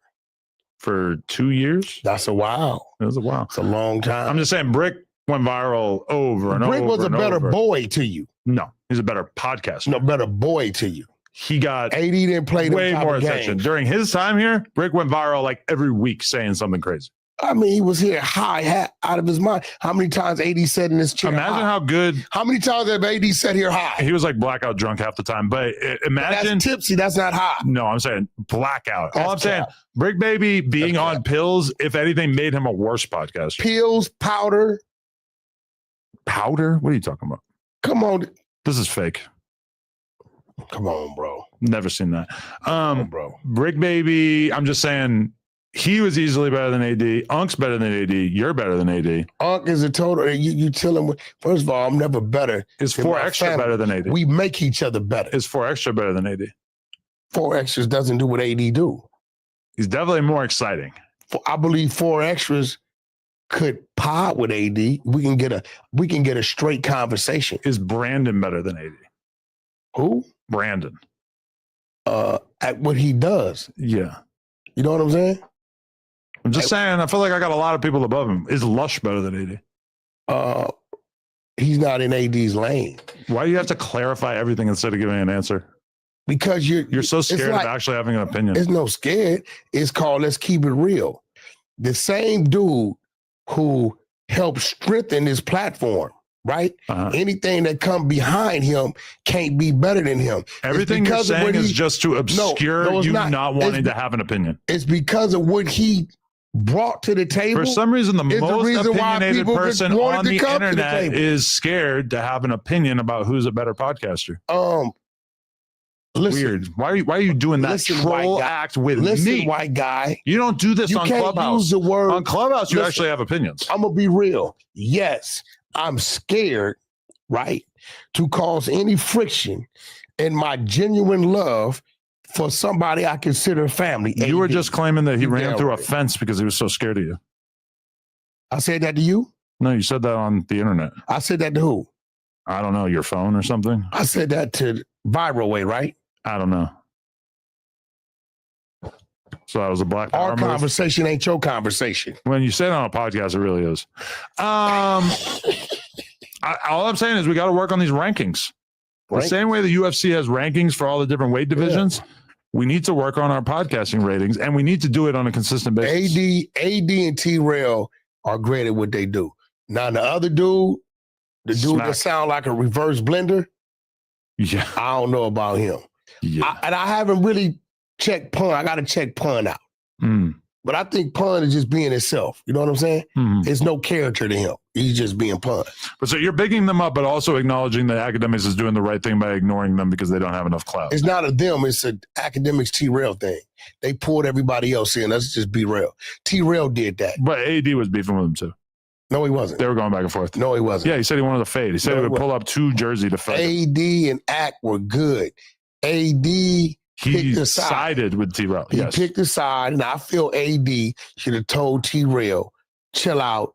Let's get you and Act on the phone to work it I out. think AD was sick of being that guy because there was so, like, I think throughout this whole Kendrick and Drake thing, there's probably been multiple moments in which certain people over there wanted to crash out on Ack in defense of Kendrick and TDE and whatever. And the West Coast. I did it. They numerous didn't. They times. kept it all political. You a motherfucking lie. I did it millions of times. I crashed out on Act millions of times. Right. But you crashing out on Ack is different because you actually have like a coherent version of speaking. Well, I mean, we ain't talking with about T-Rail, crash it's all out. emotion. So with T-Rail, it's like he can't go No, at but I Ack think- because it's going to come across as hate, which it did when they But see, commented the on the thing Day of Free about thing. T-Rail, I said, Act, why you taking it serious when he had the pom-poms on when he came to No Jumper?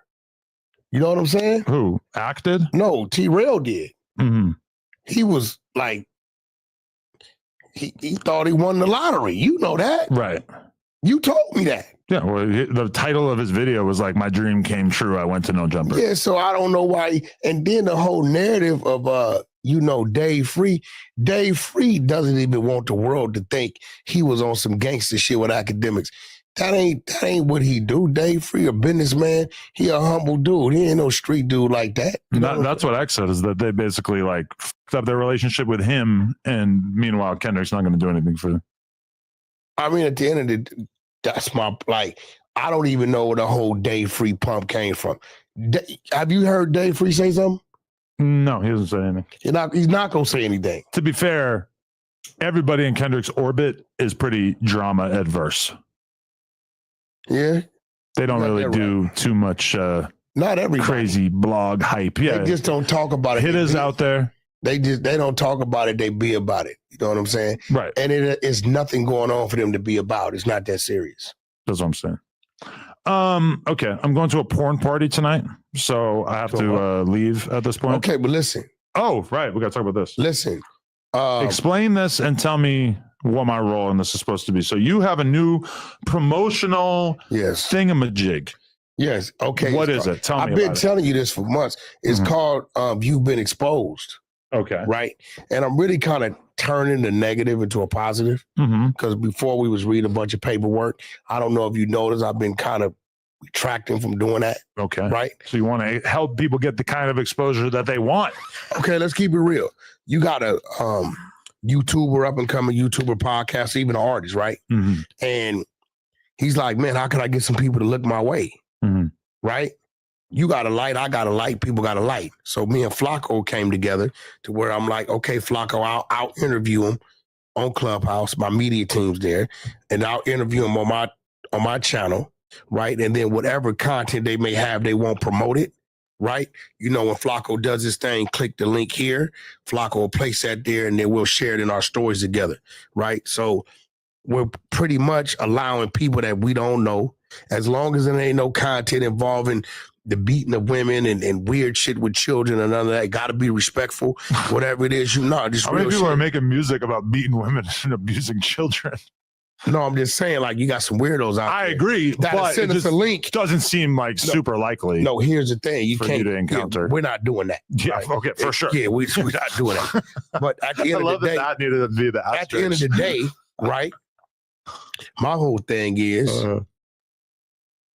You can go to the Hunter Show YouTube channel or the Hunter Show Instagram channel. The link is in my bio. You can tap it, or you can tap in with R&B. All the instructions in there. The promo clip is there. Again, it's for you up and coming artists, YouTubers, bloggers. Y'all looking for some exposures. You trying to get to that number so you can be monetized. You trying to get a light. Maybe one of my partners, people I deal with in music, people we deal with at our table. You know, we do have a table. They may see you because we're posting you or we're interviewing you or we're help you promote your stuff. So what am I supposed to do? What is my role in this? I just need you to help me cross market a little bit. That's it. Okay. And I hope you got like 10 minutes before you leave so I can have another discussion with you, because I feel we're lacking. In what? Okay. You see how you got the paywall up for the members only? Yeah. Okay, bro, please. I got about 9 months of content that we can put up, create the no jumper, the television side of it, the reality show side of it. You ain't got to do shit, right? But you're going to create what? I want to create the content to put up how Zeus has their lane, right? We have a big platform here, and people want to see things outside of what we do. So they tune off for us, and they go watch baddies on Zeus, right? We can create the same type of content. What you were talking about earlier, right? Believe it or not, is that. I'm gonna be real though. I want to create that kind of content for YouTube, not for a we're gonna keep TV it on, network. No, we're gonna keep it on YouTube. And then we're gonna put it on Let TV me run also? it. Let me run it. You gonna see the back end. We cut it up how we cut it up. The content that comes in, we can have our people look at it to make sure it's appropriate. Sit back and let me run that division. If we live stream all of it, why would anybody? We don't want to live stream none of it. That's what I'm gonna do. I'm gonna live stream. You can do the live stream. Let me worry about us going to get the real money. So you ain't got to do. Listen, what I do agree with is that if we were to do that series that I talked about earlier, where we have 30 people here or whatever, and we whittle it down and we do this long sort of endurance stream, that maybe that is the kind of thing that like a TV production thing might look at and say, okay, we kind of fuck with this. Maybe we could. Here's put the money thing with behind you. it. It's possible. Here's the thing with you. You're very creative. Got a great team, and you're good at what you're good at. Right. You got another boss on the side of you that's actually creative, that has a team. Right. And I feel like this. Let me take this platform instead of partnering with you on this show, and let me enhance the platform. By creating this TV series. I mean, I got like 4 or 5 different things already shot. Crazy shit. And it's not just all urban. I got something called The Creek. I'm going to show you the trailer. That's crazy. What is bunch of hillbilly white dudes in fucking South Carolina. And bro, when I tell you they're construction workers, but they all live in a trailer park. Bro, these dudes dying in the back of the pickup. They know he's dying, but they wanted to fight over this fucking dog that dude brought for $20. When they got their fight out the way, then they went over here and resuscitated the dude that was dying. Well, this sounds Crazy. so outside the realm of anything that I've had success with in terms of no jumper. That's the problem. That's the problem right there. You're in one lane. That's cool. The people that want to watch No Jumper for what we do here, great. It's a whole nother fan base out there that's spending $10, $15 million a month with Zeus that like to watch other shit. We ain't going to take Zeus's crowd, but guess what? If they didn't watch everything Zeus got right now, and they know we got 3, 4 docuseries scripted or whatever it may be on our paywall over here, guess where they're going to go? But if I'm already charging people to watch our content through the membership program, I just don't know why I would send mixed messages by creating other content for this TV network thing. It just doesn't seem like I would want to do that. I'm glad you said that. The same reason why you and Lena have Plug Talk. The people I've never been on OnlyFans, right? But guess what? I watch No Jumper every day. You get what I'm trying to tell you? There's different crowds of people out there, right? And if it's 5 different crowds of people that generate 5 different streams of revenue, it's all a plus. It just seems like this one might be so similar to No Jumper that it's nothing like No Jumper because it's not podcasting. What even is it? It's like, I don't know. Have you ever watched Zeus? I have. Just baddies. It's just a bunch of black women beating the shit out of each other. We got other things outside. Listen, I got shit. Watch this. Birdman sent me this because I told him what I wanted to do. Right? This shit is crazy. Like, Birdman got some shit over there. I didn't even know he had. Check this out. He got. We can't just watch a video without it going on the. They have to be able to see this. We can't. No, they ain't got to see it because they can't let them see Well, it. I don't want to watch anything that they can't see. We got 20 episodes of that. I saw a jet for a second there. I guess I'll describe it to people. It's footage of a jet. It's Birdman laying in the jet. It's shit that people ain't never seen of his. So Listen, it's about the life of Birdman. Now watch this. You got shit on there that people never seen. Okay. Okay, so your problem, what I'm telling you is it's a whole nother lane out there that generates a whole nother type of revenue. And I'm gonna be real. I think in the first 6 months, it's gonna outrun what you already doing. This docuseries about Birdman? It's not just that. I got what we got, like 8 different series?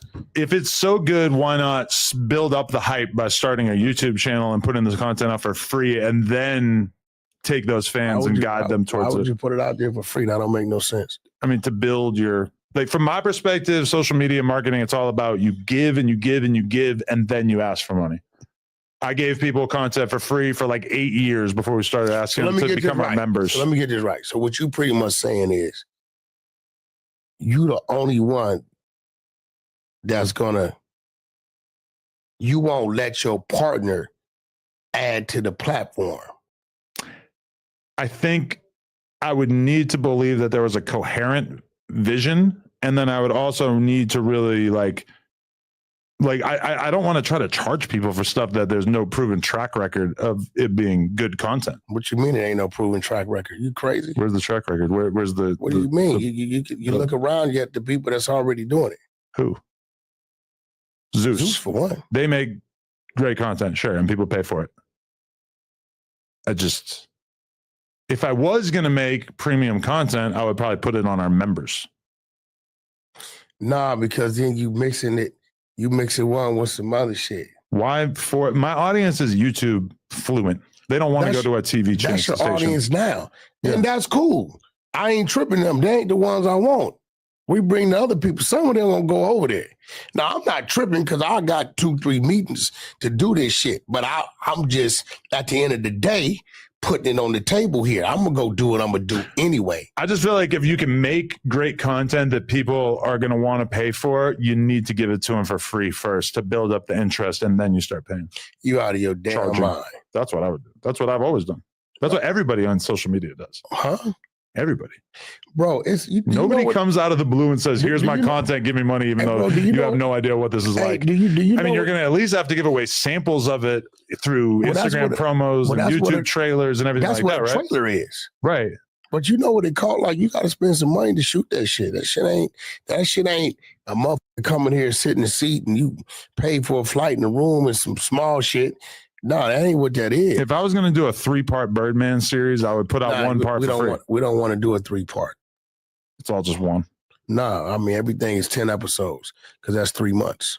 Right. But if you roll in 3 different situations, So they know Monday, Wednesday, Friday. But what would the members say if they're already paying $5 or $10 a month, and then it's like, oh, here we have this other thing, you got to pay $20 a month Same or shit whatever. they say when they got Netflix, and then they go download Hulu, and they go download some other shit. I'm just very concerned about sending mixed messages to my fan base that I am very thankful for. It's not mixed messages, it's options. I just don't see the reason to clutter it with multiple paid options for premium content when there's really no distinction between the two. How's no distinction? If you make an hour-long piece of content, you can put it on members, or you can put it on some TV thing that people are going to have to figure out how to download a TV app or whatever. Fucking podcast ain't that. But it's just content. You can just put it wherever. And there's so many ways to charge people for content. So your whole perception is just keep it all podcasts and YouTube. No, but even if I was going to make something that was more of a production and say I had some big thing that I wanted to spend 3 weeks straight filming and I thought that it was really worth $10, I would say either two options. I would start like a separate type of website where they could purchase it for $10, or I would just put it behind the membership. Okay. Before I did a TV thing, which to me is just like the most painful thing to deal with. Do we have this thing, Joe Budden, where his shit just leaked? I just had a brain. Patreon. No Jumper got a Patreon? We do, but we are focused on our membership. I don't even know if we update the Patreon anymore. Okay, so let me take control of the Patreon. I'd rather just do our members. We're like really focused on that now. No, I'm not doing podcast shit on the Patreon. Let me use the Patreon. What are you going to put on it? I just told you what I'm going to put on. You're going to put the Birdman thing? I'm going to put all the shit I got. Everything's going to be a 10-part series. Okay. Episodes. Okay. It's not the worst idea I ever heard. And then the only thing I'm going to need is the marketing and promotion from here to the Patreon. Let's do it. There you go. It's not the worst idea I ever heard. All right, I got to go do dad stuff, followed by going to a porn party. A porn movie premiere. So am I going to be sitting there with a boner next to a bunch of my peers? I don't know. I don't think so. Hey, when you around shit like that, it don't. My dick is very active. There's blood rushing to it just from this conversation. That being said, I've never like sat there and watched like a whole porn movie before, so this might be actually kind of interesting. You're watching a movie. It's a movie premiere, like a porn movie premiere. They do like high production stuff. Just a bunch of porn shit going on. There's scenes and then there's porn mixed in together. So is it on one specific thing or just different things? I don't know. Because I feel like you should have used it. You should have used it to promote the last shit y'all just did. A quick scene. I'd have paid for that if I was you. Pay for promo in someone else's movie? Hell yeah. I feel like we've already got more efficient ways of promoting how stuff. Many subscribers y'all got over there on Plug Talk? Quite a few, my friend. I'm asking. Quite a few. A couple million? We don't offer up such detail. Oh, it doesn't say it openly? No. Oh, okay. I didn't keep know those numbers close. No, I didn't know that. Because on this shit it tells you. Yeah. But they can't see how many members we have. Although I did tell you earlier. People can't see it. No. On members? No. Gotcha. I don't even think there's an option to show it. Shout out to everybody who watched this.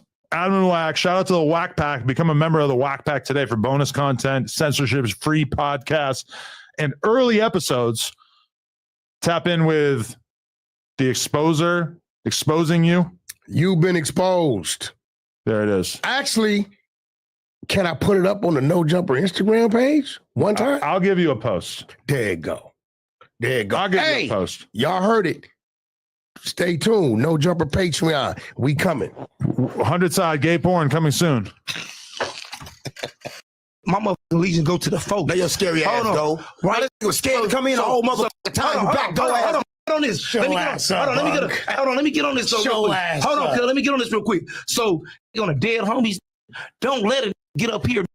And when it get up here and ask me about hood questions, tell he know that's out. Don't let it get up here and divide you on a dead homies from what's the name. You got to talk about this and that and this and that. No, nigga on Westside 40s, fuck all that. You're gonna find smokers. You being thirsty. Stop being thirsty. Because I push any nigga button. But I don't think there's him being thirsty. I think there's Adam 22 being thirsty. That's what we just said, dude. That's what we just said. That's what he said. We just said. That's what we said. Because you got to think. Because you got to think about this. Because look, you got to think. Because you got to think. The fact you got to think. Because you got to think. Because smoker. Cuz the little smoker. You got to think the smoker he just trying to get on. He trying to get on and get another hit. You know what I'm talking? That's the smoker. That's what smokers do in the hood. That's what comes with the territory. But you know what I'm talking about? But this how it goes like this though, cuz you got to think about this part, bro. When you be thirsty, cuz you can't be thirsty. You can't be thirsty. I told that nigga Adam, stop being thirsty. But I think Adam looked at it like as an easy W for you. But look, he looked at that as an easy W. And I understand that. That's what, and I understand when he said he looked at it as an easy W because of knocking cuz out. He did say cuz I look at you can easily knock him out. He out of shape and all that. We understand that. But I'm gonna go get over here. I'm not gonna get no back up out of this smoker ass. Adam tried to turn up King Heat. I know. Remember the nigga said 100,000.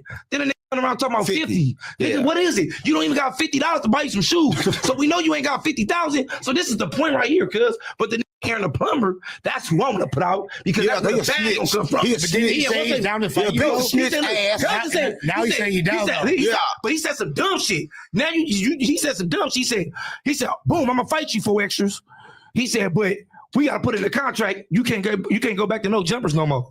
What? Oh, I'm like, what type of shit is that? You trying to fuck your bag off? So no, I don't even. No, look, the bag. Why are you talking about? You want to put in the contract? It don't matter if you win, lose, or draw.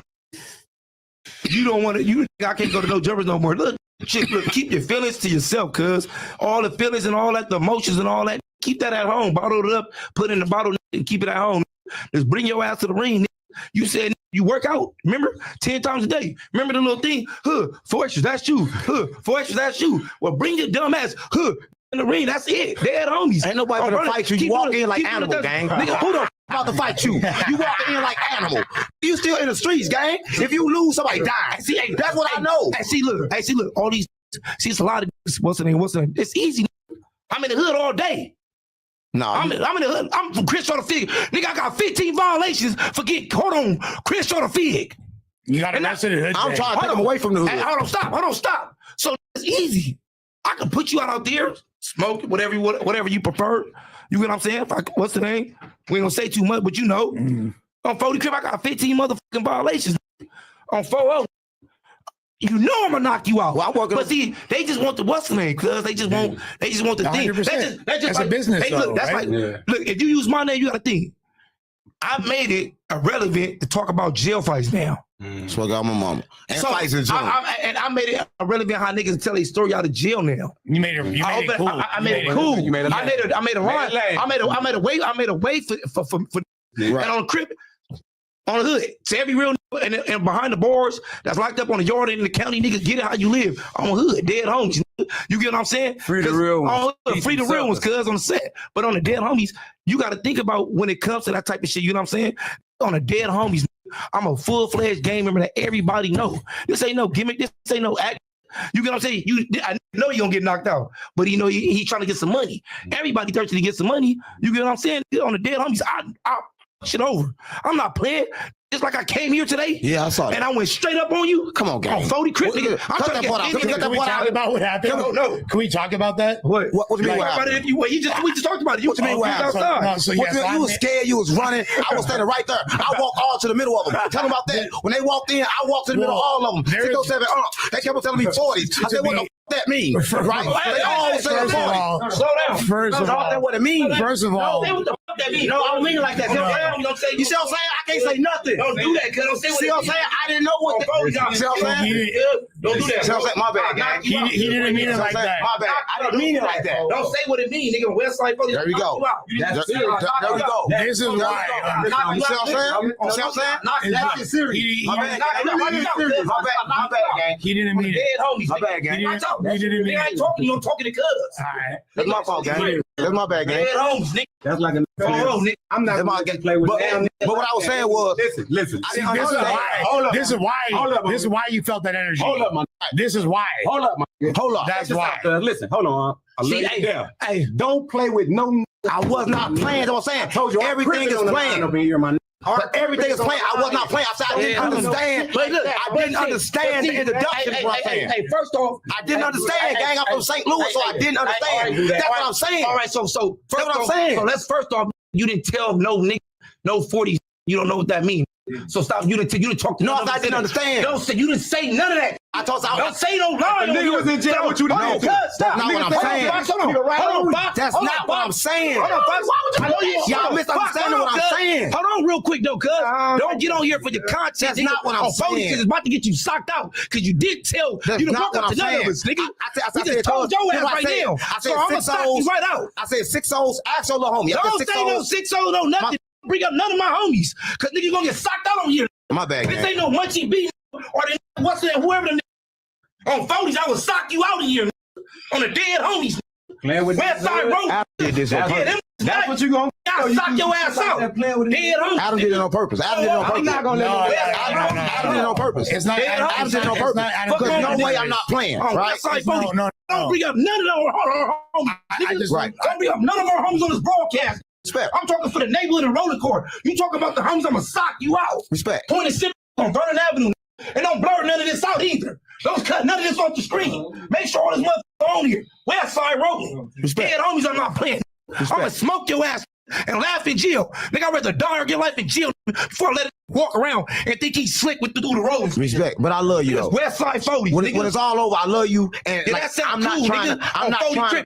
I love you so much, I'll smoke your ass. I love too. you, gang. Listen, let me talk. I love you, gang. And then the problem is that it's the misunderstanding, gang. Like when people talk, it's like always misunderstanding. Like I don't come with disrespect. Or this is LA. Right? I don't come with disrespect. I'm gonna watch your Compton, nigga. You think I'm gonna go to the city and say, hey, I don't know. I feel that. Hell no. I feel that. And I feel That's a good point. And I feel that. That's a good point. That's like me talking to you. You ain't got no chance.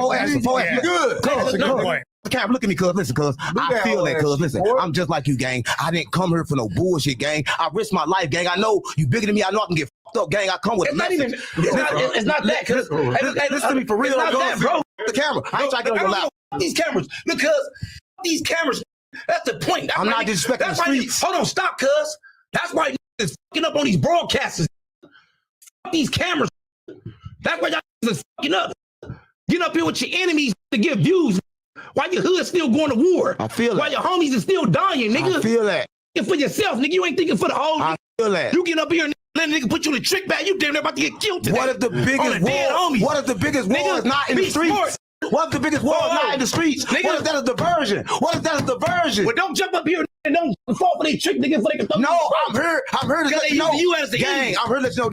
This I'm coming up here. I'm about to fuck you over. Let me tell you. Westside 40. Can I tell you what I'm here for? Let me tell you what I'm here for, gang. This is on my life, gang. I left from St. Louis to here. Listen, I'm risking my life for this, gang. I'm telling you, we've been confused, we've been tricked. The God they told us God is not God. The school, religion, we under control, gang. Yeah, and I'm coming. That sound cool. That's what I'm coming for, though. Right now, that's what, I know you don't want that. I'm not. That's what I'm coming for, bro. On Westside, if you watch my content, that's what's in the middle of my content. I came for sure on Vernon Avenue, crib on the dead homies. Do you understand? Like you risk your life for that. I'm risking my life for this. All right, that's cool. Well, don't let it come through. Put your ass down there about to get killed. Bro, I'm about to get killed every day I wake up. He's trying to help you, though. I know, and I need his help. I need you. I need your help for real, gang. I need your help. I need you with me. I need you for the streets, gang, because I'm the streets, gang. I need you to take me to the 40s, gang. Look, for real. Hold on. You got real from the street. You got to listen, cuz. You got real from the street, and it's going for any around the world, bro. And shout out to all the rooms behind the boards, cuz. Shout out to all the keyways behind the boards. Shout out to all the Damus. Shout out to all the Southsiders in the woods behind the boards and the others on hood that's locked up between the walls on the dead homies. Okay, so you just saw the clip, but did you know that you can watch this entire interview right now before it's released to the public, uncensored, by becoming a member for just $5 a month? And there's a lot of other crazy benefits as well. So make sure you hit the link down in the description and sign up. Appreciate y'all.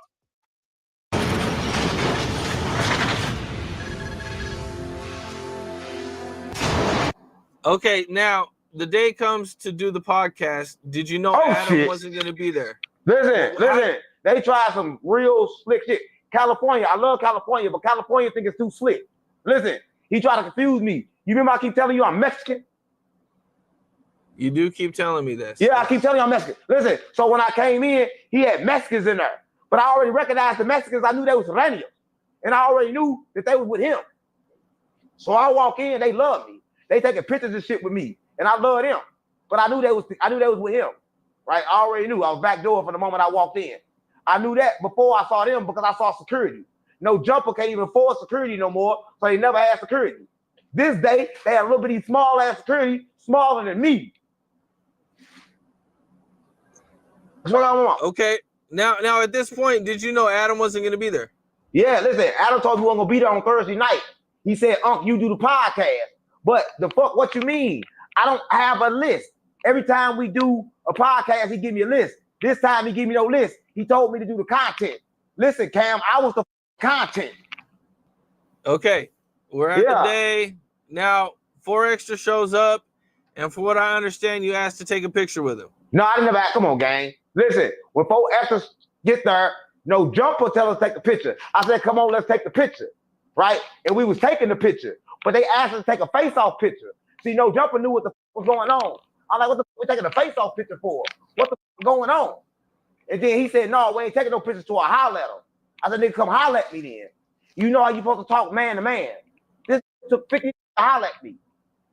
We ain't doing no hollering because this bitch ass kept on hollering. All you do is holler. Every day I holler at it. Holler ass, holler like a bitch. He screamed like a bitch. You know, come on, gang. He screamed like a woman. And don't touch shit. Why you looking so scared, nigga? 4 Extra. Why you looking scared? I look scared. You look scared as shit. I talk about this big ass fucking drag. On G. Okay, now you guys go back there. Is he by himself or does he take all 50? He never by himself, gang. He got 50 with him. Look, and no jumper, when you get in, you know how they got the door. First, they got a rule you only bring 3. Why he can bring 50? Right? And when you get in, I'm not even comfortable because everywhere behind the camera is standing behind all the cameras. So they filming the shit. His gang is filming the shit. Oh, they filming the off-camera stuff of you guys talking. No, they filming no jumper shit. They took over no jumper. They running Josh and shit. They behind the boards. Listen, look at the thing. Did you ever see 4 Extra look in my face? Where he kept looking in the whole video. Watch it right now. Tell me what he looking at. Watch the clip. Tell me what he looking at.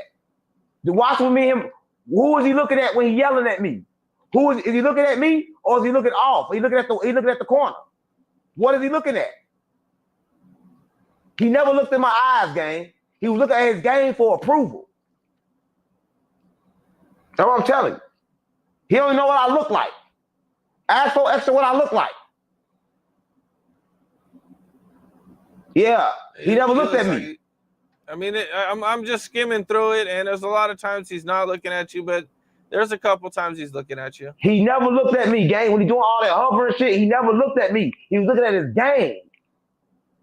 He don't even know what I look like. Okay, so what happens Listen, before you if he saw me, he would have kissed me. Listen, if he saw me, he would have kissed me. I look good. That's how you know he ain't see me. He wouldn't look at me. He would have kissed me because I look good. What happens before the interview starts, man, when you guys are face-to-face, bro? All right, before it starts, he tell me this. He say, if you say anything out of line, we're going to kill you in here. That's what he tell me. And I'm like, you going to kill me over content? He like, yeah, so you shouldn't do the content. So I'm like, nigga, let's do the content. And I already knew that he's the type of nigga I can control emotionally. So. What's up? This is Cam Capone. We got more content like this coming soon. So hit that like button, subscribe, and stay locked in to Cam Capone News. I mean, we're already recording, right? Yo. Yeah, all right. This is the thing about it. Bro, when I was annoyed as soon as I figured out what he was saying, because to me, bruh, yeah, we don't put us in that position. Don't say that kind of shit. That type of shit. And it's not like none of us do that. It's not a lesson that we had to learn again. We already learned this with the DW situation. It was a monstrous. And that shit was light. And that was a light one. That was hard to hear. It's kind of in the background. Yeah. Somebody else was talking. They had to turn up the volume to hear it. I mean, a lot of people don't know that people call cigarettes that or whatever. No. Not that. All No. you said The DW shit. That shit was like. Yeah. So that's what I'm saying. Like, bro, like, I text you, I'm like, yo, bro, dude can't be talking to super duper blood shit. Because, like, blind or not, bro. You're trying to turn this into an anti-Munchie thing, which I also am opposed to, for the record. Hold on. What do they say happens when you lose one of your senses? The other ones get stronger, right? And boy, can he smell. So if you're sitting there, wait, you knew you farted? No, I just, he's always wearing a nice fragrance. So if you're sitting there, you know this dude's talking for 30, 40 minutes, I'm thinking your shit, you know he's right there. I would have respected if he jumped up, took off, swung 8 times in the air and missed everything. I'd have been like, that's what he was supposed to do. Do you want to know the annoying part about this? Is that he be going too hard. The week's previous episode. I can't even see the dude now. It's like got me in a bad spot. Now you got to smash his head in with a rock or something? Nah, but I don't want. That's what I'm saying. Right. It's like he should have handled that shit. And then it ain't on what you call is there to make sure Munchie right. That's his guy. But he's a Crip, so he can't really react like that unless it goes somewhere. And Hefe, you know what I'm saying? So and Hefe has the best facial expressions in general. Like he always, like you could just kind of look at his face and figure out what's going on in the rest of the podcast. And also, I love that the Reddit is so fascinated with Aunt Hefe's laugh. But okay, this is my thing. I kind of forgot what I was going to say. I know it felt very important in the moment. This is my thing: is that obviously Munchie's in a situation where it's going to be hard for him to react. Like the old Munchie, we've heard stories about the old Munchie. It probably obviously would have been a very different thing. don't know. He put Munchie in a up spot that he wasn't really Munchie in the was position supposed to to deal with. Bro. And now I'm shook because next time we do that podcast, even if Munchie's really trying to hold shit together, I wouldn't be surprised if he's got a homie with him that wants to have some words with him. But Munchie was supposed to blindside him, bro. But what's he going to do, bro? He's sitting a couple people away from him. He swings. He might hit Lush. Nah, but it don't matter. It don't matter. It didn't matter. It matters, bro. Reality matters. As long as he was headed in the direction of the sound, whether he hit anything or not. Because at that point, down that gate, now and Hefe would have filled in the blanks. Why would Hefe get involved with that? He probably would have tried to break it up like all of us would have. Nah, that would no. What I would have done, I would have jumped in between them. And listen, him and Munchie is cool, right? And it's other shit that then went on, right? Soon as Munchie would have jumped up and did this, Hefe would have hit the plate here to here. That's it. That's all we needed, bro. I mean, Munchie be going too extra out, calling out their names and shit. All right. Peep the lore, though. Peep the lore. Last week, the week before this, Munchie and Unc were both sitting on the stools side by side, and Unc be doing all this gay shit. I got to talk to him at some point, but he be doing all this gay shit. You got your damn nerves. He be going like this. He acts like he's retarded. He does all this weird ass bro, shit. That's what he does. At one point in it, though, he stands up, his belt's open, his pants are like falling down, and at one point he drops to his knees. He's kind of like in front of Aunt Hefe. It almost looks like he's like hinting at something weird. Even at that moment, I'm like, oh no, like if you do some gay shit to Aunt Hefe, I feel like he might just fuck you up. So Munchie texted me after that appearance and said, yo, we got to work on our seating plan or whatever, because I don't want to be sitting next to Unc if he's going to be doing some zesty shit. So I'm guessing that he's getting calls. Somebody tapping in with him saying, hey, bro, you look crazy sitting next to this fool when he's doing all this weird ass shit. And so but that's what he does, and then Unc's follow-up to that is like, oh, I'm going to say something that is literally going to upset like half of the gang members in LA. Nice. Wait.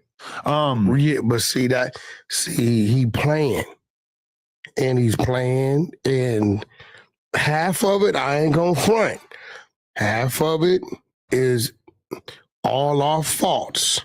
All of us. Why you say that? Because none of us, we're all in this lane. We're all in this lane doing what we're doing with this podcast thing. And we're telling ourselves mentally, we're stepping into space that we probably shouldn't be in with people that probably don't understand our rules. So kind of like, you got to let some things slide until you get warning.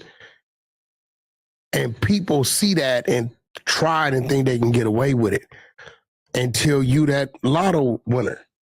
Till you that lotto winner, and then it happens. Like, listen, like Rick Rock. I tell people I know the real Rick Rock, right? That dude right there, the dude that's really, you know, his skits and all, that's him really finding his balance. But you put Rick Rock in one of them situations, and did you me the same? We all got our trigger. Like, I thought Munchie would have jumped up.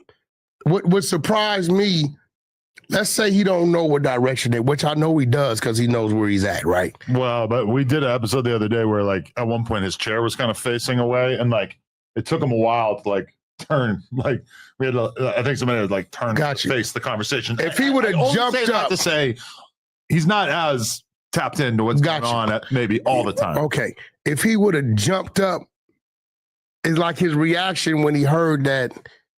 He responded, but because the way he, you know, I thought it would have been a little more aggressive response. But 607, man, just word to the wise, like, ain't no making that right. There isn't? Hell no. There's no making it right. So he's just forever in a bad spot with every blood in LA. He doubled down on it, but like he dissed everything. He's like annoyed that we're acting like it's so obvious that he dissed that community, when to me it's like, what did you think it was? Like, obviously that's like the title of the YouTube clip is like 607 Unk disrespects the Bloods, and but watch this though, responds or whatever. But it's like that's how we view that word. But let's keep it real. Bloods. Munchie B started the gang conversation with him. Prior to that, well, we were all talking about him having Hoover tattooed on his belly, which we didn't know, none of us knew about that. He was trying to put a battery in his back with the 4 extras, and it backfired on him. 4 extras ain't in the room, so why mention him? He ain't here. Well, it is an interesting conversation to be like, oh, you're supposed to interview 4 extras tomorrow, and you have the word Hoover tattooed on you. That's going to be interesting. 4 extras don't know he a Hoover. He has no reason to give a shit about somebody Texas or St. Louis based. He ain't. I don't know. Maybe he ain't doing that. He ain't. I think he would be interested, but I don't think he's gonna walk out the room. 4 extras that right. Listen, but see, these is things you got to make the proper executive decisions on. Look, you do what you want to do, right? I'm saying grand opening, and this is when I be trying to tell you, right? Yeah, certain things. If you saying 4 extras is your guy, oh my God, just like it happened with Almighty, certain things when you know. You just don't let happen. If that's your guy, why even roll the dice knowing this dude is ain't no telling what's gonna come out his mouth? Cause if he fuck around and diss 4 extras, if the right people ain't here, y'all not gonna be able to stop him. So you think putting them together might be a bad idea? If me personally, I don't want to roll the dice with nothing like that because, for one, I think 607 Uncle press charges. They should both wear boxing gloves. Listen. So if they do start fighting, but here goes the thing.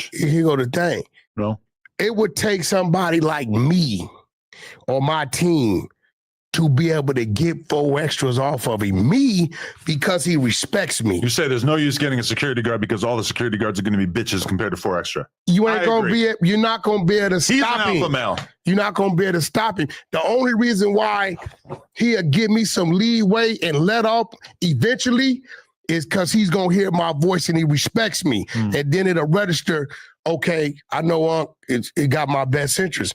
And even then, I might have to tussle with this big old nigga, right?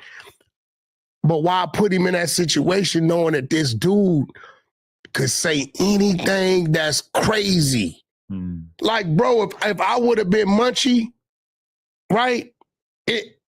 I'm in a situation where you gotta go. And it's like, this is why some people, I've been like, hey, bro, if I don't mind whatever we do. We do it every day. But to be fair, 4 extra probably would not mind the fact that Unc said that to Munchie. Yeah, but they probably think that's kind of funny. That's not what, because Munchie brought his name up and he inserted it, right? He don't I don't with you don't with me. Why even mention my name? But if you want to take that risk, the only time I would do that is if I was at the table. See, that's the problem. I'm not going to be there. Across. If I was at the table, if dude was there, Foe was here, and I was there. Maybe we'll bring AD back, have him sit in the middle of them. Right? Then it might, because at that point, I don't think dude that crazy to play. He might be. Nah. And I jump in fights and nephew take off, I'm getting off. I mean, like, this is, I view 607 Unk as like kind of a comic. He's doing, he's a character. He's doing stand-up comedy, but some percentage of his jokes is real. Are based around gang shit. Now he knows what he's saying. Apparently, everybody in Chicago doesn't mind when he says, "I'm BD, I'm GD, I'm Vice Lord." Bullshit. He says nobody cares. No, he just said that sounds good until he's someone not cares. from Chicago. No, until they catch. But he says he goes there and then nobody gives a shit. I'm saying that sounds good. That sounds good. I'm sure I could think of a lot of funny gang punchlines I could do too, and that a bunch of people would be cool with it. They'll laugh, but then you meet the wrong guy, and then you're like, oh, maybe this was not the proper punchline route. I don't know, man. That really made me think, like, is 607 Unk a little too unhinged to be part of this operation? Hopefully we can get him to just kind of... I mean, listen, I just... Yeah. I don't know when a guy does the things he does, right? And I know it's a lot of antics and it's cool, right? He's like a over-animated Orlando Brown, right? He put everything on his mama. Right, that has Everything goes on his mama, yeah. That he don't care about that. But I suspect that he's not actually vowing that with the same level of he don't care about his mom. No. I think his mom is probably not. He don't care about it. She's not going to drop dead because he's lying mostly when he. But here's the thing, I really believe, yes, he's in character, and he's trolling, but he knows exactly what he's saying. He's not stupid. Yeah, that dude is not stupid. You know what I'm saying? So now you got to be able to say, okay, is he doing it to disrespect me? And then if I react a certain way, he claimed trolling. That actually kind of sounds accurate. Yeah, because he's like, oh, I didn't even know you were blood. How do you not know that? He knew that. You know that. And then he doubled down on it. He said some it shit twice in a row. Yeah, he said something. Man, I dropped my motherfucking glass of water. I wasn't even anticipating that. Really? Yeah, because I'm watching it, and he just said it. He said, wooty, wooty, wooty, whoop, boom, something crazy. I should have jumped out of my seat and got on him. Nah, on Munchie's behalf. No, I'll take the fade for him. No, Brandon. That would have been a good move. Brandon claims Lush should have did it and defended the black people. Because he defends the Sureños. No, he doesn't. No, he doesn't. Brandon, you was on some BS with that. No, you understand that Lush is under fire too because we interviewed that little white kid, little Brazy. He said that 18. I text you. I text both of y'all. You think Lush should have said something? Hell yeah. But Lush ain't really. He's not a tagger crew, right? Lush started laughing. Yeah. You get what I'm saying? I said, bro, y'all playing some real games. It was like Lush kind of started to like make excuses for him. He's like, I know he means blah, blah, blah. It's like, Lush, you're supposed to act like at least he's a little kid. You can give him some knowledge. Like the first thing I said was like, oh, you doing that? Like, you know, they ain't gonna like that. From? Utah. Right outside Salt Lake City. Oh, shit. Provo or something. It's the funniest thing ever. I asked him what it's like where he is from. We beef with the Nortes. That was the first thing he said. That's like 800 miles away. No, but in his town, I guess the Mexicans are Norteños, and then he's a blood, and I don't know. I thought he said he threw up Crip. Nah. Oh, they made him throw up a Crip sign. Oh, yeah, they ran up on him on the bus and man. So it was dude 10 or 15? 15. Yeah, because I started getting all kind of. Why is Adam? Nobody can tell me shit. I fuck with Lil Brazy. Why is Adam? They start hitting me. They start hitting me with the act shit. Ain't no rules to this gangster shit. No, the act shit. They start saying. Oh, I was grooming him. Why is you telling him? I'm sure. I guess you said I'm sure of a chick 18 and 19. You not, and then here it comes, and I'm like, you know what? I'm trying to find out his policy. He's all talking about my wife. He wants to take pictures with her or whatever. I'm trying to find out. Are you entrapping grown women? Oh, he was talking about for a second. If anything, that's why I responded with that. But think about it. He's young. He's hot. He's killing it. He's rising to the top of the rap game. Is he a rapper? Yeah. Oh, okay. And the bitches love him. Lil Brazy's a sensation. So what I'm thinking is he's putting a lot of women in bad situations because they're 35. They're throwing themselves at him because he's such an obvious superstar in the making. He's going to go and put cases on all those women, sue their pants off. Well, you see what's going on with Fat Joe and Tyler Perry? Man, I just heard about that Fat Tyler Joe Perry shit. What is thing? that about? Do they have actually like good evidence on Fat? Yo, the sentence Fat Joe paid for a 15-year-old girl's BBL. I don't believe it. I haven't been able to look into this at all. That's one of the craziest sentences I've ever seen. But one, here goes the thing. I didn't even know you could do that. At 15. He's saying Fat Joe like it should be illegal. He's saying Fat Joe filed a civil on him. I know Fat Joe. Nothing about this man says he's a dummy. If Fat Joe knows that this man has any type of dirt or has any type of knowledge of him in some dirt like this, no way is Fat Joe gonna file a civil anything against him to trigger him. He would have just got triggered.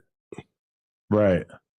You get what I'm saying? Like, so this is his countersuit. Oh, I really want to know. He said it was 4,000 situations. Well, okay, I want to know. I'm sure people who are like more deeply immersed in the Terror Squad lore could tell us who Terrence T.A. Dixon is. Like, was this guy a real serious part of the movement? Because, you know, obviously, like, if it's some random guy, then like, who cares? This probably doesn't hold this much weight. But if the guy's a big deal and if he was really part of that whole operation, but I'm just going to read. There's some serious names he's mentioning. Okay, Fat Joe's former hype man has filed an explosive lawsuit in federal court against the rapper on Thursday. Dixon is alleging that his former boss, whose real name, blah, blah, blah, engaged in coercive labor exploitation, financial fraud, sexual manipulation, violent intimidation, and psychological coercion. Dixon added that the hip-hop star behind such toppers, blah, blah, blah, got rich and famous while he and his associates deliberately suppressed, silence, and erased Dixon's substantial creative, artistic, and commercial contributions, which were foundational to Fat Joe's professional success and personal brand. He's seeking up to $20 million in damages. I just really want to read some details. It's like 100-something pages. 157-page document. Yeah, they covering it right now. Okay, he was his hype man for 16 years, a common figure in hip-hop who supports the artist by engaging in the kind. Okay. He also contributed as a lyricist and background vocalist on hits such as Congratulations and others. According to the complaint, he had an unrivaled vantage point to observe the rapper's offstage lifestyle and behavior. Dixon is represented by this lawyer who's also the lead he's also the lead counsel in a high-profile case against Sean Diddy Combs, which suggests that he might be somewhat legit. But it's the same lawyer who filed the lawsuit on behalf of Little Rodney, the black dude, the dude who sued Diddy, like saying all that. That's the same dude went at academics. So that makes him sound a little, you know, that he's not credible. I mean, he's at least had his credibility thrown into question in recent. Yeah. That's the same dude went at act. Dixon states that in the complaint that Fat Joe forced him into humiliating actions, including sex acts performed under duress and surveillance, accompanied by threats of abandonment in foreign countries if he refused compliance. By his own estimation, Dixon states in his suit that he was coerced into more than 4,000 sexual acts to maintain 4,000. What are we talking about? Yeah, bro. What are you talking Most shockingly, the suit claims that Dixon personally witnessed Fat Joe engage in sexual relationships with children who were 15 and 16. He lists 3 such Jane Does, including a 16-year-old Dominican girl in New York who, in exchange for cash, clothing, and payment of her cell phone bill, would perform oral sex and other sexual acts on the rapper. Minor Doe 2 is a Caucasian female and not a United States citizen. Fat Joe began having sexual relationships with her when she was 15 years old after a concert overseas. Defendant flew Minor Doe 2 to New York City, Miami, and Florida on multiple occasions. Due to Minor Doe 2's body being adolescent and not fully formed, Fat Joe paid for her to get a Brazilian butt lift, allegedly. And eventually she left defendant and is now married to a professional athlete. Wow, that's going to be thrilling. Yo, I mean, don't they? You can't. They don't do that type of stuff on minors without the parents' consent, right? I mean, out in the U.S. I mean, if she was moving around and doing her thing, presumably maybe the parents just weren't around, but definitely the parents have to sign off on some stuff. But I mean, she could get on a plane or she could do whatever. I don't believe it. I am very, very skeptical as well. But it's going to be interesting to see what kind of evidence they can actually bring to the table. I think he tried to squeeze Fat Joe. They talking like 20 million. I mean, anyone who's been sued knows what this is like to read a big ass document that alleges that you did like a million things that you didn't do. Yeah. And definitely, I don't want to take the bait and just be like, oh, this guy was around him for all these years, so I'm just going to blindly believe all of this shit. Now, if they bring the girls to the table and they're actually saying that these things happened, that might lend some credibility to it. But either way, it's a nightmare for Fat Joe. He just started a podcast with Jadakiss. I seen it. Seems like he's doing quite well in his career overall. Yeah. Tyler Perry drops a great movie. Straw, I think is the name of it. Probably one of the worst movies I've ever seen. What, Straw? The dumbest, corniest, lamest movie I've ever seen. Bro, my first Tyler Perry film. What are you talking about? It just, I lame about didn't it? know movies like that existed. Did you see Taraji, her acting? I actually thought her acting was pretty good. It was really more of a storyline. What was lame about it? Did you get it? Yeah, it felt like an after-school special. Like this is a movie for adults. You're really telling me that this is like a movie that adults are moved by this? Hell yeah. It really makes me think they less brought of a lot of humanity as a adults to whole. tears. Yeah, That's a fact. That is sad. Those adults are. You know what was genius about this movie? What? 5 locations. That they filmed it in? Bank, school, front line, grocery store, in the middle of the street. It did feel like it was definitely lacking in terms of production. Definitely quality. was not lacking. No, yeah, they filmed it in 5 locations. That was That's a great indicative of movie. a cheap. Do you know that not only women but men, they have breakdowns? Like, did you get it? The end? Did you get the end of it? I got it. What did you get? I got it. Oh, it was all a dream. She's experiencing psychosis because she lost her child and she imagined all of this. Like, Jesus Christ. Bro, you think people don't go? See, this is white privilege at its This best. is you being easily moved. No, bro. by terrible entertainment. Bro, listen, I think the chat's gonna disagree with you. I've read a lot a commentary about this. This is a great movie, bro. There's a big split. But I actually tapped in with the reviews to make sure I wasn't crazy. And a large percentage of people think that this movie was horrifically cringe and corny. And what I'm interested in is like, are all his movies like this? How did he get so rich if his movies suck so bad? No, brother, that's like saying. Listen, if I was in 8th grade, that's like saying, how did Lil Wayne become the star he is with whack music? No, it's more people that think his music is great than whack. So you just, oh no, I thought it was a great movie. Well, it's no surprise to me that a lot of people are stupid and easily impressed. What do you mean stupid? If you were moved by that movie, I really think less of you. No offense. So what's a good movie to you? That didn't go to the big screen. You know, actually, I was watching a documentary last night called The Painter and the Thief that came heavily recommended by ChatGPT. That's what we do now. We don't even try to find our own movies. We just ask ChatGPT, what's a good documentary I should watch tonight? And then you rate it afterwards. You tell them what you think of it, and that way it can guide you. And what I just said, hey, recommend a documentary. I liked this documentary. I just named a random documentary I liked, and all its suggestions were like things that kind of hit a similar note. Anyway, that's a documentary, though. So. Okay. Scarface or American Gangster? The American Gangster, the Jay-Z soundtrack one? With Denzel. I do remember seeing Russell that one. Crowe. I don't remember it anywhere near as well as You I don't remember Scarface. Okay. American Gangster. I didn't really like the Jay-Z album. That's my main memory of that. 300 or Troy? I actually walked out of 300, and I don't even know what Troy is. Yeah, you're weird. We're going to move on. 300 was terrible. 300 was terrible? I was really young, so I was like 21. That's young?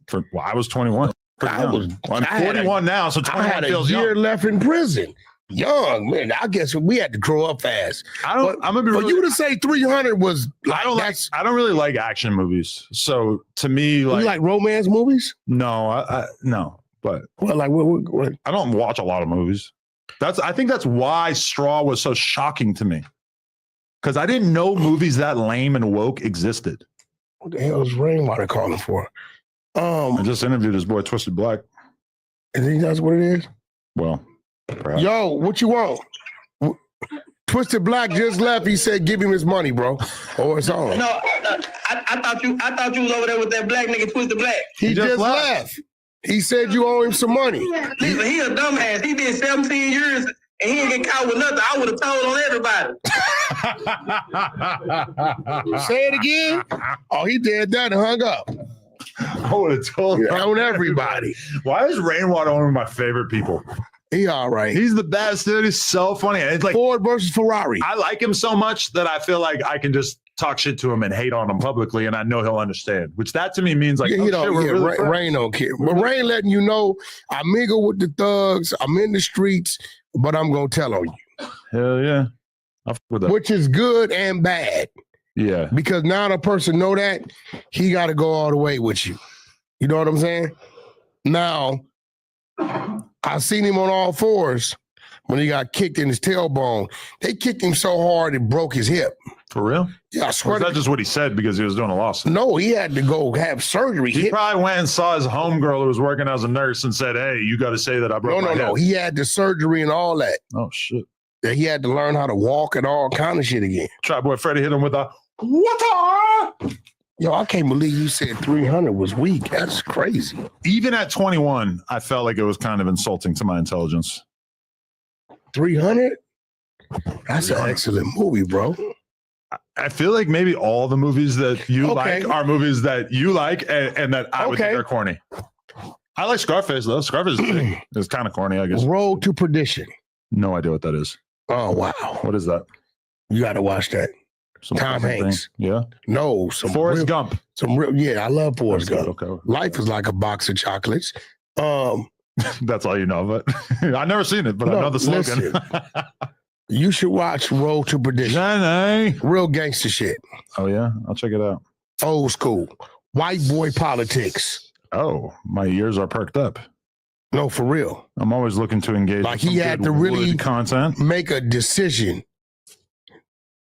Yo, man, you smoking? What the fuck is that? You smoking this shit out of that? What? K2, brother. I don't know what that is, bro. Bro, I'm going to Texas tonight. For what? Get it in. I got all kinds of content. You going out there with? I don't want to list it off because we're gonna. You going to Houston and Dallas? I got my boys. Got to stop by here. You okay? You know the cats. You do the turkey leg hut. They blew up the dude spot. Oh, I got. That's my people. I gotta go. I'm gonna set you up. I just was on the phone with him. Oh, because they shut it down, but that would be cool. No, it's back up and running. The turkey leg hut is already back. No, the spot they blew up. What do you mean blew up? They blew up the spot across the street, bro. Oh, because they were competing with them. Yeah, they Yo, that's some the gangster spot shit across right the there. street. I know we argued last time. My about boy Adrian Peterson. If you got a turkey leg hut and they open up a turkey leg hut across the street and you blow it up, that's gangster. Adrian Peterson, his manager, is my guy. Uh-huh. Adrian, I ain't gonna talk about him when we talk about it, but I'm gonna set you up. He runs it. It's one of the hottest spots out there. I think it's called like 50-15 or 51-15 or some shit. Well, I know I'm going to Trill Burger. You got to do that. I got to show my respects. You got to do that. Yeah. Bumby, shout out to Bumby. Shout out, Bumby. They did tell me, though, it's he gave my boy Twisted Black a verse. Now, I'm going to tell you this. Got to do it. I'm hearing the same thing. They're saying it's real high. They're saying the same shit about Marathon, too. But I think Marathon is like $33, they saying. But they said Bumby shit like, for two people, like $90. 90 for a burger. You got a beer and a milkshake, burger, fries, and give you some type of little mug. I don't think Marathon Burger's that expensive. They said how much you expect to pay for a burger and fries at this point in time? Right now, from a spot like Marathon Burger, that's not a fucking giant chain, like $20, $18. $18. Yeah. So if it is 33, I don't know. Yeah. When I ordered a bunch of shit last time, I didn't pay it no mind. I feel like, I mean, isn't it on Postmates? Can we go look right now? Although I know I saw a little white dude. He was like doing something on it. The Postmates prices sometimes are different than the regular prices, but let's see. Marathon Burger. Smash Burger combo meal, $26. Just a burger is $17. So yeah, it's a little high, but yeah, whatever. Trill Burger is $18 a combo. Trill Burger is $18 a combo as opposed to $26. Granted, Texas, lower cost of living than in LA. Yeah, that make more sense. Yeah, we are supposed to pay the high. They was talking about it. I'm like, yeah, that's kind of high. That's kind of crazy. Yeah. It's for the $90 for a burger. An $18 meal is the same as a $26 meal between. I mean, Texas even and like LA. thinking about the cost of living is crazy. Like, yeah, damn. They got it good. They don't know it, but they got it good.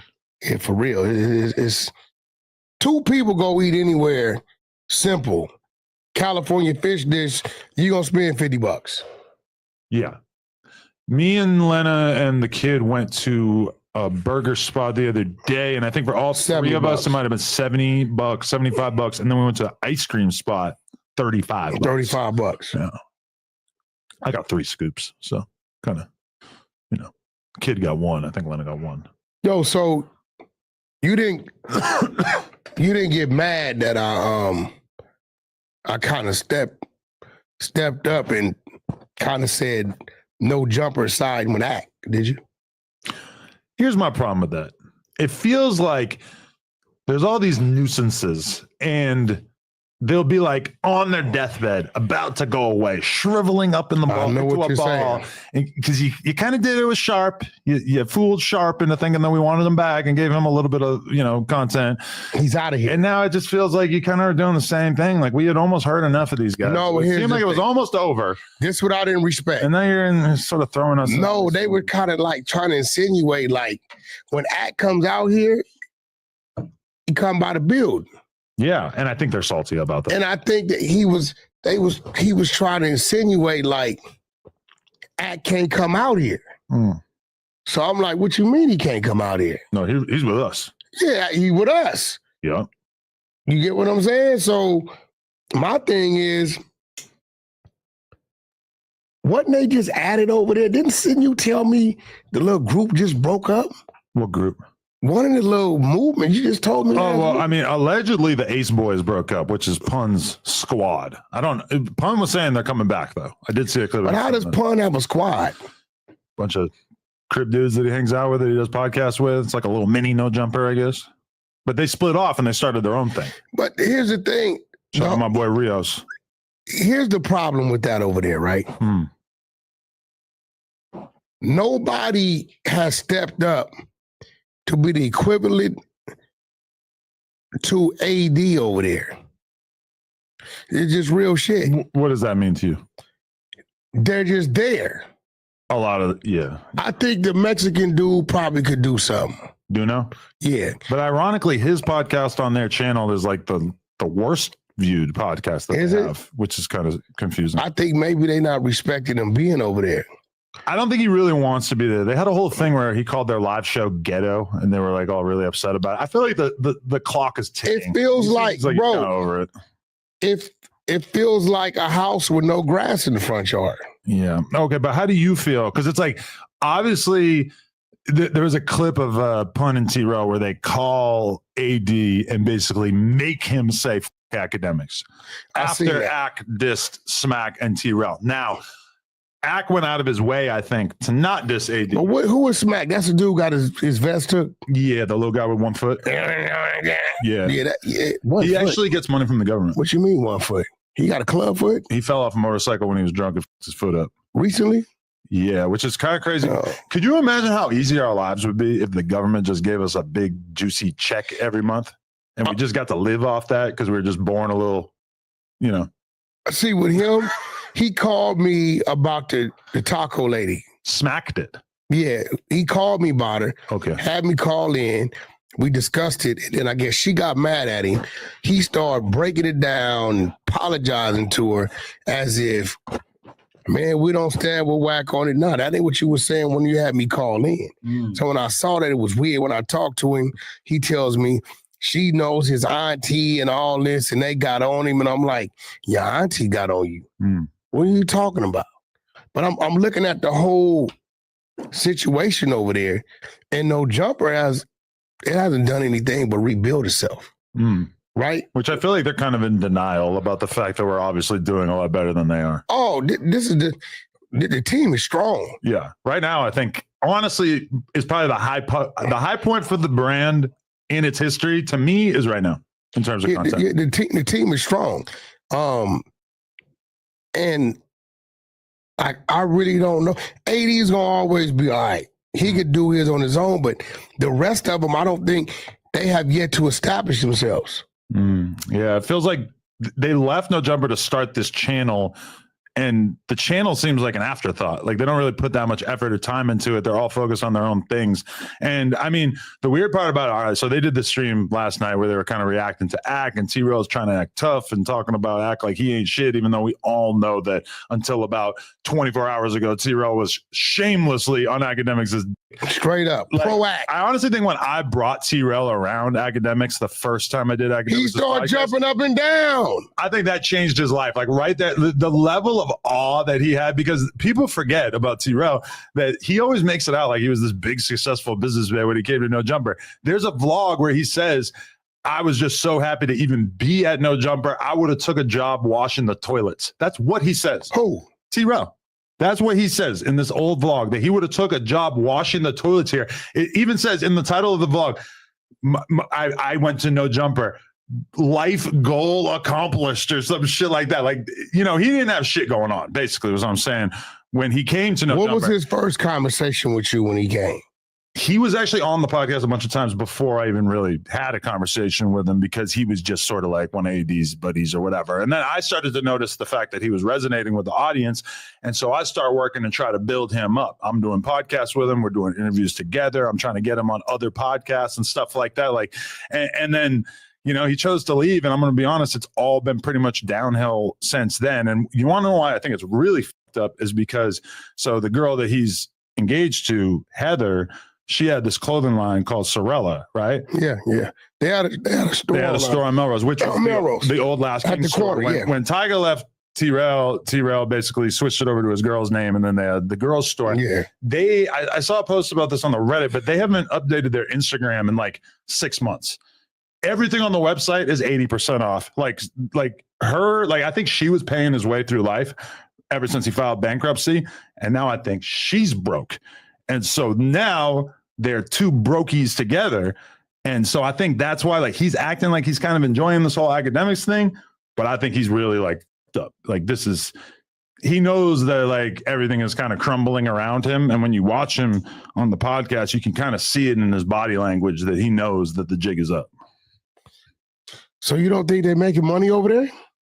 I think when you look at the way they were doing at No Jumper while also being able to do their own thing, that was clearly a better position for them to have been in. And I think if there wasn't so much pride and ego in it, that they probably would have already came back. I mean, honestly, like I think if I hadn't dissed them, they probably already would have came back. Because you've seen Vlad and Lord Jamar, they're back together after 5 years apart. I was looking at that and I'm thinking like, I wonder how long it's going to take before that happens. Do you think it's even room for them over here? Do they even fit?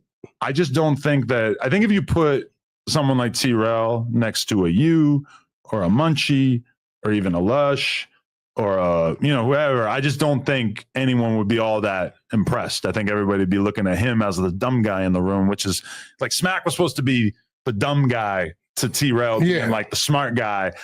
I feel like T-Rail would seem like the inbred step cousin here. Like, I feel like I don't think he like stands out to their fan base even. Like, I was reading the comments on that episode that they did last night. Bro, they have like a hate fan base now. Like, the fan base doesn't really fuck with them anymore, which is crazy because when they were at No Jumper, they were like beloved. And that apparently seems to have really dissipated. Yeah, well, end of the day. But I don't really pay attention to Listen, man.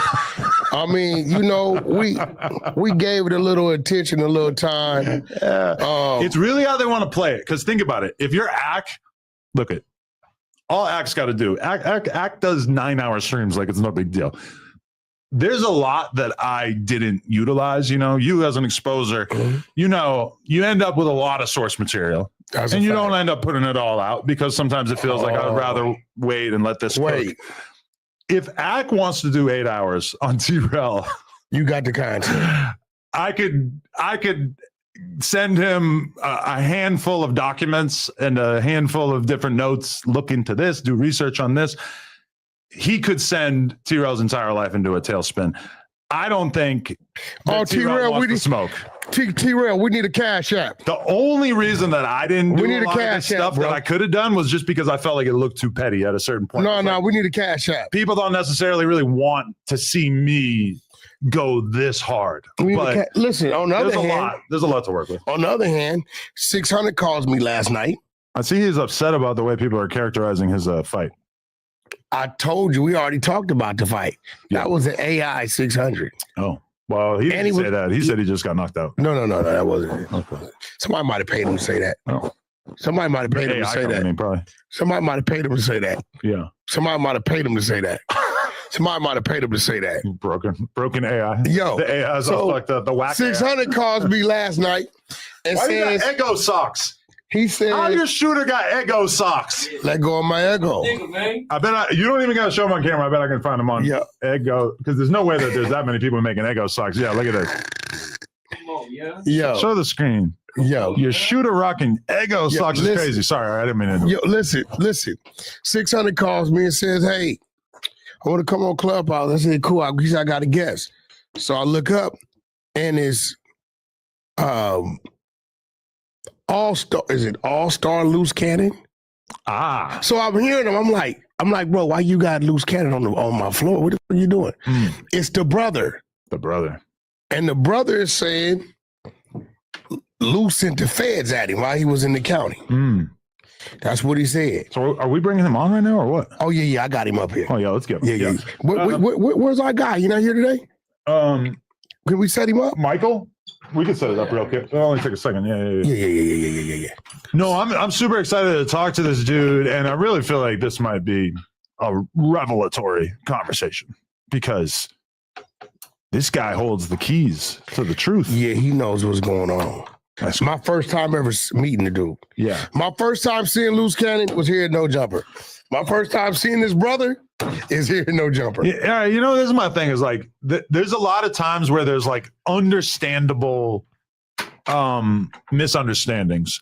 Like, for instance, him saying that he got stabbed 10 times and then it turning out that like, oh, he got sliced, which is apparently different. And that was taken out of context, whatever. I mean, ain't no context. Nothing never happened. That could happen, like, you know, but when it always happens. Nothing never happened. When it always happens at a certain point, you got to be like, okay, when there's smoke, there's fire. This guy's a bullshitter. The thrill is gone. The thrill is gone away. When Loose Cannon beats his case and he gets out, I would love to sit down and have a conversation with him. I'm gonna be honest. If Loose Cannon beats his case, his brother's in trouble. Conversation. Yeah. If he beats his case, you're in trouble. Yeah. Because he already tried. So he tells us he's in the county jail. He just do like recently 12 months there, and he had to go do another 2-3 months in the state. And he just came home. How long you been on? A week. Holy shit. You said you saw Crip Mac in the county jail? Yeah. No, Crip Mac was in Wasco with me in East 2. Oh. Yeah. He arrived like 3 weeks before I got out. Oh, okay. So he get out in December. December. Whoa. Spoiler. There we go. That's actually exciting to hear that. Wait, okay. I want to ask a big picture question. Is there a moment in your life that stands out when you realized that your brother had real issues with lying? Just in a general sense, like even at a really young age. We've been little kids. He's been doing so. You know, a lot of people would put us together. So he would sit up there and lie. You know, they'll come and ask me about the situation. I don't want to make it seem like, you know, he's such a liar. So it's like it put me in a lot of twists too. I mean, just what general in the business sense or with anything he do a lot of crazy shit. Right. I mean, like it's normal to be a little kid who lies. You know, like my 4-year-old lies all the time, and nobody takes it too. Yeah, she'll say she told one of the kids at school that I moved out and got a new house. Why? Wait, hold on, that's serious. She just made it up. She just told one of the kids at school, and the kid's mom texted Lena and said, "Is it true that Adam moved out?" You don't think Lena's telling her that you're going to move out after living in a new house? Well, that might be the conspiracy right there. That's not bad. Hey. But I'm just saying, like, little kids lie, but then it feels like certain people like kind of don't grow out of it. Yeah. Yo, he's one of them. So you're sitting in LA County Jail on this go round. Yeah. Now I talked to you about 4-5 months ago or something like that. He calls me. He says, "Hey, record this call with my brother. He has something he want to tell us." So as I'm hearing him talk to you, he's trying to guide you into saying some things to try to clear some things up, but you wasn't going for it. Not at all. So then he tells me, send me the conversation because he wanted to do some edits, right? Yeah, he wanted to edit it. Right. So, but you wasn't going for what he wanted you to say. You stood on it. You was like, that's what it is. But now you're telling me you're sitting in the county jail and you get some visitors. Tell us about these visitors. I'm sitting in Wasco. Oh, you in Wasco? So I'm waiting to be released. And then you know, I was like, nigga, I've been up in here for 13 months. Release me. Like, what's going on? They was like, it's an issue. I'm like, what type of issue? So like 2 hours go by, boom. I go to they said, come into the room. Feds there. I'm like, what y'all here for? They said that, you know, people was blaming me for being an accountant for 60s, setting up businesses. I did a lot of robberies. You know, give me a statement about it. I'm like, I don't know what you're talking about. But they was telling them Loose Cannon basically threw off all that accusations that's on him. He threw it off on me, telling me it's his identical twin brother that did it. And I'm like, what? I'm like, I've been in jail for a whole year. I mean, there's certain things that he recently did. He blamed me for the shit. It's stupid. Huh? Yes, recent shit that he did. It's stupid. So was he trying to put the robbery in the RICO with the dude Monster on you? Most likely, I don't know. It's so many different things, so many robberies. So you talking about superseding stuff they haven't mentioned? No, hell no, they haven't put it in yet because they still investigating. By them investigating, they want to dot their T's and, you know, I mean, cross their T's and dot their I's. So they basically trying to see what parts do I have to do with it.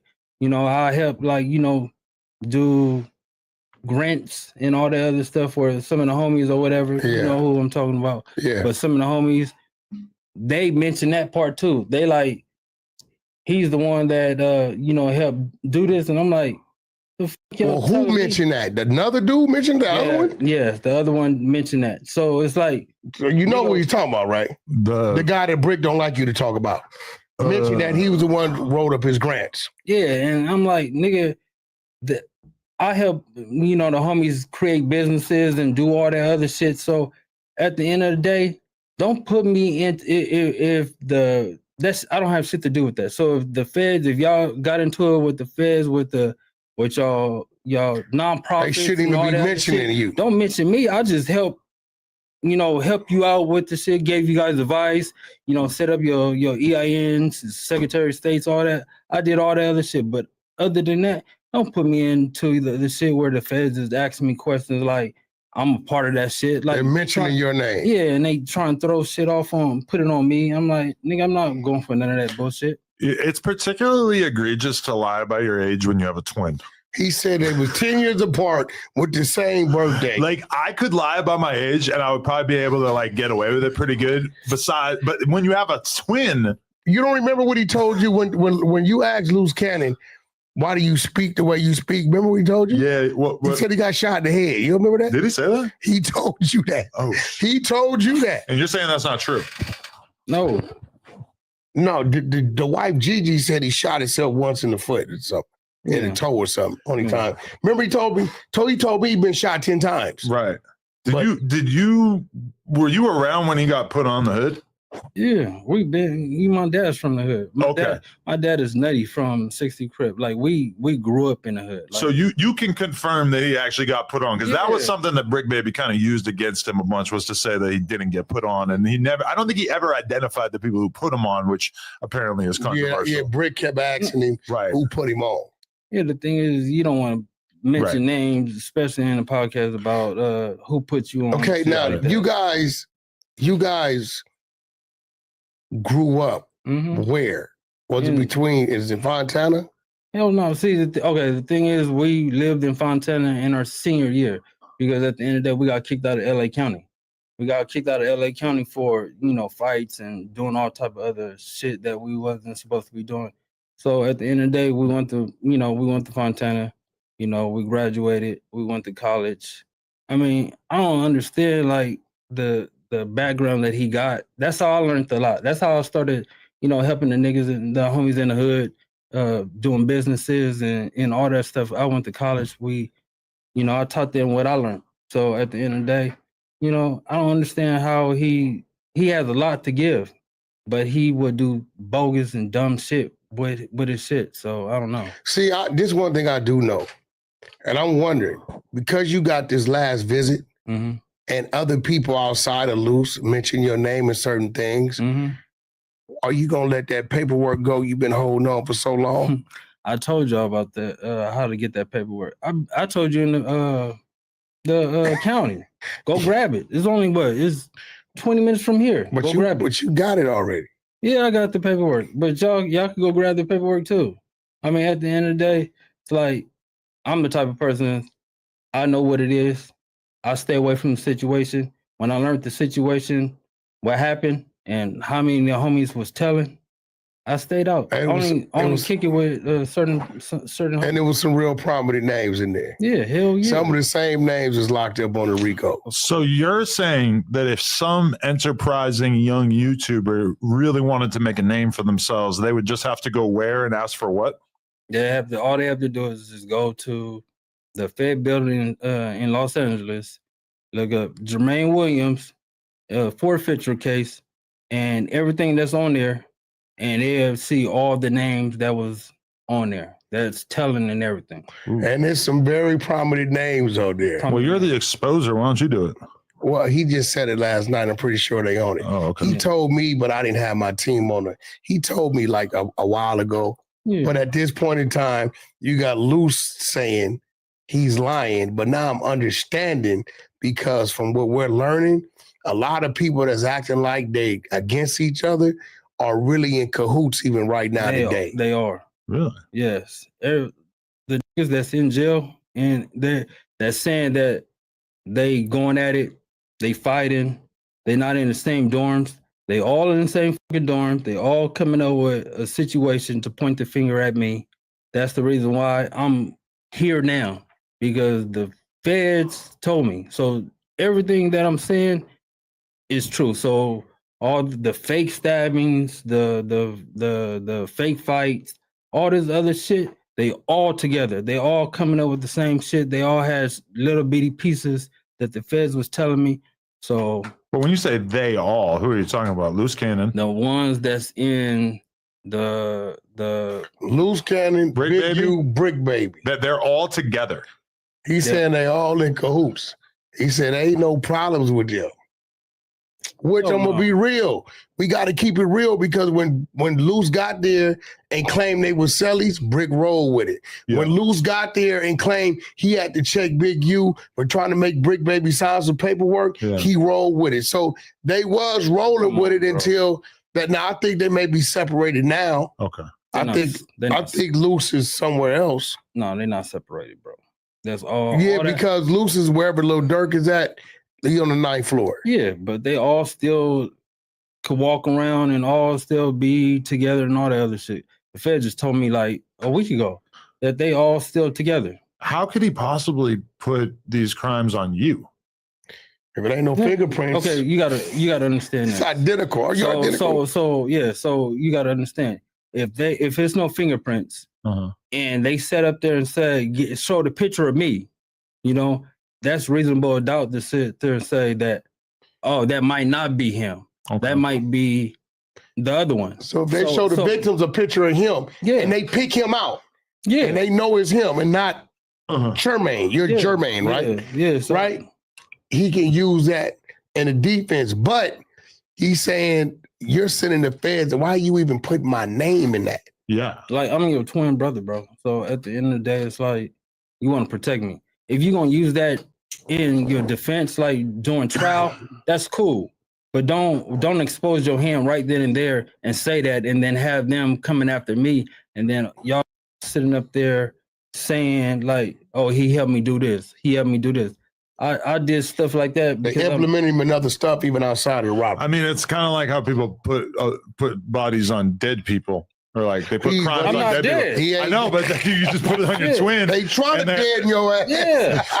Like, I mean, you can't prove it with me. Look at this guy. He looks just like me. I mean, you don't look that much like him though, right? I mean, but if you show a picture, and the victim, seen it, even just with the only thing that would fuck him up is him going on different podcasts and seeing the people they robbed and all the other shit. Yeah, he copped to it already. So he copped to all that. But the other shit, I don't know if the rappers that, he whatever He was lying about the Meek Mill. He was lying. You don't believe the Meek Mill one now? Nah, I never believed the Meek Mill thing. Okay.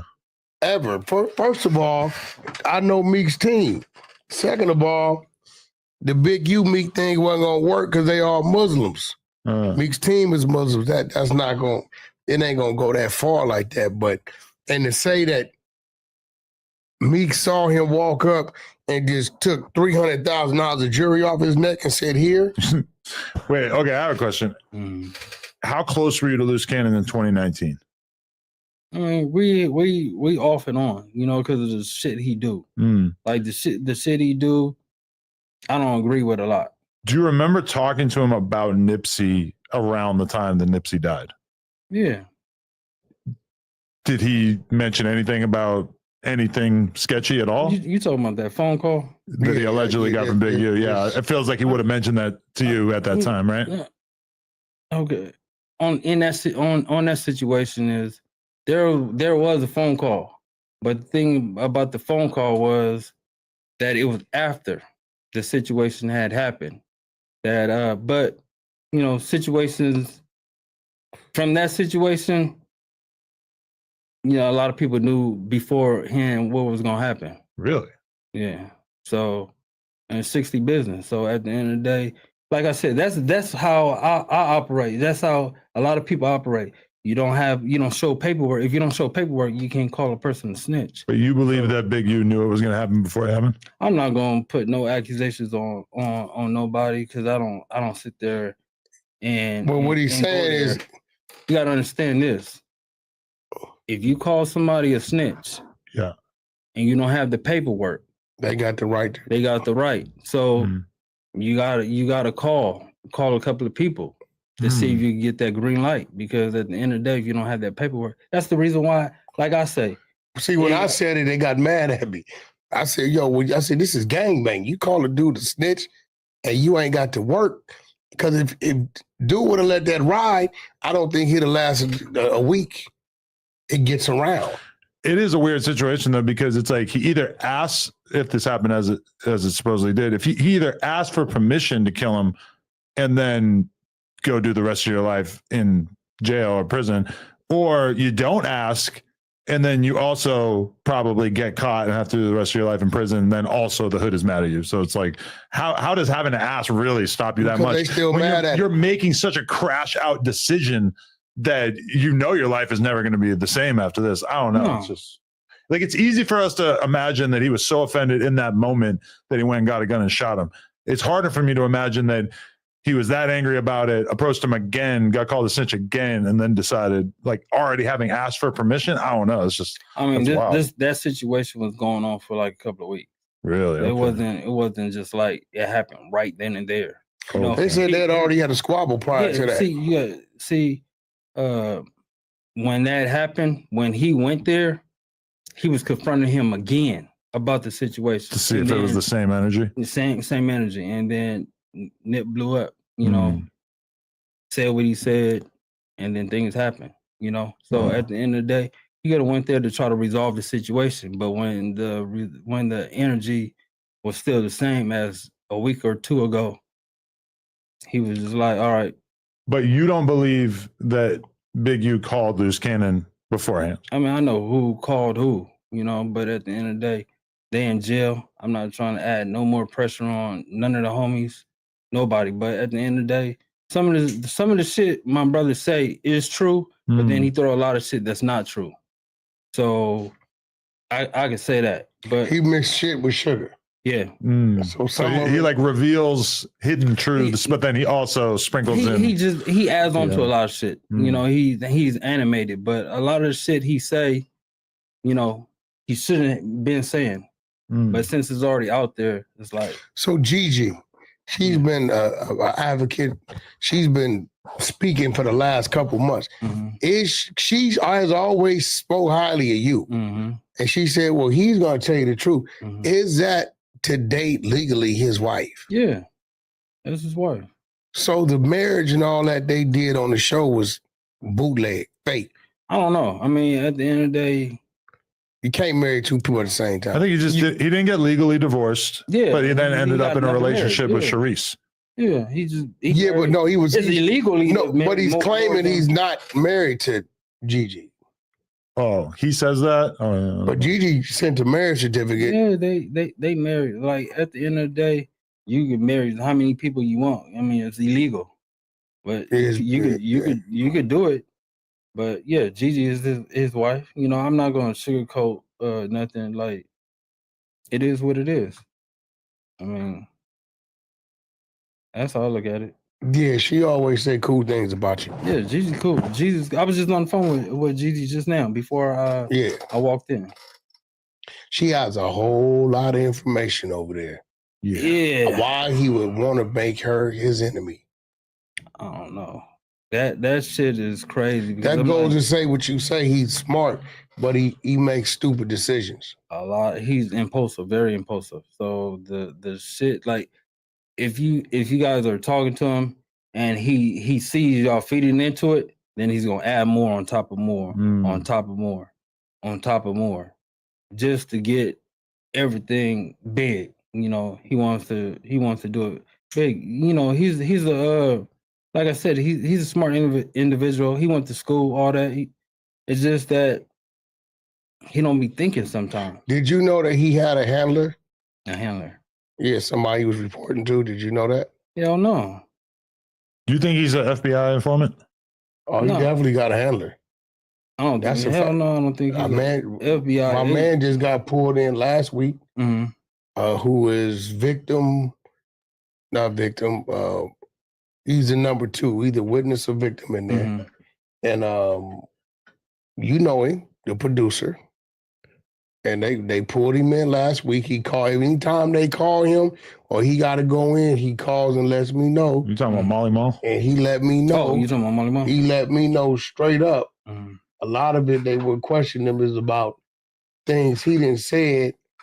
And they told him straight up, they like, dude's been reporting to us weekly, but he got snatched. Listen, remember when you wasn't gone yet. Remember 600 called you because we was trying to find him in the system, and you told us, nah, that's the wrong ID. You knew his ID number by heart. Yeah. You said that's the wrong ID number. That's his wrong spelling of his name, all that, because Sharice sends us his ID. So we send it to him. They ain't knowing that him and 600 is good. He tells us, bro, that's his name ain't spelled right. That's the wrong ID number, wrong date of birth. So this is fake. This is his real stuff, right? So when we're running it, we can't find him.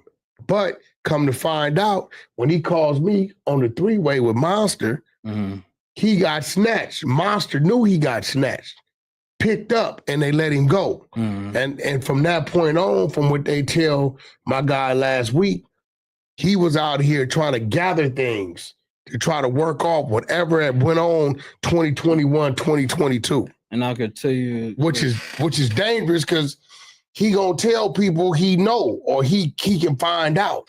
Yeah, but you know, a lot of people that's in that situation too, you know, had the same situation with Molly Mall. Me and Molly Mall had the same exact situation that happened to us, and there was even with T.I. had the same exact situation that happened to us, and it was only one person involved in that situation that we all knew that had the feds sick on us, period. So I don't know if it was, I know for a fact it wasn't my brother because he was sick on too by the feds, by that same individual. Now stop right there. Yeah. That's what he's saying. Yeah. And you hear what I'm saying? He got snatched up. And when they snatched him, for whatever reason why they snatched him, at that point in time, he went bad. So who you talking to, the guy you talking about? And we're going to say it for the record. Molly Ball ain't did nothing wrong. No. Dude wasn't even home. Dude popped up at his house. His security dealt with it. So his security let him know what it was. You talking about in Vegas? Yeah. So Molly ain't did nothing wrong. And I'm going to be real. If you going into your parole office, to your parole building, and them people's in there saying, listen, we talked to your security guard, and we got this. Did your security guard let you know that this dude pulled up? The security guard, 2 other people that already told him the dude pulled up. They waited. They left. They this, they that. Said beat her at a certain time. Yeah, 6 o'clock in the morning. he fresh out. Yeah. So is Marty Moss supposed to say, "No, I don't know what you're talking about," and you didn't volunteer to go to this man's house against that he ain't even dealing with you talking to you? Marty said, "Bro, was I supposed to go back to the feds for lying to these people because you chose to come to my house and have a confrontation with my security and do whatever you did while I'm gone?" Because Marty never saw him, right? So he ain't did nothing wrong, you know.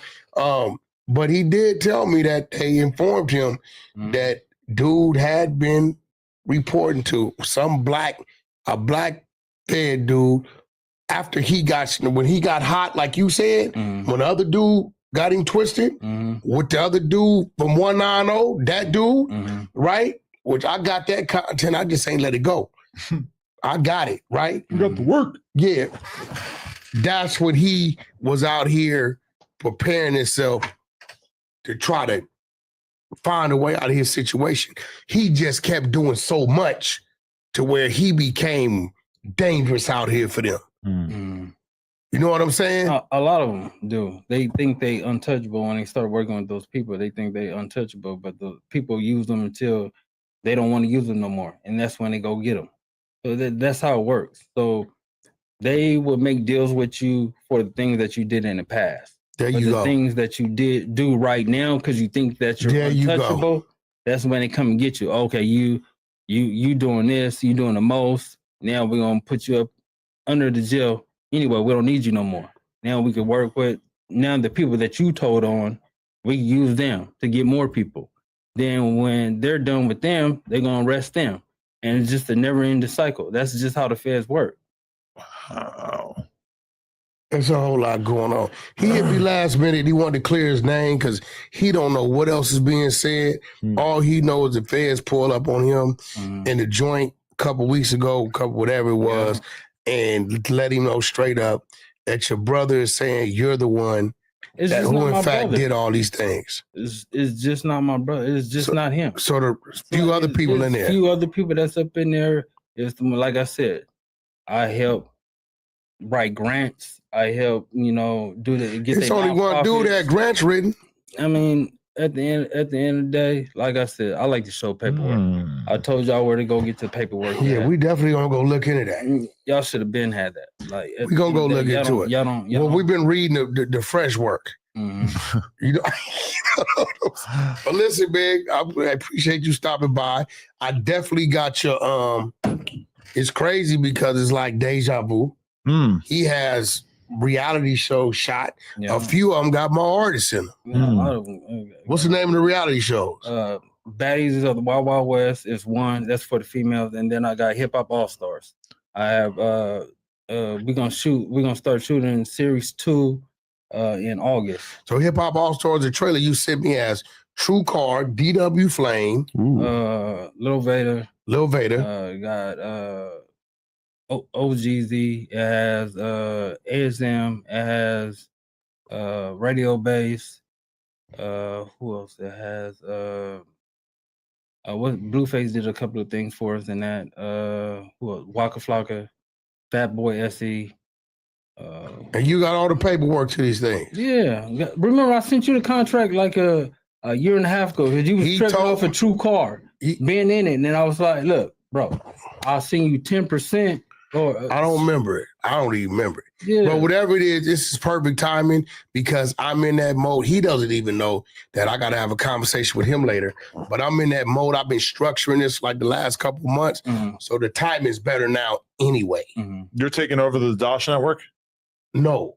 Oh. No, we got something even better that's part of our circle. Oh, okay. That you're going to be real comfortable with. So time is even better. I know I got like 3 trailers and I sent them to R&B, so I'm gonna be getting with you to make sure you got all the documents. So who got into doing these? Did he take that idea from you, or did you take that idea from Loose Cannon? No, it was like we've been in the industry for so long. We met like content. I mean, just different people, contacts, and all that stuff. So as far as doing it, because he has yours is shot a little better. His was kind of like iPhone-ish a little bit. Yeah, my shit is professional. We have professional shit, period. So at the end of the day, everything, like all my episodes is like thought out, all that. We have competitions, we have all that. We show a lot of positivity when it comes down to our blacks. Like we all could get along. The women on there, it's a couple of fights on there, but they was all cool. You know, everything was set up perfect. Now we're gonna do it. I'm gonna look at it. Like I said, it's perfect timing. The team I have now is a real close-knit team. It's really our table. Adam, I don't think you realize, you know, you kind of know how I work, is that I've been kind of like really setting our table to not only do what we are all individually doing, but to be able to utilize one another's resources for other things we may want to independently do. So me and Act, we got something set up that I know you're gonna like. And then outside of that, when it's time for us to go, you know, we can hit that button. That button is crazy when it comes to our marketing and promoting. But I appreciate you for showing up, bro. Yo, bro, final question. Will you ever be cool with your brother again? You know, that's, like I said, that's my twin brother. You know, I've been, you know, we was raised in a womb. So at the end of the day, it's like, I'm always love him. You know, I just don't like the shit that he do. Yeah. You know, just putting me in a twist, like I said, I raised my kids, all my kids, like my grown kids, they all have D1 scholarships. They all go to colleges, top colleges in there. So why fuck up my program, you know, by saying this shit because y'all got caught up. Y'all was sloppy with it. Y'all on the internet saying the gang is shit, and they looked into the shit and they got y'all on that shit. So at the end of the day, leave me out of it. You know, I sit up there, I be, you know, be in the hood and all that other shit. I'll be cool. You know, I teach people like, niggas, don't sell no weed, don't sell this, nigga. Let's open up a trucking company. Open up you know, different companies. What do you like to do? I sit down, write business plans, tell them how to do it, how to operate that shit, and go from there. I like to build my people up. I don't like to tear them down. And that's the difference between me and my brother. My brother just don't care about who he tears down as long as he make it to the top. You know, so that's how he functioned. But with me, we're gonna eat together. You know, I'm gonna help you guys out. I work with nonprofits. You know, I got I'm working with this nonprofit by Diane Rogers. She's helping, you know, women that educating the women to get better jobs and all that stuff in the community and all that stuff. So we've been doing that since I've just been out. So it's a lot of things that I do. I like to educate and help my people. You know, I'm not just the type of person just to tear people down and shit like that. I like to make sure everybody. Y'all did come up. Y'all was in the same womb. You show you did none of him rub off on you. I mean, it got to be something. What similar ways do you guys have on that bullshit side? It got to be something. You ain't just all to the good. Nah. Important question: is it gay to be in the same womb as another man? What the hell is you talking about? Adam had to just say something. Just around. Go ahead. Yo, you know I think you need to go get some therapy, man. Also, you're underage. By a lot. Yeah. You're not even born yet. You don't even have an age. You haven't even started ticking down the days. But the thing is that, like I said, because he tell me y'all done had a bunch of fights, bunch of crazy stuff didn't happen, but he blames it on you. If we fact checked all those stories, I bet we would find some incredible discrepancies. Now your guy was on there with Gigi. I forget his name. Who? The one Loose told on. They went to jail together. You're talking about Chosen. Chosen. I mean, at the end of the day, like I said, I didn't see no black and white in that situation, but I heard about that shit. I mean, I think he said something about you too. Yeah, but Chosen said he started telling the people it was you. Yeah, I mean, at the end of the day, I think that's his defense. Like, you have a twin brother, you can sit up there and try to, you know, persuade a judge. I mean, I think it worked. That time when he blamed me, they couldn't find him, you know, guilty because they didn't really know, even though he was caught at the scene or I don't know, caught down the street or whatever it was, he got out of that situation. So I don't know if he feels like he could do it again. I don't know what evidence they do have on him. But the thing is with Gigi, Gigi has a lot of shit. A lot of shit on him. She got a lot of shit documented on that phone. He need to make videos, crazy stuff. Like, I don't know why he's playing with her. Listen, I don't know. Listen, bro. When he got a phone on her account. So everything he was doing was going to her iCloud. And this dude likes to record everything he does, which we know. Right? It's a good way to end up in the feds, honestly. Yeah. That's a way. I mean, you know, that if you really want to be like a career criminal, you should probably try to document as little as possible. So would you ever trust your brother? No, I don't. Yeah, I can't trust him. I don't trust my brother. I just love my brother because as a twin, we have a special bond. Even though I know that he do a lot of crazy and dumb shit. Like with me, I minimize the shit he do. I tell him like, no, that's not a good idea. Don't do that shit. A lot of the shit that he has been doing by himself, by me not being in the picture, is the reason why the feds got him. Period. Because at the end of the day, I always tell him to make the best decisions that you can. Don't be up on the bullshit, and especially not recording shit. I'm not recorded. Nothing. Period. Yeah, he record everything. Yeah. When I tell you everything, he's out of his damn mind. Yeah. He'll be all right. You gonna go put some money on his books? Yeah, I mean, I'll put money on his books. I mean, not right now, because at the end of the day, I'm a little irritated at the situation of the feds and all that shit coming to holler at me and all that shit. If you really think somebody is that bad, I don't think you got to put money on their books. Listen. Would you put money on Hitler's books? He better who? If Hitler was locked up, would you put money on his books? Absolutely not. Why? I would have a reason to. That's what I'm saying. No, I wouldn't do it. If they're really that bad, you don't got to put money on their books. Listen, man, I tried to literally help the dude. Mm-hmm. But I guess he had a motive, but he I don't know why he thought I was slow. You know what I mean? Because I could see it, but it was like, I was like, let me try to help this dude. But he wanted it his way. He was caught up, bro. Adam, maybe you can help me with this. We just who we are.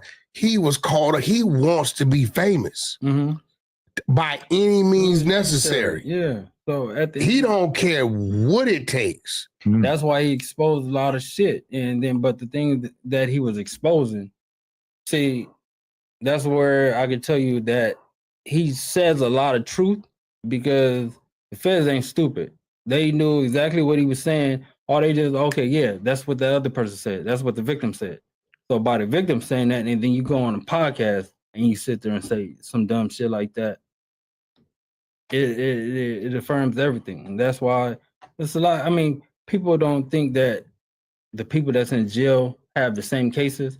They have a lot of the same cases, bro. They just haven't been brought forth yet, but they have a lot of shit that they're investigating. That's why the trial is honestly, if you're somebody like Loose Cannon, who realistically is just going to spend their entire life manipulating people and pulling the wool over people's eyes and lying about everything, the internet is your worst enemy, because the internet takes these statements that you're making and enshrines them for everybody else to see. What Loose Cannon wants to be able to do is to tell everybody a different story and to be able to just kind of come up with details on the fly so that he can manipulate people and get what he wants or whatever. But the internet is the enemy of that, because as soon as you have a podcast out there of you saying, I'm 32, and then we find out you're 42, it's like, this is enough to let us know that you're a serial liar. When the mugshot came up, that said 42, I'm like, yo. Because if you're never on camera, you can say I'm 32, and then when somebody calls you out for it, you can say, I never said that. You must have misheard me. I said 42. I said, the dude said, we got the same birthday, 10 years apart.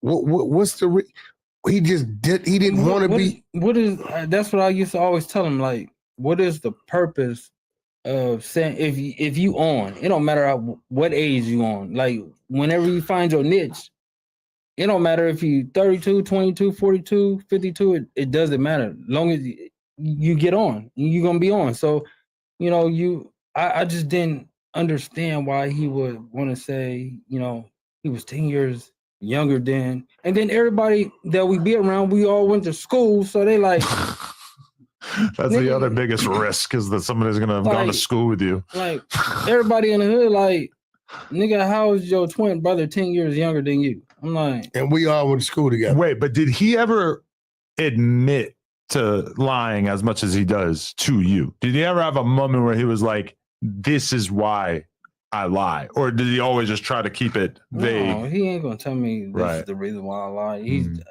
I know when he's lying. Yeah. Like they used to call and 600 and them, they'll call and ask me a question. I'm like, bro, do that make sense to y'all? In my whole time doing podcasts, I don't think I can think of anybody that I've had on a bunch of times who like stands out to me as that much of a liar, because it's just so hard to be a public presence if you're lying about everything. And it's one thing if you're like Jeffrey Epstein and you're hiding this disgusting fetish of yours, because obviously like sex is, everybody kind of hides away their sex life for the most part, besides you and I in a way. But the fact that he like was doing all this out in public and lying about like every little detail is hold on, bro. Really crazy. He don't lie Hold about on. What you mean about you and I? Well, we talk about sex on here a lot. No, You're always talking about banging your wife. Yeah, Yeah, my girl. Yeah, that's because you know you be on some. You know, I ain't got nothing to do with the chickens and the ducks and all that other shit you went to. Shit yeah, getting no, crazy. but the thing is that like you guys are he lies a lot, but there's a lot of things that he says that has the truth. That's the, like I said, Tainted that's with the- a lie. Yeah, that's the reason why he's in so much trouble now, because he was telling the truth with certain subjects and telling lies on different subjects. Yeah. So I mean, it painted him to be a different type of person. But at the end of the day, I've been dealing with it for so long. I've been dealing with it for 42 years. So at the end of the day, I knew the bullshit. I feel it. That's crazy. All right, Waxter. I'm gonna go put my freaking kid to bed before I go to Texas. Texas. Oh, you Bitch, got- I'm from Texas. You're going. What time you got a red eye? Yeah. Why are you leaving at night, not early in the morning? It's only a 3-hour flight. You lose 2 hours. I don't know. You could have called it. I'm asleep then anyway. You could have called it 6. Look, I get on. Nah, been I at get on the 11. flight at midnight. I sleep for 3 hours. I get there. 5. Check into the Airbnb. Even Texas? I thought it was only 3. 2 hours. 2 hours. Oh yeah, okay. And then I check into the Airbnb. Probably go to sleep for a little while longer, Bro, and then boom. Why do I'm you doing stay in Airbnbs? Normally I stay in a hotel, but this time we went Airbnb. Hey, you tripping? Yeah. I don't f- with them Airbnbs. You're These niggas got hidden cameras. You're a blood. Motherfuckers got access to the. Yeah, all right, okay. Look, who you are, on the level you are, on the status you are, all it takes is for the wrong motherfucker across the street to see you in an Airbnb and get to thinking some stupid shit. I think a lot less people want to kill me than you. Who? And about no, they can come rob your ass. They think you got something. I know you keep $60 on you. I know that. That's what I'm saying. I'm the same way. I'm always paper broke. You're gonna get a couple Nike You get some cards, some credit cards. You get some awful lot of. Yeah, I don't run around. I wear a basic rollie. That's it. I'm not in the jury. I'm not in none of that shit. I'm not gonna lie. Normally, I almost always do hotels, but this time I was like, you know what? We got 3 people. I bet it'll be cheaper if we just do Airbnbs. So it's gonna be 3 of y'all. Yeah, but I mean Remo and Heath. Yeah, Remo and who? Heath is skinny ass white kid who works there. Oh, okay. I don't know if you see him. No, I get it. Okay, I get it. Well, I got Remo. Yeah, but listen, I ain't scared of shit. I got Remo. Yeah, don't be taking advantage of Heath, bro. Why? You don't know shit about Heath, do you? You don't take advantage of him, bro. You mean sexually? No. Why you thinking sexually? I'm just wondering. I'm saying like running him to death. Like why did your mind go to that? I don't know. Yeah, bro? You might need to go get the electric shocks. Or just try this shit, man. Did you see this? That this exists? Me and Lena did Vlad together. I seen you got. I've noticed how much taller you are than Vlad.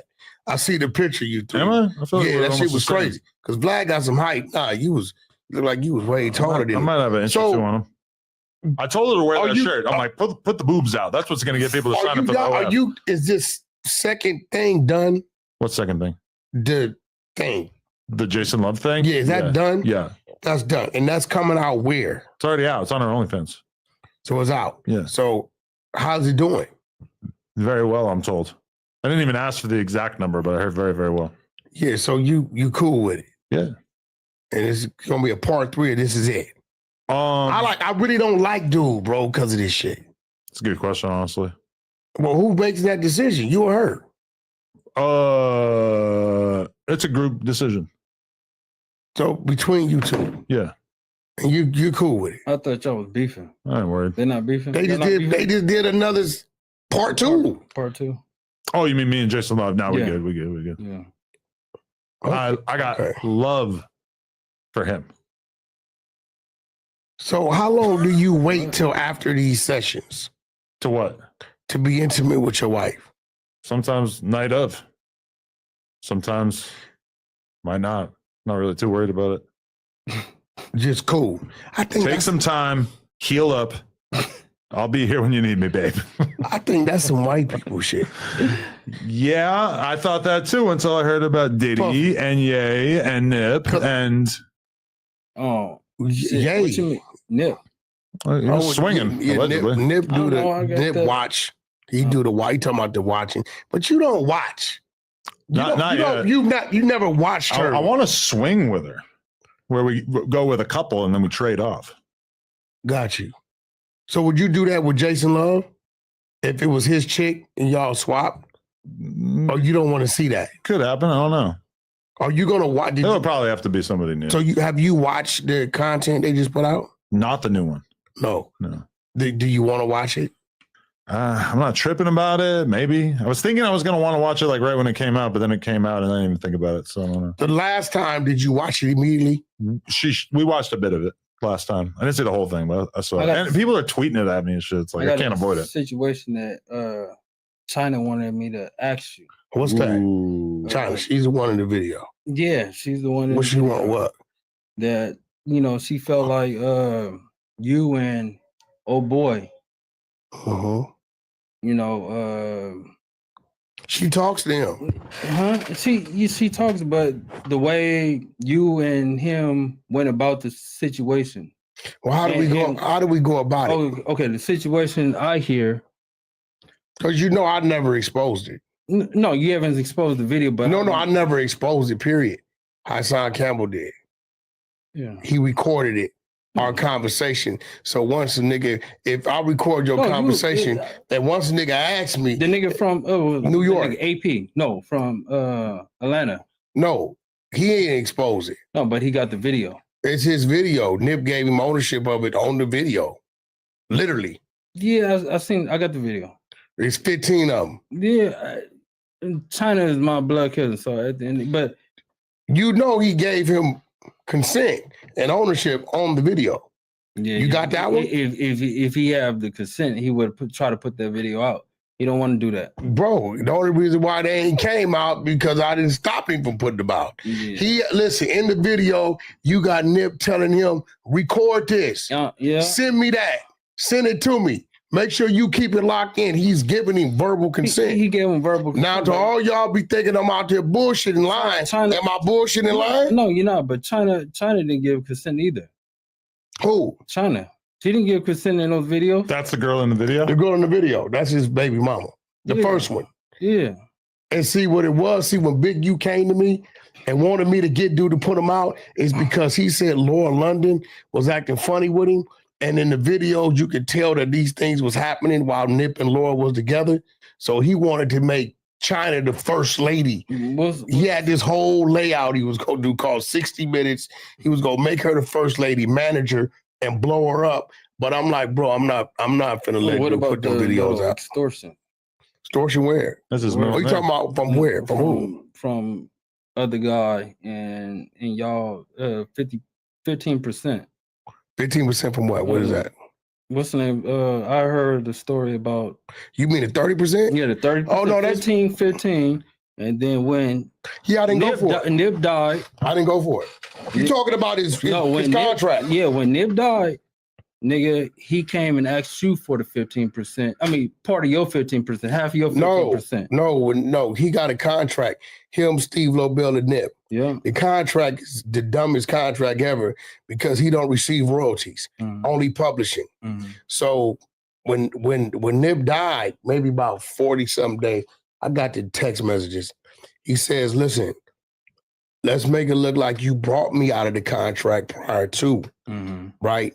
And then I need you and your legal team to go out to the state for the 30%. So I said, well, you was just with Nip, nigga, when he was alive. Why did you go at the 30% while he was alive? Why you gonna go after it after he died? You saying it's your little brother, right? So if you didn't go after the 30% while he was alive, why go after when he's dead? I don't want to. I gotta actually dip. Get your punk ass out of here. Keep politicking this issue. We need. This is good. Yeah. So here's the thing. What Big U didn't understand that he knew I understood was Nip waited until the contract, the 10 years was over with before he dropped the album, right? Which when he first came to me, he said, yo, is my contract expired? I said, it's expired as of now, but Victory Lap is still in there because you don't go after the day the album dropped. You go after the day the album was negotiated, then the budget was released. So when I told him that, he like, well, listen, when I sign it over to you, we make it look like, and then we bust it up. I'm like, I'm not fucking with it. Yeah, I could have went and got it, but I'm like, I'm not fucking with it. For one, me and Nip never had no problems. Nip problem with me was I was fucking with Big U. And when he realized that my issue with him wasn't Big U, it was that he didn't do that K Slay verse after I had Slay break this and spin this and do all that shit we did for him in New York. I said, I don't give a what you and Big U got going on. Slay is my plug, not Big U plug. So when I got Slay doing all this shit for you and Slay called back, say, yo, can I get that Nipsey verse for my, my mixtape or whatever? And it's no, because you getting into it with Big U. What that got to do with Slay? Because now you got me looking crazy. That ain't 60 business. That's a Paru plug. Yeah. Big U know him through me, right? So once me and Nip talked at Platinum, we was good. So when Draws came with that, I said, bro, I'm not doing that. You do it. You need the legal team. I turn you on to the legal team. I don't want to have. Do you know what that nigga would have did if I would have went and did that? And got that, you know how he would have faked like he didn't know what was going on? I said, I'm not doing that. I wouldn't even let dude release the content at all. It been 2-3 times. What them people call that shit R&B? The black, when they was trying to buy it? Some shit, dark web or some shit. Yeah. I wouldn't even let him do the deal. And it ain't got nothing to do with her because I don't know her, right? It ain't got nothing to do with Nipsey. I'm going to tell you, it ain't got nothing to do with Nipsey because he chose to do whatever he chose to do, but I know he got kids. And I'm gonna be real. I don't think Black Sam want to see that shit. No, a lot of people don't want to see that video. That's the reason why, Nigga, it's 15 of them. Yeah, it ain't just one. I got all. And it's a bunch of. You seen the text messages? I got the videos too. Me and China. Where you get them from? China. Also, she got them. Okay. Yeah, but the thing is that. See, they did a lot of shit. It's their sex life. So at the end of the day, nigga, a lot on the couch shit. It's a lot of shit. Yeah, a lot of shit had been. That's where I was a little irritated at where because Big U, he had the videos too. He wanted them out, but see, he only had a partial. Yeah. Let me tell you what his stronghold was. He got the recording when Nip is telling the police, if anything happened to me, Domer did it, right? And he used that against Nip. I know. I mean, a lot of people. Everybody is not innocent in that situation. Yeah, he used that against Nip. So when he came to my house, that nigga came to my house in my backyard in my game room with one of my original baby gangster childhood friends that he did time with. He did a dub with him. So he said, "Man, it was such a ride. I want to see him. I ain't seen him." And when he was asking me to do the things, he was getting irritated. He said, man, why all of a sudden you like against me and for him? I said, ain't about I'm against you. It's like, bro, none of these things you wanted to do when he was alive. Yeah. If you would have been pursuing that 30% while he was alive and all that shit, and you just needed some help because your legal team went bad on you, I would have assisted you. But you sat there in front of the world, pro victory lap, gave him awards. you wasn't having these conversations with him while he was alive. No. Now, that's how y'all got into it. Yeah, he started getting mad that I wouldn't cooperate. That's when y'all beef started happening. That's Y'all when was it's- cool. Yeah, that's what But yeah. people needed to know the reason why you and Big U wasn't cool. I knew about the whole situation. That's how it the whole started. thing. Yeah, that's how it Because he started. felt like you supposed to press play. No, nigga, because listen, go find an interview or some shit with Nipsey saying something crazy about me. Yeah. Me and that nigga used to talk. He'd call me maybe once, twice a month, whatever, because he always accredited me for a lot of things me and Game did for him, and then the Slay shit. So we used to, and Nips was one of them dudes that he ain't let everybody know who we really talk to. You know what I'm saying? You would never know who we fucking with. So it's like, I'm like, bro, I ain't got no problem with him. I gave him advice. I told him no, just because the contract expired like 2018 of January. I think it started 08 of January. But Big U was under the impression because the album didn't drop until February or something, right? That he was out of contract. I said, no, that album was negotiated while you was in contract. But Big U, a lot of people don't know, and I think you know this, Big U was not that smart. He was just a magnet that people would come to him, and he had people to call around to get on. It'd be 4 or 5 niggas on the phone. He ain't even talking no more to whoever is trying to get the business done. He really didn't understand the music, bro. The nigga he had 0% royalties, all publishing. So I'm thinking, if I'm Nipsey and I know this nigga all he got is 30% publishing, when I'm doing my music, my kids getting the publishing, or my girl, or my mama, or my daddy, or even my brother. I'm telling myself, I ain't saying this to him. I said, nigga, you gonna run into a big wall, because me knowing Nip, he probably redirected that somewhere else. Because he could have assigned his publishing. He could have said, I'm in debt to these people, and it's my publishing. Draws didn't get no royalty. I said, I'm looking at this shit. I said, bro, you don't got no, how you do a motherfucking deal and you don't got no royalty rate? You got to understand, Black Sam is smart. Yeah, definitely. I'll give him that. So Black Sam, would tell, Nip, this is how we gonna run this play. So at the end of the day, I never helped him. If I'd have helped him with it, you would have known. I got a legal team that's impeccable. Sing. They've been around. They got passed to me through a great friend as well as Joseph Isgrove. Those of y'all know Joe Isgrove, and y'all know what time it is. That was my strong point, my entertainment team, and Joe Isgrove turned over his independent radio team. So I was the only one at the time that could get rotation in a full run, urban and rhythmic, without being in the building. That's where my strength came from in this game to get me in the door, right? But Big U knew that, but I wouldn't cooperate with nothing. And then he dropped a bomb on me and my homeboy and said, Nip's a rat. And I'm like, bro, what you talking about? The nigga really got a record. He got the recording, right? That said, if anything happened to me, he talking to the police. I don't know how he got. I didn't agree with the extortion part either. Like, that's your home. It was like 2000. It was some. It was some about all that. Yeah, right. Yeah. So, but that was their thing. But I'm sitting back and I'm telling myself, now this is what I'm telling myself. But nigga, I just watched you. I watched you get into it with him. I told Big U not to sign it, not because Nip wasn't worthy of being signing, but Nip's character said y'all wasn't gonna work out. You wanted to control Nip, tell Nip what to do. He wasn't his own man. Yeah, he wasn't going for none of that. And Nip would have never got as far as he did if he would have been allowing dude to do that. Because he didn't break no other artists. There you have it, right? So, sitting back and I watched him get back together. I watched him.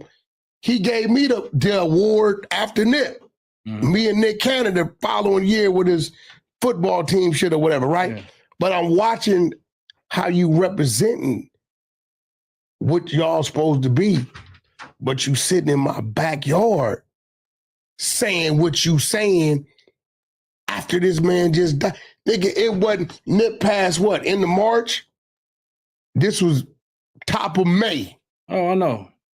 I put the text messages out, the screenshots. This top of May. And I'm telling myself now, this is about all that. This is what I'm thinking. If you would do him like that, then what the fuck would you do to me? This is my mental. So, and I seen him start to get irritated because he wasn't used to me telling him no. Because the things he would come to me for, it was been, yo, I'm in trouble with my home. Could you help me? Yeah. Or, you know, hey, shit going on with Corrupt, or how could I do this? How could I do that? Yeah. And we get it done for him, right? But when I told him, I can't do that. About the that situation. Yeah, both them situations. Yeah. Back to back, because he didn't wait. They was back to back. They was like right then. I can't do that. I can't do that. I give the legal team to look into it, but I can't do it. Yeah. I can't. I'm not. We ain't had no problems. So why? And you didn't do it. I didn't respect, nigga. You was just with him eating burritos and shit on the thing. This is why when I seen that one clip, Justice for Nip, and they started laughing. That was real. Because I know what you said in front of me saying. You can't tell me no. It's certain things that you've seen and witnessed yourself. Can't no human being tell you no different. Whatever the people want to run with, cool. Yeah, I know what I know. I didn't agree with a lot of shit that some certain of the homies did, but with Big U, he did a lot of stuff for the community. With the football and all the other stuff, he should have just kept that going. He was straddling the tracks. Build off of that. I mean, because I'm gonna be real. This paperwork I'm reading, I ain't know that Big U. The shit I'm reading, but talking to Eddie Boy, who he was back then in your daddy's era. Yeah, talking to Eddie Boy knows a different Big U. Yeah, Eddie Boy, he like nah. He said, "Whack, that's him." That's him. It was always an angle. It was always something. It was always a catch to whatever he was doing. Because our first encounter when he came home, because Corruption was back over there with Death Row. He had got away from Snoop. Death Row as an accountant. He and Big U immediately went back to jail. He Michael up real bad, right? Called like a child, whatever, endangerment. So niggas helped get him out of that. And then he made his first 80,000.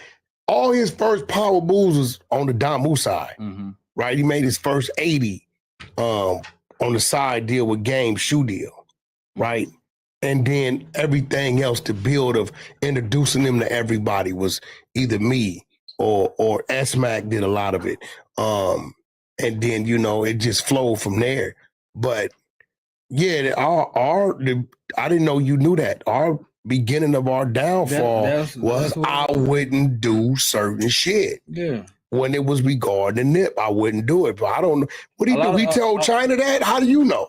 Who? How you know? I knew about the whole situation when the situation was going down. You was talking to him or he... Yeah, come on. I knew about the whole situation. Yeah, okay, I got you. Even with the videos, and yeah, because I never let dudes send them to me. I don't want them. Yeah, China told me to holler at you about that too. Make sure no, don't come out. No. Listen, I've been the reason why they haven't come out, and I ain't never let him send them to me. I'm like, nah, because if some shit come out, we gonna know it's you. Yeah, and he ain't too much tripping. He told me him and China didn't hollered a couple times. I guess she was working at a weed shop or some shit down in the valley or something. He went by there. I think Sam had a head shop or whatever Sam down there. But they been in communication. But at the end of the day, you right. Nip could send his own there, but hers not. Hers not. But I'm gonna be real. She ain't when a female on there with her man, a baby daddy or whatever. She ain't doing nothing wrong. No, she ain't doing nothing wrong. It wasn't that. It's just that you can't put that out and she don't get a bag for it. That's all she care about is getting a. That's all she care about is getting a bag. Okay, I let him know that. I've been when them people call about that because I didn't know. I had never heard of no shit called the dark web. I'm not I don't understand a lot of that shit. I got people around me to do that. And they came with a bag. They came with a bag, and then we had people in Dubai. He told me about the bag. Big, you told me about the bag, and then he was like, "Could you get China to, sign over her?" Yeah, consent? but I told him, listen, but see, you see how crazy that was? I told him off the rip, I'm not letting him do it. So I guess he was gonna go get some from China and double back. Because it wasn't even about the money. Second set of people come out of the Middle East. You know, they'll buy for their own entertainment. Just straight, it'll never go nowhere. It'll just be for their entertainment. I'm like, nah, bro, don't do that. Let me help you do this. Dude doing well for himself right now. Like, he only was willing to come off of it when he was struggling, but dude doing well for himself. He doing all right. That nigga driving around Bentleys and shit. Got him a nice big crib up in Malibu. So he ain't even thinking about it one way or another. And it's been a couple years since he even considered it. Yeah, I mean, last time I heard, but they talk though. Nigga, him and China talk. China, we recently tried to, reach out to make sure that shit didn't happen. Just he's not gonna do it. I'm telling you, he ain't gonna do it. Yeah. But now that you saying, look, Wack, if something happened, just make sure she compensated and she involved. That's easy.